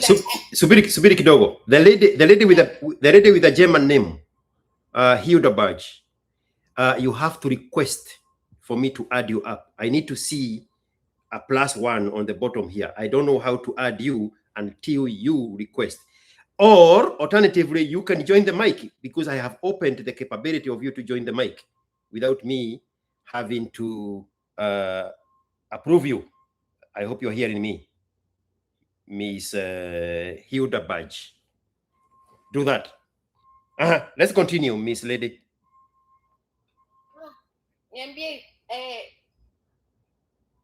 It's me saying that, is it okay to cut the cord? Simple as that. You are asking that question 15,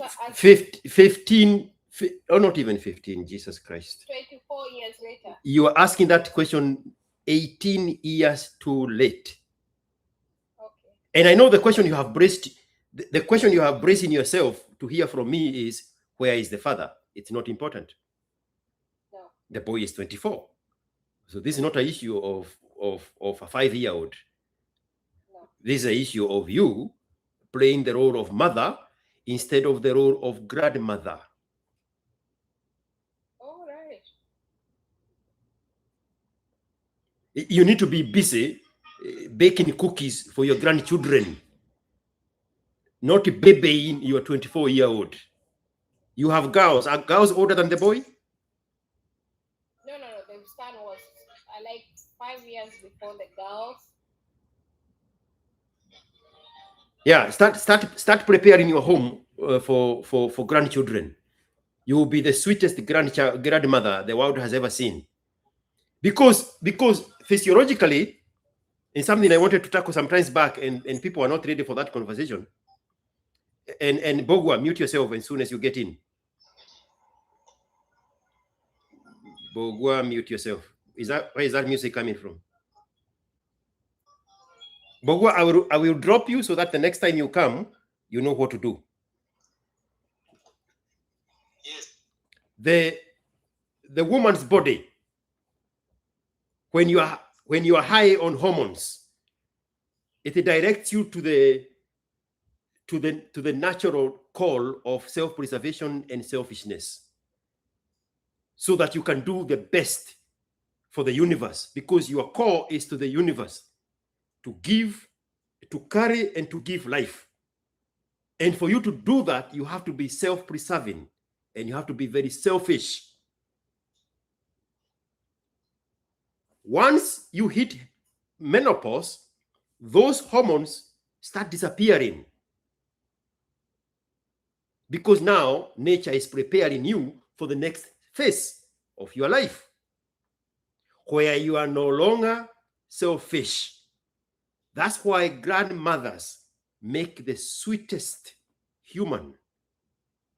That's why parents who have multiple children, like my mother, to a point where my mother had children for the period of 20 years, from 1958 to 1978. By the time she is having a child in 1978, she is what, 36, 38 years old? The 158, sorry. Yeah, the firstborn was born in 1958. So my mother was born in 1940. She was 86 years 10 days ago. So 1940 minus 78, what do you have? 38 years.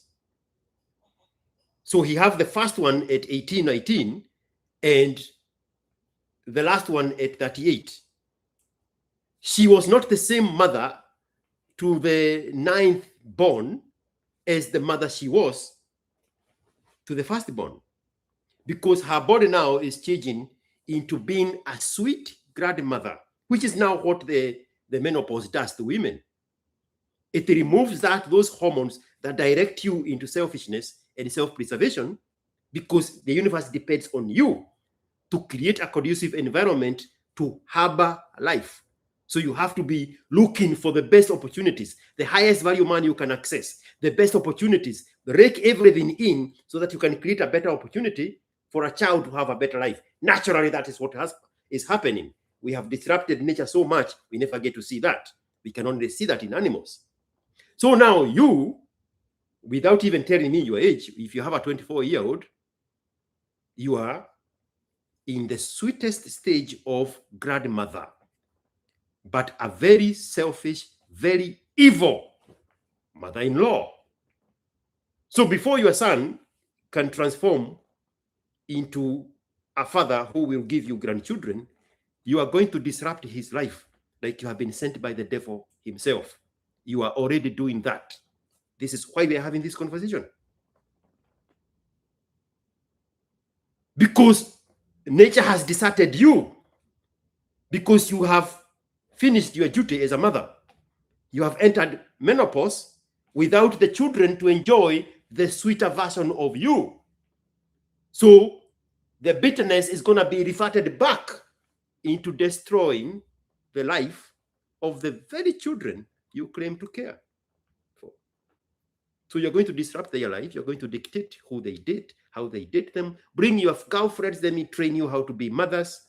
Which girlfriend, that one is not good. That one wants you only for your money. All these things you have said. You don't have to tell me yes or no. Because your role now in menopause needs to be sweetest grandmother. You don't have the grandchildren to practice that. So that energy is going to transform itself back into evil. The self-preservation that you no longer need to have, because you should have been secured under the care and the comfort of a man. We are not going to talk about that. You lack that. So nature now has deserted you because it's done with you. But your children need you to be the sweetest grandmother. They are not giving you the children yet.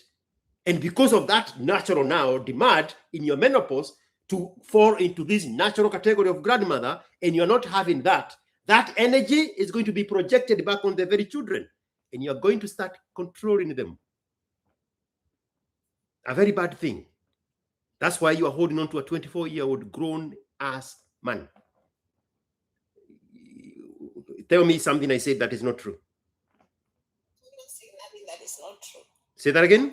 Say that again. One moment. One moment. Say that again. Say that again. Sir, I'm gonna use reverse psychology, whereby I'm gonna ask you, can you put yourself in the same boat as you putting me in your talk? Put yourself in it. Yes, I am a man. Nature has nothing on me. Me, I serve mankind. You serve nature. I serve mankind.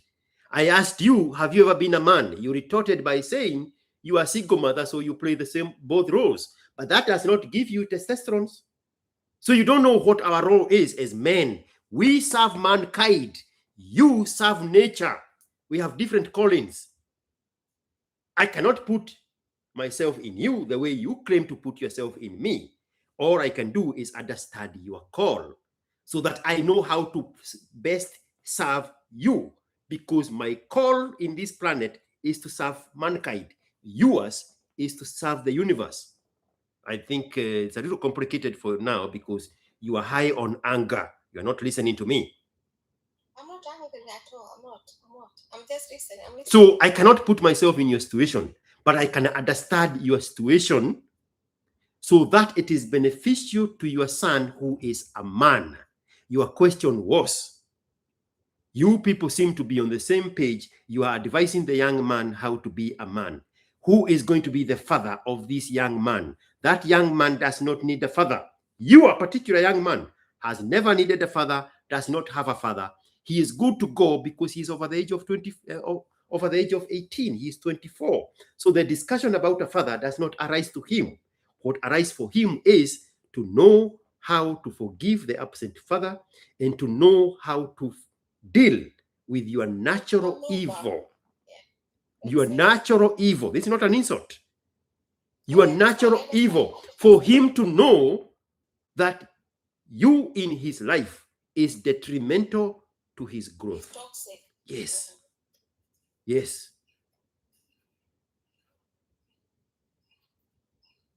Let your son go.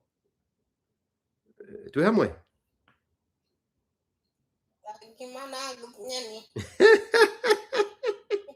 So now, if you go back to your question, you find now your question was very lopsided. Sidio? No, that is not, because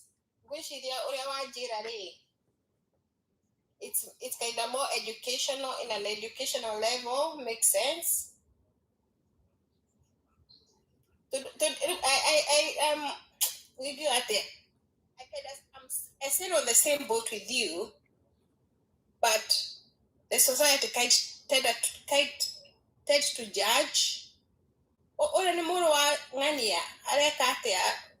Which is sometimes you got to let people go.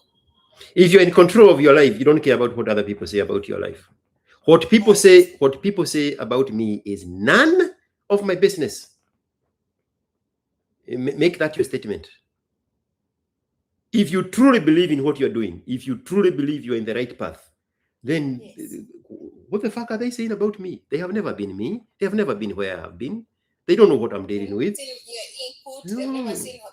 That is their problem. That's their problem. Yes. Okay. Yes. Najua mimi sio mtu mzuri, but at least naona kama tumekubaliana. I'm also not a good person, but I also that's how I understand your concept. I believe what you believe. Uginania mwana ni aranaga. No ugithondeka mwana umuhe the right concept. I'm a mental health nurse. So I do know we cannot rescue this person. Yet we have the capability, but we also kind of have that gauge. Not to go to idea, no idea somehow. Makes sense, kind of that way. And I'm not trying to deem what you do. I do not believe in anything called mental health. I don't believe. The only one I give an exception to. The only one that I give an exception to is postpartum syndrome. That's it.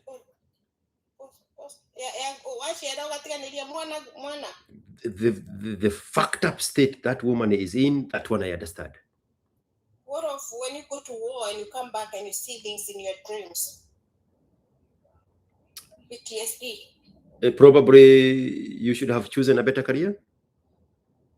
Or if you never had a choice. Then you should have understood what it takes to be in that situation. You knew what you were facing. What if it was be told on you? People who go to war are warriors for a reason. No. Say that after me. People who go to war are warriors. In America, we call them American heroes. And petrol, whatever they're called. No, please. No. So there is no weakness in a warrior. That's why they are the ones who go to war and not us. We want to getting the rate of suicide because you are putting things on people who they cannot. They're not strong enough to make those choices. That's why I said something very insensitive. Then they should have chosen a different career. Because being a warrior was not their calling. Me, I choose my words very carefully, especially the ones that I want to rub people the wrong way. They are very premeditated. I think this is very hard to argue with you because you already made up your choice. No. What is PTSD? Post-traumatic trauma is. It's made you like the aftermath of your nonsensical experience. Is there any other career that gives you PTSD? A lot, or every day. So if everybody is getting a medal of PTSD, then that medal is useless. Is my point. And it makes sense. It's only that, or like some people choose to. Yeah, I believe it because even COVID was one of it. It's left us all shaken up. It shook us up. Hebelsbach, if you cannot join this thing, you can call my +15 512 number on the profile, so that I can put you to have this conversation with this lady. Are you going to be are you a woman? Are you going to be my woman whisperer? I'm quite that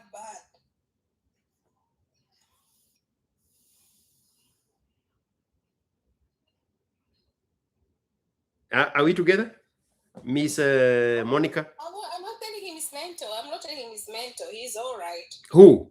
He's not mental. This guy is saying that I'm trying to tell you you're mental. No, he's not. What does it care? What does it matter? I mean, anybody who can listen to me for 3 minutes, they can figure out that I am mental. Then what? You think you people are here listening to a normal human being? You think you people are here? You want to convince me you guys are here listening to a normal human being? You already figured out that I'm mental. That's why you're here. This is a madman show. But I think you're like Donald Trump. People want to hear nonsense. People want to hear the truth. People want to hear the negativity. But they don't want to face it. Yet it has to be said, it has to be seen, it has to be all that. Why do you think I keep telling people, Miss Yoa? Why do you think that comes from? You probably slept in the same bed with him. I don't know. Masha Florida. Okay, Miss Germany, are you going to make a phone call to talk to this lady? We need to move on to other things.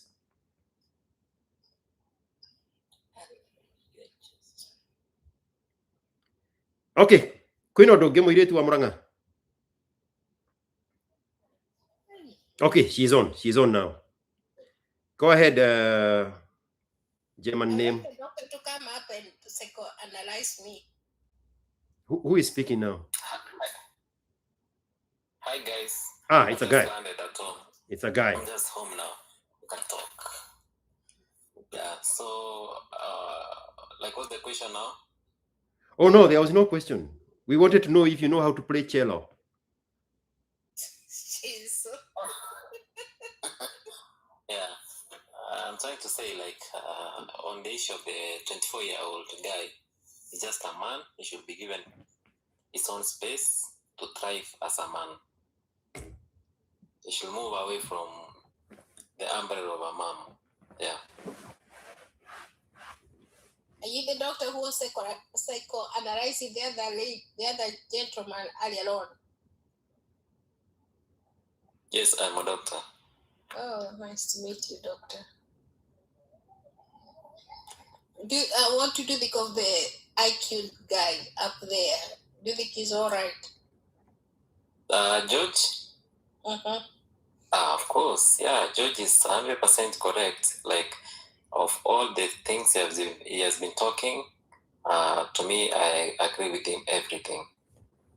You trying to say, like, someone trying to say, like, he's a nurse for...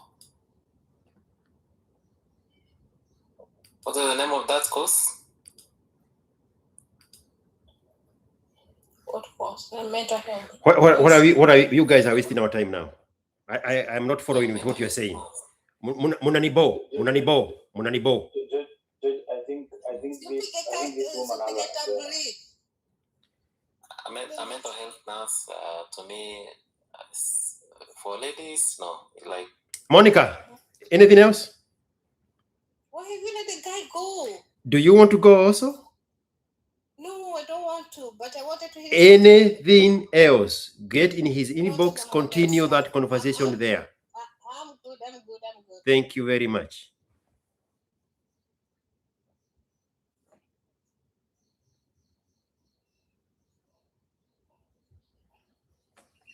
Talebagola. George, you know what this lady is saying. I mean, you remember the conversation you were having the other day. She does not want a son because she has refused to get a man for herself, and now she's trying to make him a son husband.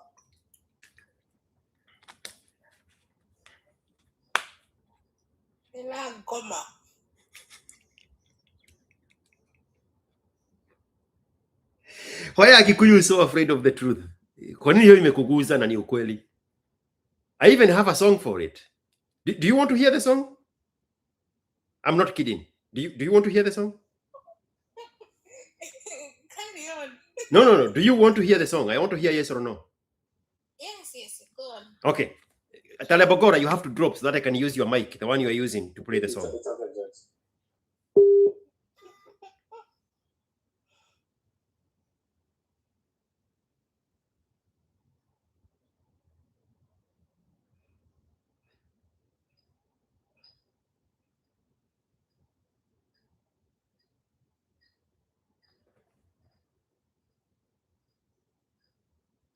Whoever has the mic on, put it off.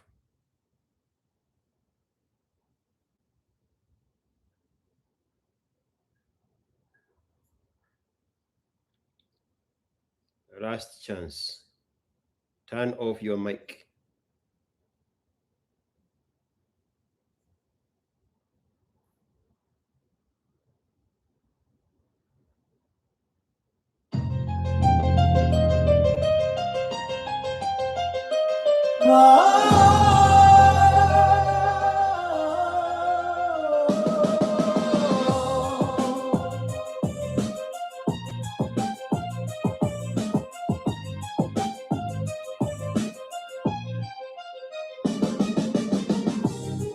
Let me tell you the process it takes.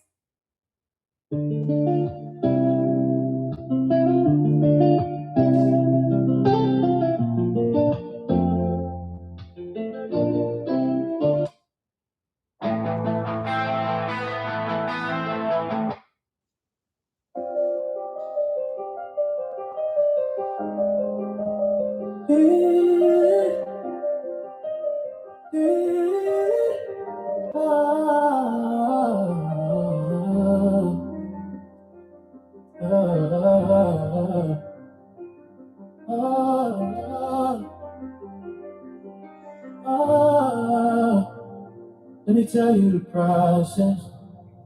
It takes an evil mother and a weak father, her husband. Your mother is using you to replace your father in her life. She refuses to submit to her husband. She won't obey her husband. She denies him his honor and rejects him, be led by him. He wants you to replace her husband. She wants to turn you into a son husband because she can manipulate you. She can control you. She can guilt trip you. She can infantilize you. And she doesn't need to honor you. She won't respect you. Won't submit to you. Or even obey you.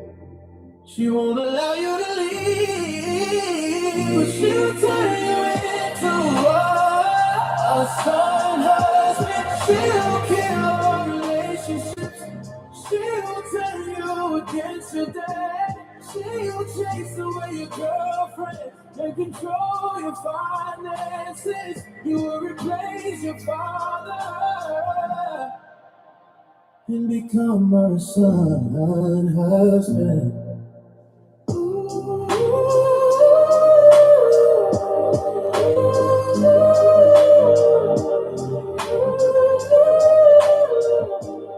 You are angry now,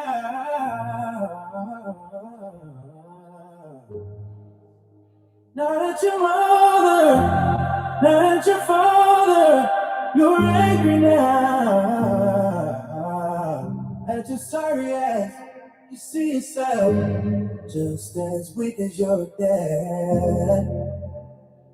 Can nothing else bad? I told you I have a song for everything. That's the danger.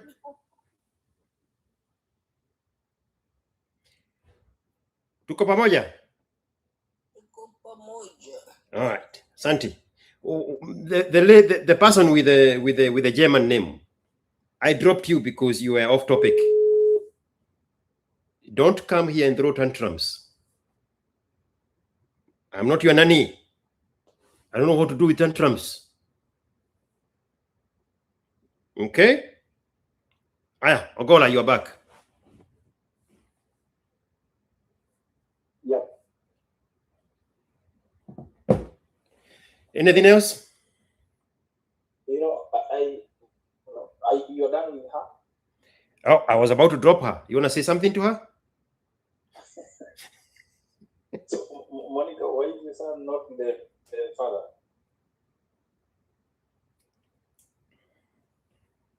He died. Wongo. Wongo. Wongo. Wongo. Wongo. Wongo. If that was true, that would have been the first thing that you would have said here, because widows carry that badge of honor of having taken care of the children they were left with by a dead guy. That would have been the context of the conversation. Wacha kutuchezea, bro. No, it is the truth. He did not die. He did not die. He did not die. Me, I want to go to hell because I'm wrong to say the guy that died is not dead. I want my name written in hell right now. It is the truth. It is the truth. In the Kitambo, it's been a while. Wacha uongo. Wacha uongo. Nasaidikana nini sasa? Single mothers are not the same people as widows. Those are totally different category of humans. But sometimes you are categorized as single mothers in so many ways. No, you're no, you're not. Who knows your story? No, you're not. Who knows my story? Unless I tell you my story, you never know it. You don't know my story. You know, I only go on by what you tell me. I don't know you for more than 45 minutes. That's what I'm saying. I don't know you for more than 45 minutes. And I already know in this particular one you are lying. I don't know how to say it in any other way. Mimi is your bishop. You are lying. Oh. Believe all women, I won't. All right. You say so. Anything else, Nyakudi? I mean, not Nyakudi. I see the name Nyakudi here over and over. Mr. Ogola, anything else? No. Hey, we are You can say anything. You can say anything. I've survived. It's been years. The way you people have been doing TikTok is not the way I'm going to be doing TikTok. So chances are this is not your TikTok. There is a literally million other TikToks live right now. Go there. Okay. You say so. Sasa Taleb, nilikwambia niko karibu kumwangusha, halafu katurudisha zero. Umeona sasa ile kitu umefanya tufanye. Saa hii tu dhamiri zangu zilikuwa zimeniambia agusha huyu, kazi yake imeisha. Alafu wewe ukakuja ungewachi Marachi. Where are we now? You see what she's just saying right now. Kuna dem, I think last year, novel. She was saying that she told her son that the dad is dead. That's what Kikuyu. That's what Kikuyu women tell their sons. Present continuous. They refuse to have the conversations about their mistakes that ended up with a child that has no father by telling that child that their father was knocked off by a lorry. It's a common joke phrase. Mwambia baba yake aligongwa na lorry. Continue. I am a Kikuyu, if any of you are forgetting. The ancient one that knows everything about my culture. When we used to have a culture. Now we don't. Now we are some useless thing. I don't even know what to call it.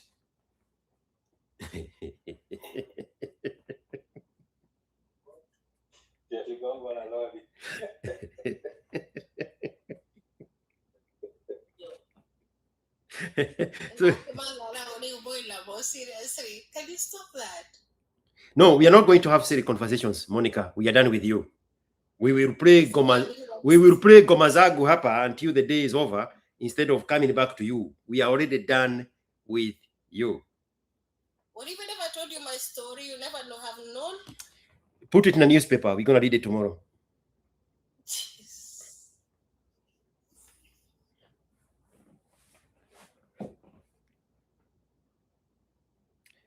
Tarabogora, kwino doge. No, go here. Goja. Let me look for the actual term. Ntia gima odong.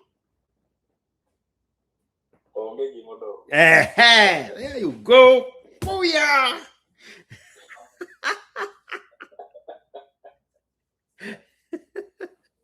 All right. Let me. The same round we have to lazimisha with a kayangu tukupatie by force. You were machine of my bad experience with the Luo girl, she was 20 years old.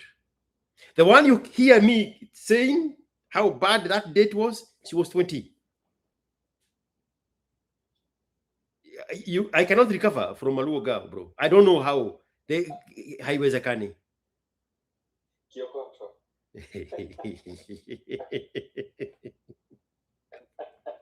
I am very good on the skilled Luo man with his hardmanship. I think it covers for all the Kiokotos of the Luo girl.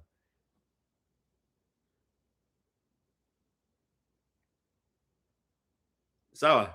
I want to play some music. That's why I'm rushing you out. Oh, okay, okay. All right. ASKiQ. Yeah.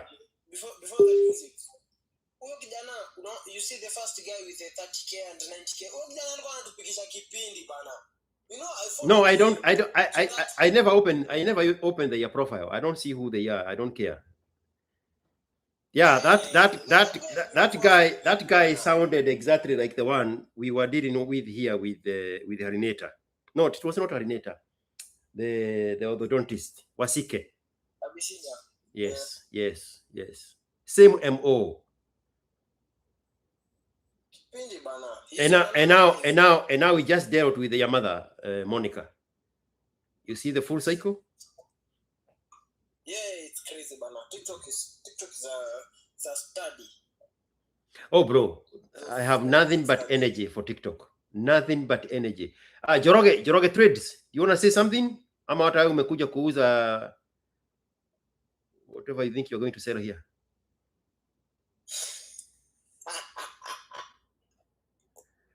Joroge Trades, 5 seconds.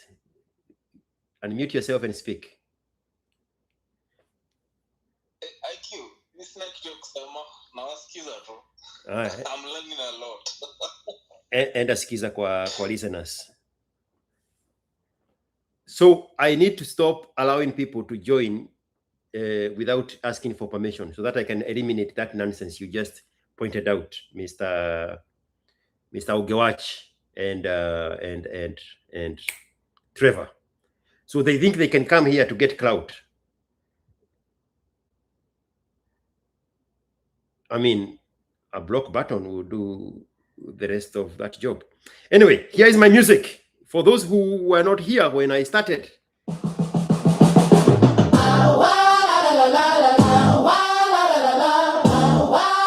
Deep down, I just want to open this gift. Your man and I set up on music. Hello TikTokers, but TikTok the doers is the James goes. Hapa huwa moto ya kuotea mbali. Hii matiti yangu ni wa kunona, si ya kukunyonyesha. Hey! Ukemo wa kuingia hapa, kwanza uwe umeacha upuzi, ushenzi, utoto, uwenda wazimu na utovu wa nidhamu huko kwa mama yako. Mimi sio weno, mimi sitakubembeleza hapa. Asiyefunzana mamaye hukutana naye Kiwata. Ramisha wazimu zako huko kijiji kwenu na mitani yenu poto.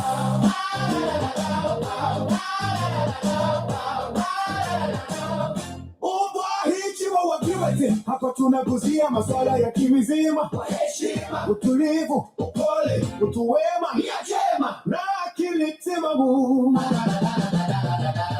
Watu wangu wa YouTube, my YouTube family, I want to take this opportunity to thank all of you. Thank you for taking the journey with me. Thank you for the stories you've shared. Thank you for the interactions on the comment section. Thank you for sharing these videos with your friends and colleagues. Thank you for the super chats and more importantly, thank you to my YouTube members. You all inspire me to keep going because we are growing together. Inspire me to keep pushing because you are the force behind the drive. Let's keep the energy. Let's keep the enthusiasm. Let's keep the engagement.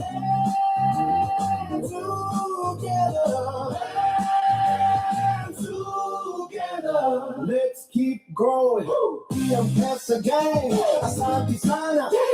Your M-Pesa hits differential in the pesa. Carry 3 strong messages. You validate this content. You appreciate this content. And you wanna see more content. Say less, my friend. Say less, say less. This is Captain IQ Watson. Reporting for duty. Twin deck, I see. Keep you ready, my baby. Keep you ready, my baby. Keep you ready, my baby.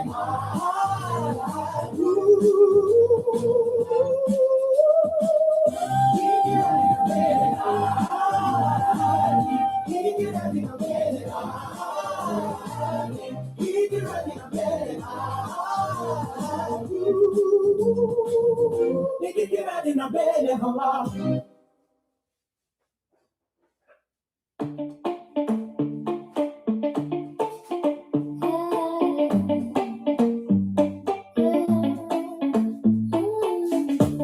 Hello TikTokers wa TikTok, the doers is the James Goons. Hapa huwa moto ya kuotea mbali. Hii matiti yangu ni wa kunona, sio ya kukunyonyesha. Ukiamua kuingia hapa, kwanza uwe umeacha upuzi, ushenzi, utoto, uwenda wazimu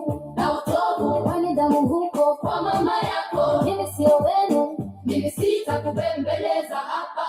Asiyefunza na mamaye, ukutana na ASKiQ Watson. Pandisha wazimu zako, huko kijiji kwenu na mitaani yenu potofu. Kombani, Chiwawa, Kiwete, hapa tunaguzia maswala ya kizima. Kwa heshima, utulivu, upole, utu wema, nia njema na akili timamu.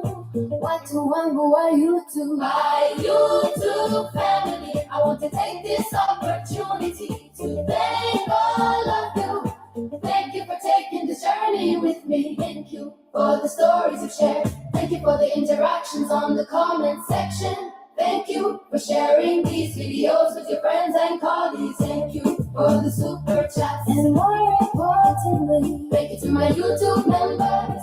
You all inspire me to keep going, because we are growing together. You all inspire me to keep pushing, because you are the force behind the drive. Let's keep the momentum. Let's keep the energy.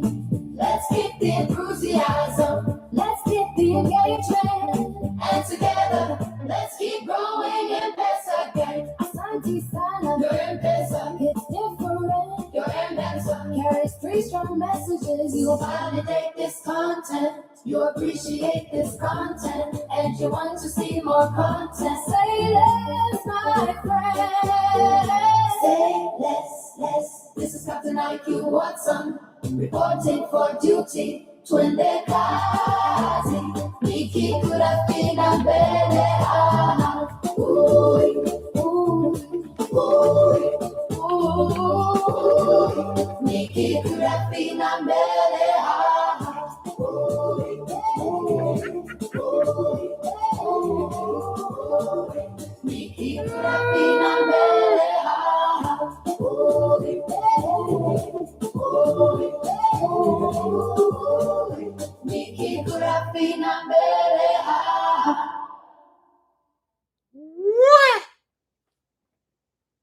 Trevor Noah, ile music ilikuwa ya mzee Mungwana wa Madera. Hebu nipointie kwa WhatsApp nipige hapa.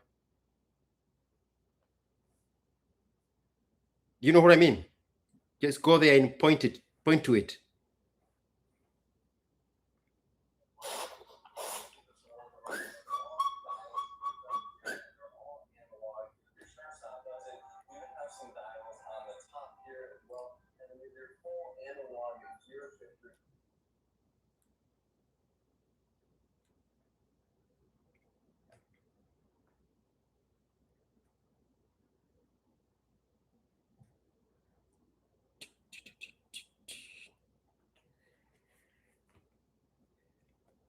All right, let me see.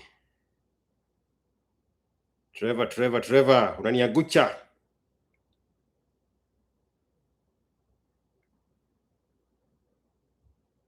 No, you're not getting it. This music, listen to me. Listen, like this. That music right there.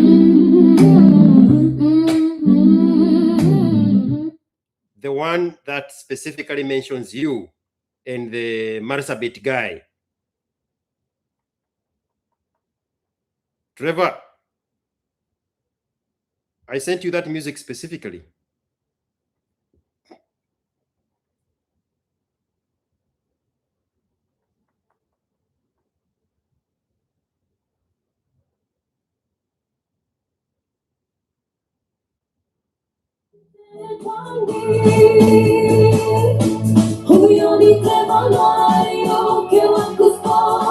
But that's compromised. The quality of the sound is compromised. And that's just a very small part of it. That's just that 3 seconds. Where is the full song? I sent you a PDF copy of it, the whole song. Let me see. Let me check if I sent it to somebody else. It's a beautiful, beautiful song. I want to add with it.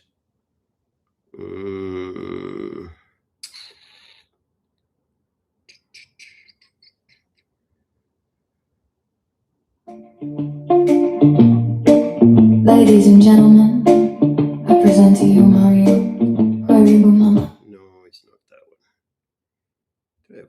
Nyangucha.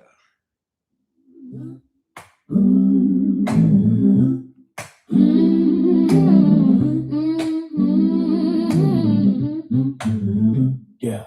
Karibuni sana katika kipindi hiki mchana. Alright, did you find it?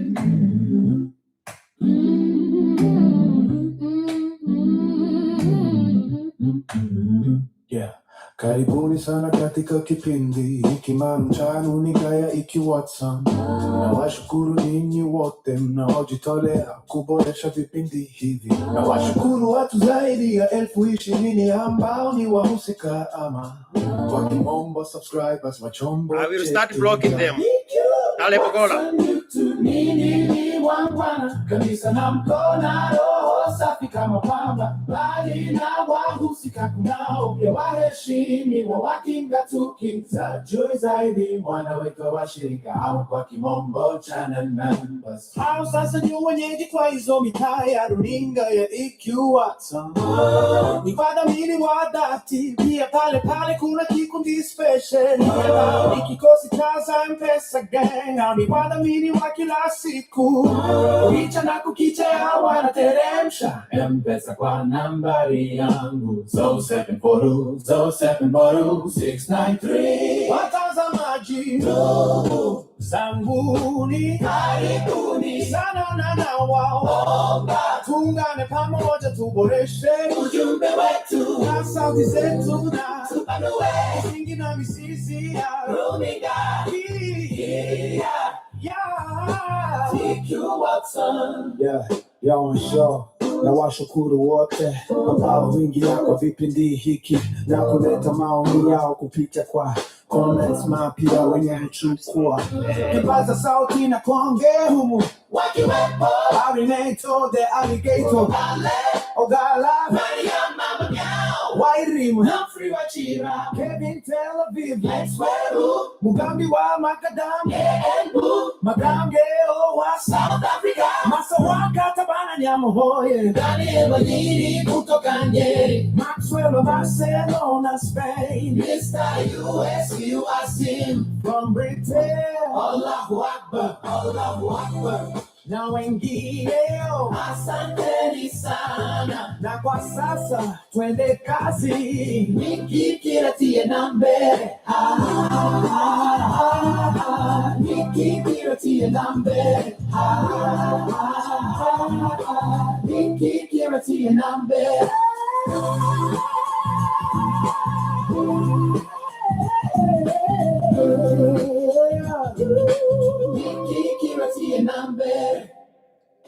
That was not even the song I was looking for.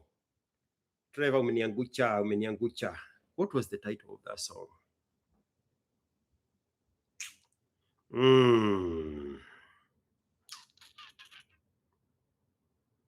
I think this is too complicated. That's not it.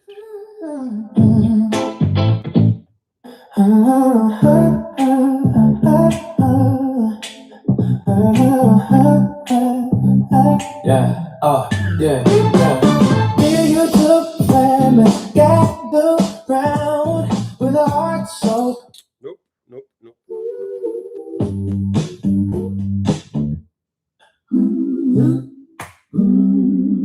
All right, hii kipindi naisha. We are done here. We're not okay. That person saying hata mimi nitaje kwa hiyo jina 500. Send me 500 shillings.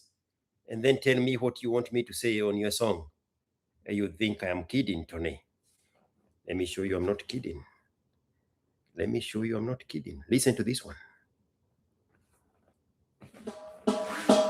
Ladies and gentlemen, I present to you Mariam Mama Meow. This is not your ordinary modern woman.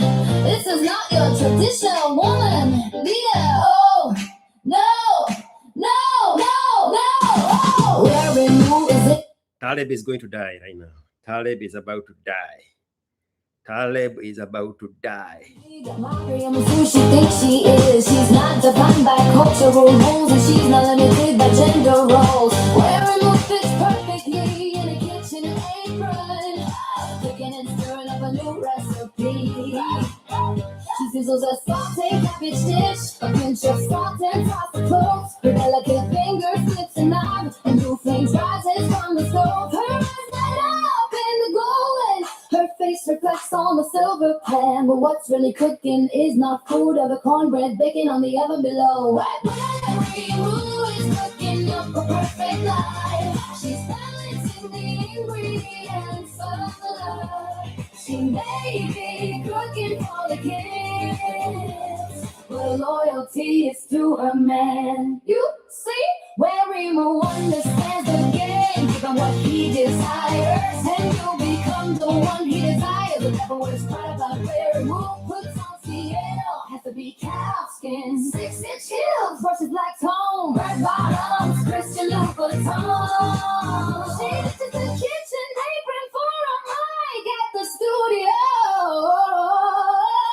I'm not just a wife, I'm not just a mother. I am a woman with a voice too. She cuts quite an image, soft, delicate, and sweet, but she packs the mean punch too, and takes no prisoners. I do not speak for women, I speak as a woman. I am a mother and a wife, and I'm also free to speak. She preaches the girl code and calls out the feminist. She hangs herself out to dry and dares you to mess it up. Oh, where Eagle is unapologetic and asks her for permission. She occupies the room and turns up the heat. The strong gather and the weak scatter. Her name is Mary Moo, and she's who she thinks she is.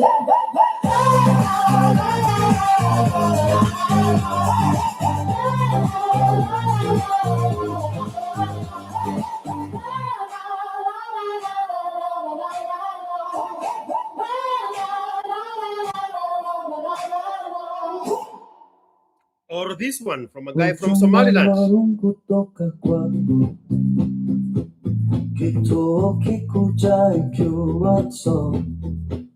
Huni ujumbe wa shukrani kwa wadhamini wa runinga hii ya ikiwato wanaotuma M-Pesa kuboresha kipindi hiki. Kuna muungano mmoja wangu, kijana wa kujituma, jina lake ni Humphrey Wachini. Ujumbe maalum kutoka kwa kituo kikuu cha ASKiQ Watson. Ni ujumbe wa shukrani kwa wadhamini wa runinga hii ya ASKiQ Watson, wanaotuma M-Pesa kumboreshe kipindi hiki. Kuna Mungu wa nguvu, kijana wa kujituma, jina lake ni Humphrey Wachina. Na ushajua his name betrays him. Na barabara kabisa, huyu Humphrey Wachina ni kijana sapere. Kwanza huyu ni wale husema tiriri, wanyuku hanatia nikimwatukiria. Lakini huyu Humphrey Wachina ni kijana amejipanga kabisa. Amejituma kama Samuel Ruto wakati wa kampeni. Humphrey Wachina ni engineer ngari, na yeye sio engineer wa tuktuk, hapana. Sio engineer wa bodaboda, hapana. Yeye sio engineer wa magari, la hasha. Engineer Humphrey Wachina ni engineer wa ndege. You heard me right. Yeye hutengeneza engine za ndege katika nchi ya Somaliland. Ukifika pale Hargeisa katika nchi ya Somaliland, utampata pale katika umaarufu wake wa kutengeneza ndege. Asante sana engineer Humphrey Wachina, kijana wa nguvu kutoka Ongata Rongai. M-Pesa yako nimepokea na mikono miwili. As our people would say, Warimagi kimia. Wale kazi nikigira dina mbele. Ha ha ha ha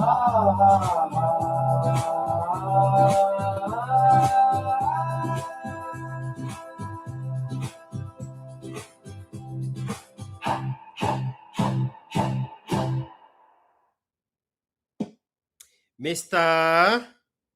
Big Pato Arts, send me a screenshot of that. I can see it, but I cannot see you. But I can see it. Send me a screenshot. And together with Mr. Pat here, until I get his name, let me mention also Michael Bugwa, somebody from Equity. Most likely it is Kevin from Tel Aviv, Jeff Wangungu, and I already mentioned Vincent Mwangi, who is Trevor Noah, and Timothy Obati. I'm waiting for your name, Mr. Big Pato.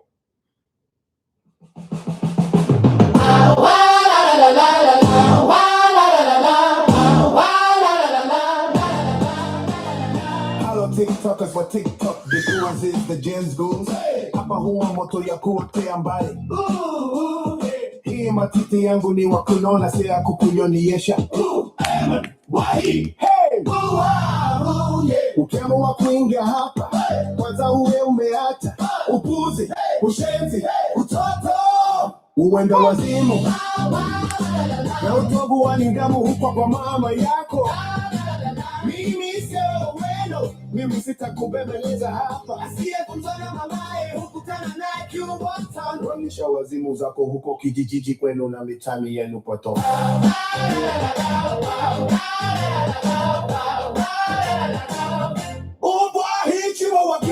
Hapa tunaguzia masuala ya kimizima, heshima, utulivu, upole, utu wema, nia njema na akili timamu.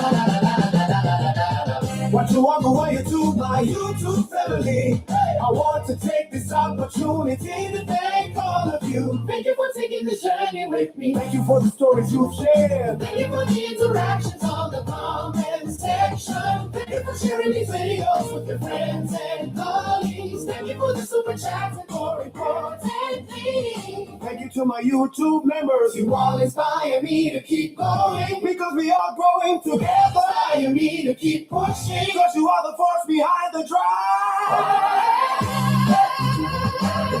Let's keep the energy. Let's keep the enthusiasm. Let's keep the engagement. And together, let's keep growing. The M-Pesa gang, asante sana. Your M-Pesa hits differential M-Pesa. Carries 3 strong messages. You validate this content, you appreciate this content, and you wanna see more content. Say less, my friend, say less, say less. This is Captain IQ. There's our task. There's our task.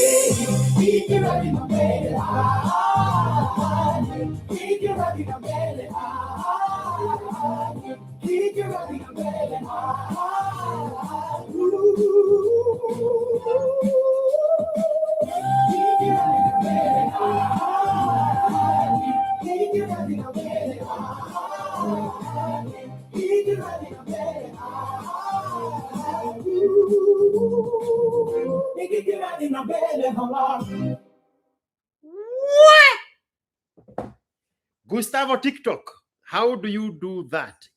Hargeisa is crazy.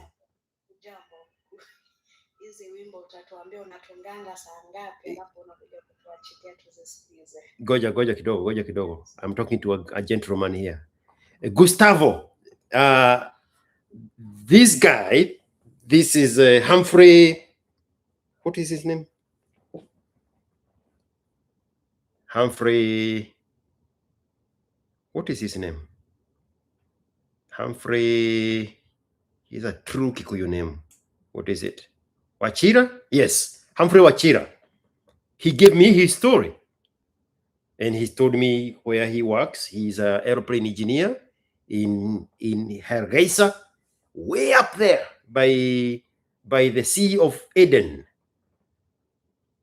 And so I created a song dependent on the story he gave me, because he paid for it. That's why it comes out that good.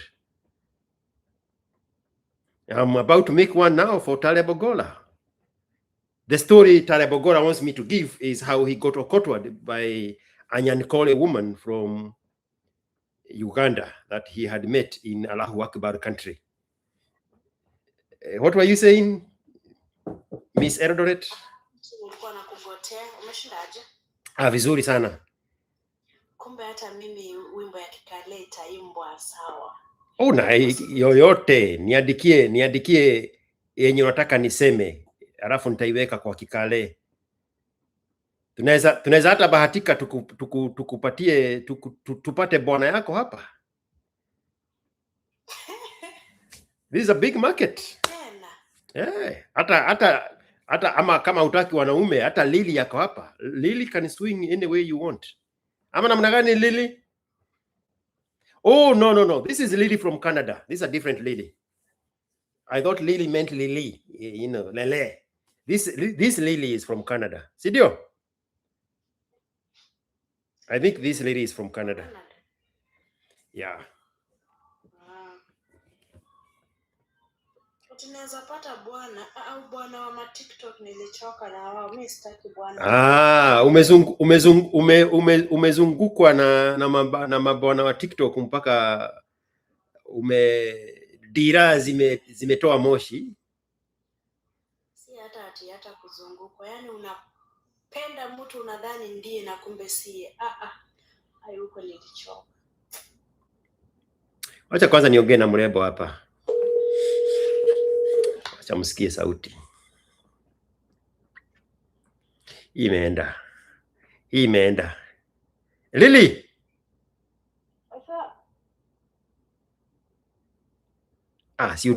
Si utoe sauti ya kuongea na mwanaume.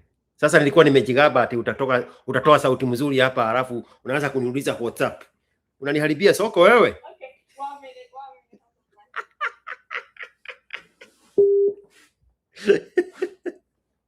Yeah, that's the Lily from Canada. It's a different girl. Miss Chamuge. Soko imeiva. Hata Taleb Ogola anatafuta mtu. Basi ni mwambie ndio huyu mimi baba. Ndio huyo wewe. Taleb Ogola, ndio huyo wewe. Ndio huyo. What do they say?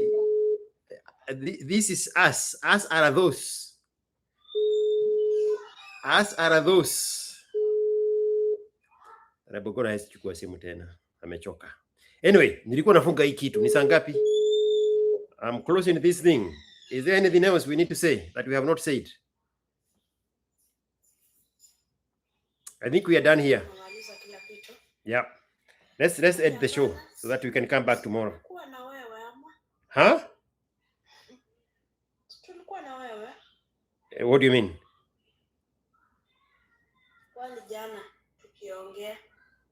Yeah, that's why there is nothing to say today. Ama? Oh, somebody said. Hiyo itakuwa ulisema next year. Sasa wataka mimi ni cultivate relationship for a whole year mpaka next year? Siwezi.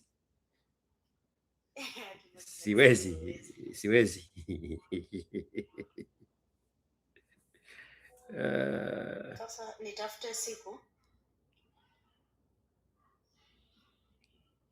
Goja kidogo. This guy here, what is his name? Big Pato Arts is the one who sent that M-Pesa that is not showing up. How much is it? I cannot see. Aha, I see it. Asante sana bwana. Thank you so much, Mr. Pato. Big Pato Arts. Sasa msichana hata kulinyonya hata hawezi nitumia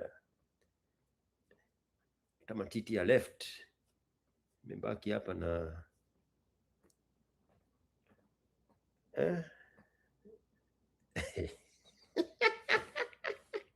Thank you so much, Pato. Asante sana, asante sana, asante sana. Thank you so much for that healthy sadaka. Be like Pato. All right, mimi nimeacha hii story. Mimi nawaacha na nyimbo mbili moto moto hapa. Mwende mkiendaga.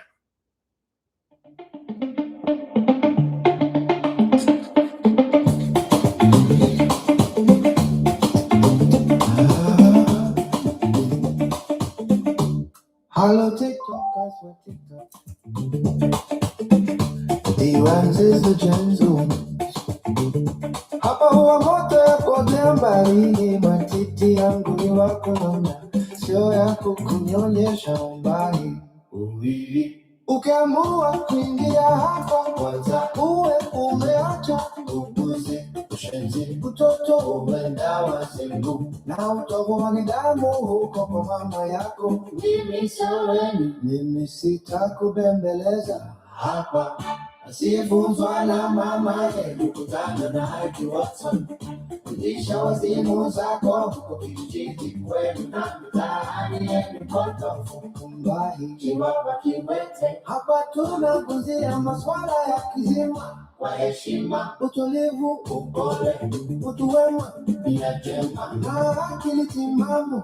Watu wangu wa YouTube, my YouTube family, I want to take this opportunity to thank all of you. Thank you for taking this journey with me. Thank you for the stories you've shared. Thank you for the interactions on the comment section. Thank you for sharing these videos with your friends and colleagues. Thank you for the super chats, and more importantly, thank you to my YouTube members. You all inspire me to keep going, because we are growing together. You all inspire me to keep pushing, because you are the force behind the drive. Let's keep the momentum. Let's keep the energy. Let's keep the enthusiasm. Let's keep the engagement. And together, let's keep growing.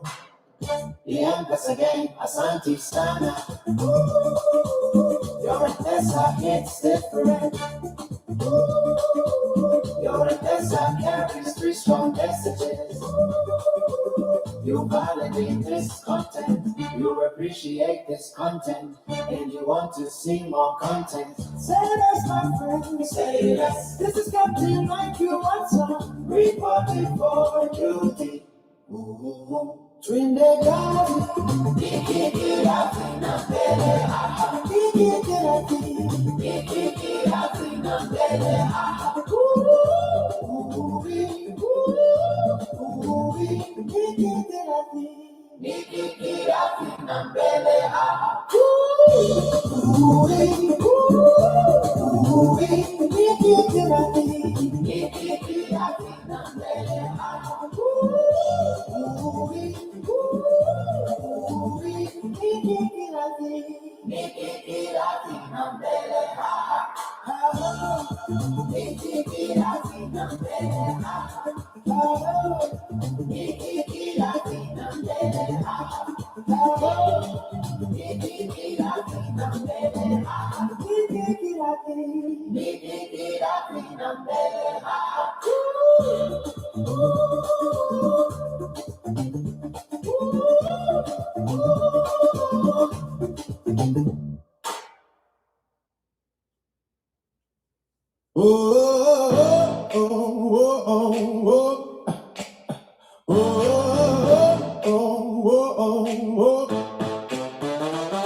Hello TikTokers by TikTok. The do you answers the James Gold. Hapa huwa moto ya kuotea mbali. Matiti yangu ni wa kunona, sio ya kukunyonyesha.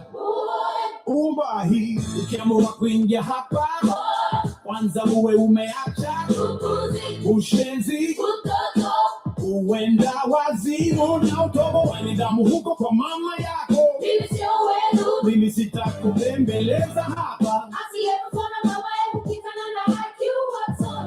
Ranisha wazimu zako huko kijiji kwenu na mitani yenu potofu. Umbahi, Chihuahua Kiwete. Hapa tunakuzia maswala ya kizima kwa heshima, utulivu, upole, utu wema, nia njema na akili mama. My YouTube family, I want to take this opportunity to thank all of you. Thank you for taking this journey with me. Thank you for the stories you shared. Thank you for the interactions on the comment section. Thank you for sharing this video with your friend and colleague. Thank you for the super chat. And more importantly, thank you to my YouTube members. Wow. You all inspire me to keep going because we are growing together. You all inspire me to keep pushing because you are the force behind the drive. Let's keep the momentum. Let's keep the energy. Let's keep the enthusiasm. Let's keep the engagement. And together, let's keep growing. Oh, let's keep the momentum. Oh, let's keep the energy. Oh, let's keep the enthusiasm. Let's keep growing. And together, let's keep growing. Oh, let's keep growing. Oh, let's keep growing, growing. And together, growing, growing. EM Passagan. Your M Passagan different. Your M Passagan carry street. You validate this content. You appreciate this content. And you want to see more content. Say less, my friends. Say less. Captain IQ Watson reporting for duty. Sweet day, God. Kiki resting on belly. Kiki resting on belly. Kiki resting on belly. Kiki resting on belly. Kiki resting on belly. Kiki resting on belly. Kiki resting on belly.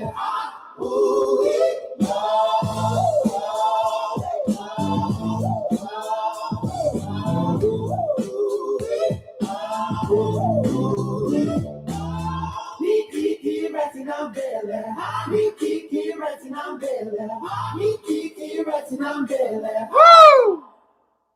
Kwisha maneno. Asanteni sana.